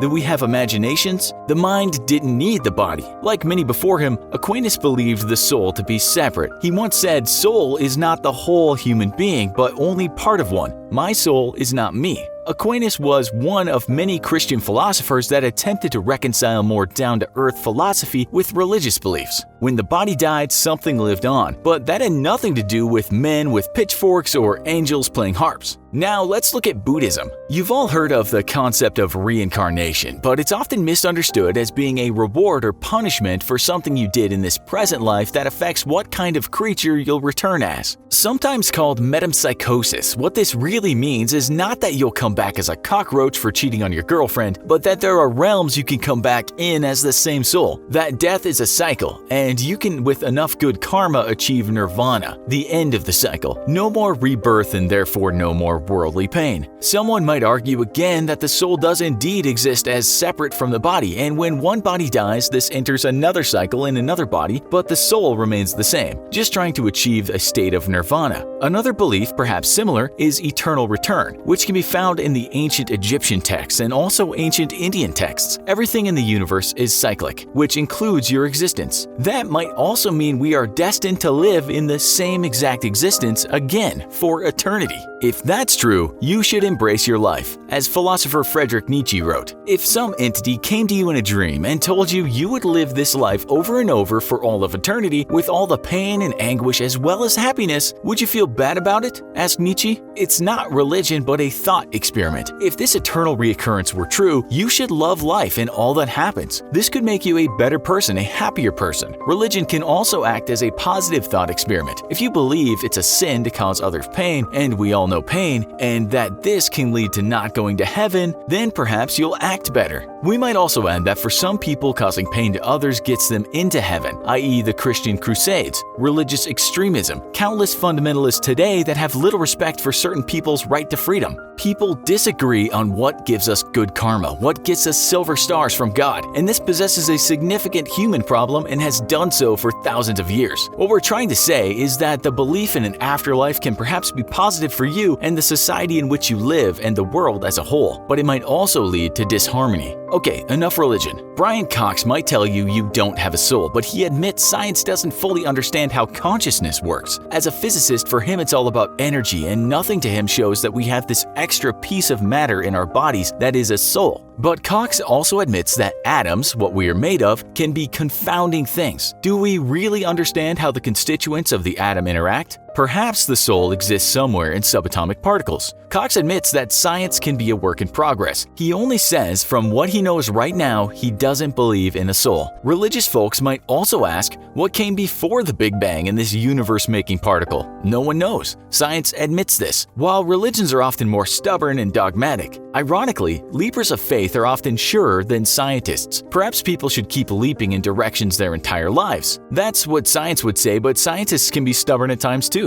Back to consciousness. We have certain physical properties that others have. This is the fleshy machinery of the brain and the chemicals that oil the many parts. But, and this is very important, we have us, meaning we have personality, we have character. Some might even say an aura. Some thinkers, serious thinkers, say the fact that there is this identity means we might have a soul. If the physical part dies, what happens to that special part that made us us? Then we're back to where is the energy that we might ask if this soul can only exist with the physical parts. Maybe we have a soul, but it dies. We are special, but not immortal. If you've ever heard the philosopher George Berkeley, namesake of the California University, you might know he was interested in what happens right after death. Did anything travel? Did we move on? It's said he once asked one of his students to hang him and take him down just after he started dying. Apparently, this experiment didn't do much except cause him lots of pain. But did you know that research in the USA said 18% of people brought back from death after a heart attack had a near-death experience? This, for some, is proof of life after death. While some scientists say we just go into a dream mode, others say the pineal gland releases a substance DMT at death. And if you've ever taken that stuff, you'll know fantastic, sometimes unexplainable things can happen. Science says our brains definitely work for a while after the heart stops, so something's going on. We don't think near-death trips are a good example of life after death.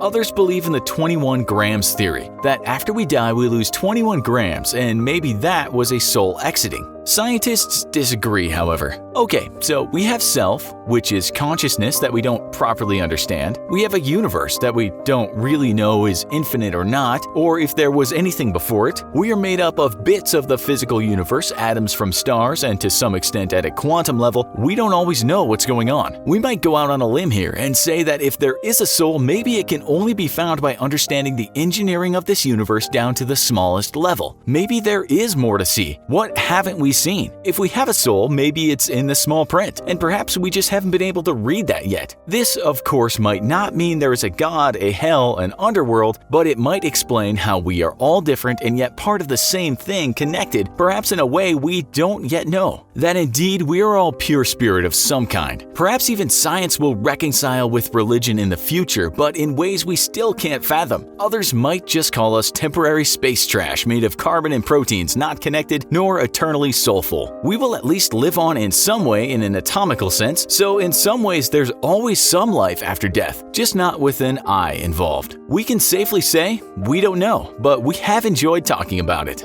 August 21st, 1986, a man named Joseph shakes himself out of a haze. His head is thumping. He's almost delirious. His nostrils are filled with the most noxious smell. He tries to say something, but words won't come out of his mouth. He surveys his body. It's stained red and covered in painful blisters. Before he can assess what's happened, he loses consciousness. He wakes up again and walks into his daughter's room. She's already departed from this world. With eyes filled with tears, he slowly walks over to his neighbor's house. All of them are dead. In every house in the village, he finds nothing but death. Riding on his motorcycle outside of the village, he sees no sign of life. People he knew, even the animals in the fields, all of them are dead. This was one of the worst natural disasters to ever befall mankind. And the worrying thing is, it could happen again. Now let's go back to the start. Early evening, close to Lake Nyos in northwestern Cameroon. Nothing is out of the ordinary. There are no signs of what's about to come. Like on any other evening, Joseph is out preparing dinner. His daughter is outside playing with her dog. The villagers are cooking their meals. Smokes from fires billows above their huts. Just after 9 p.m., some of them swear they can hear a strange rumbling sound. Many people are already asleep, their bellies full, unaware that they're having the last dreams they'll ever have. In just moments to come, they will all be dead, as will just about any other living thing. Not far away, at the lake, the rumbling stops for a while, and then a whoosh, a massive jet of water some 300 feet high sprays into the air. This has never happened before, at least not for a long time. This serene lake, which the locals rely on for their drinking water, has a dark secret no one is aware of. When that jet of water rose into the air, it brought with it carbon dioxide that had been bubbling up in the lake for maybe 1,000 years. The gas formed a huge cloud as wide as a football field, and then it moved toward those villagers at a velocity that made it almost inescapable. When it arrived at the huts in those villages, it wrapped around those people like a cloak of death. There was nothing they could do. With only carbon dioxide to breathe, they passed out and died fairly quickly from suffocation. Some people survived, but not many. Joseph, who's very much a real person, was one of those survivors. He woke up at one point, but then collapsed again. He recalled seeing red on his trousers, his body covered in what he called a starchy mess. Later, in an interview, he said, "I wanted to speak. My breath would not come out." He wasn't even in the worst hit village, which was one of the reasons why he survived. After seeing his daughter lifeless and then seeing how much of the village was dead, he got on his motorbike and headed over to the village of Wum. This is what he said about that perilous journey. "I didn't see any sign of a living thing. When I got to Wum, I was unable to walk, even to talk. My body was completely weak. When he arrived there, he was met with utter devastation. He could not even have imagined in his worst nightmare. Death everywhere. People were just lying in the road, collapsed over fences. Dead cows in the hundreds were lying in the fields. Chickens, pet dogs, all just lying on the ground, not breathing. Still, in a few of the huts, there were some people still breathing, but only just. Some of them would wake up in a day or two only to find every single member of their family had passed away. It seemed impossible. We guessed to a Western audience something straight out of an apocalyptic movie. Word soon got to the Western scientists. Nobody had heard of a catastrophic event of such magnitude. What just happened? Soon, newspaper headlines read things like, "Aid and scientists flown into Cameroon." Teams of experts from North America and Europe booked their flights hoping they might solve this mystery of this mass death. Why would so many people just die and there not be any clear sign of what did it? It seemed at first to be what's called outgassing. This is when gas has been trapped and it suddenly gets released. But what happened at Lake Nyos isn't common at all. In fact, it was a strange thing indeed.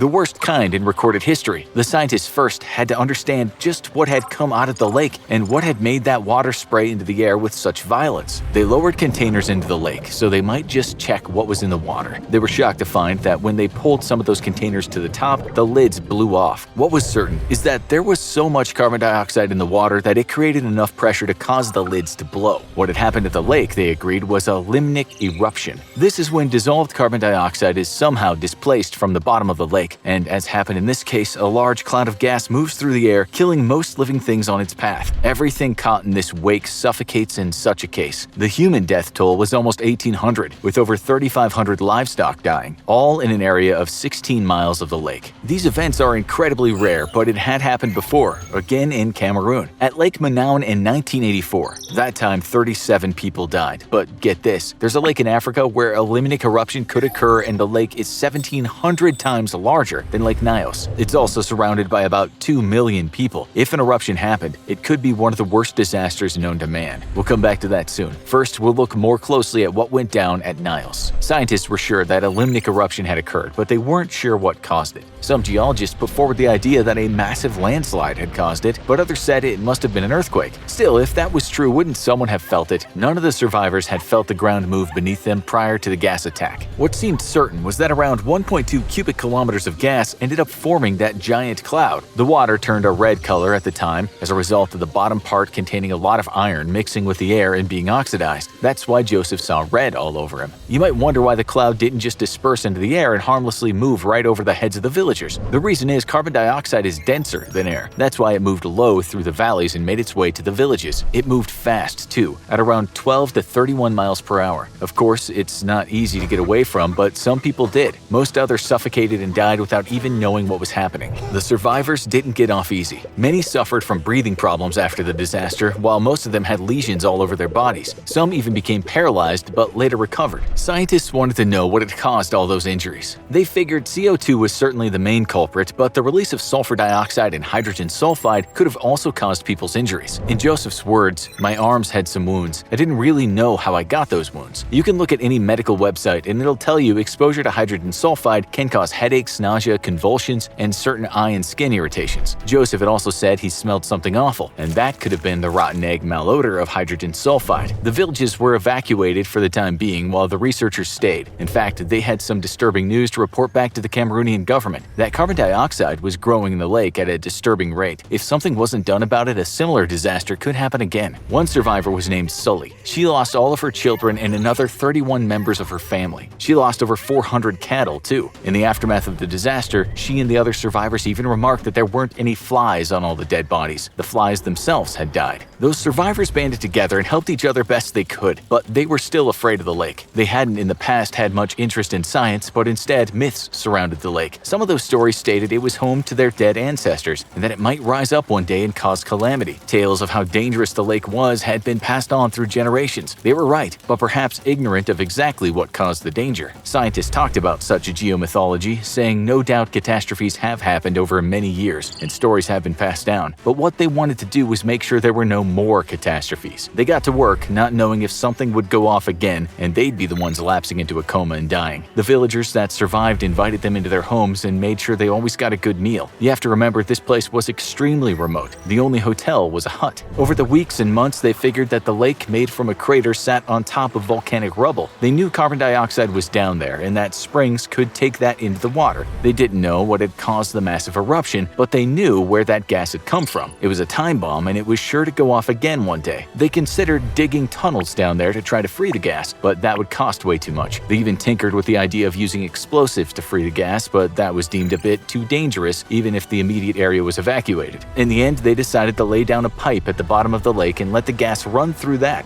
Small amounts could slowly be released through the pipe and then come out the top of the pipe into the air. Some experts thought that would be too dangerous, but by the time 2001 rolled around, a pipe had been laid and the degassing of the lake began. Right now, the lower parts of the area around Nylos are still eerily quiet. Many people have moved to safer places, but the disaster is never far away from their thoughts. Some others missed the place where they lived for so long and are now living aside the Great Lake again. The good news is that the experts say there are just 3 lakes in the entire world where so much carbon dioxide can cause such a disaster. Those are Lake Nyos, Lake Manaun, and, like we mentioned, Lake Kivu, which sits on the border of the Congo and Rwanda. The problem with Kivu is it's a a giant, as we said, 1,700 times bigger than Nios, and surrounded not just by small villages but millions of people. Just remember that scientists don't exactly know what caused the Nios eruption, so it seems such a thing could happen without any warning signs. If Kivu erupts, it could be a disaster like no other the world has ever seen. Scientists went there after the Nios disaster, and what they found was a supersaturation of gas, meaning it was a disaster waiting to happen. Sure, such events are supposed to take place maybe every 1,000 years, but no one knows when the last one happened. What they do know is very large extinction events have occurred around the lake. They say if it should happen again, and given a long enough time frame it should, then a lot of those 2 million people could die. Experts also warned that lake tsunamis could also occur due to those explosions of gas. Pipes could be built to allow the gas to release in a safe manner. There are around 510 million metric tons of carbon dioxide down there. That's about 2% of what's released into the atmosphere each year from humans burning fossil fuels. Right now, there are no pipes at Kivu. The locals might not have experienced such a catastrophic event in the area, but they've heard of the word mazuku. This is Swahili, and in English it means evil wind, a wind that blows over people and animals and even plants, and when it's passed, all in its wake are dead. Now, you need to watch Worst Natural Disasters in Human History, or have a look at how Fukushima disaster actually happened.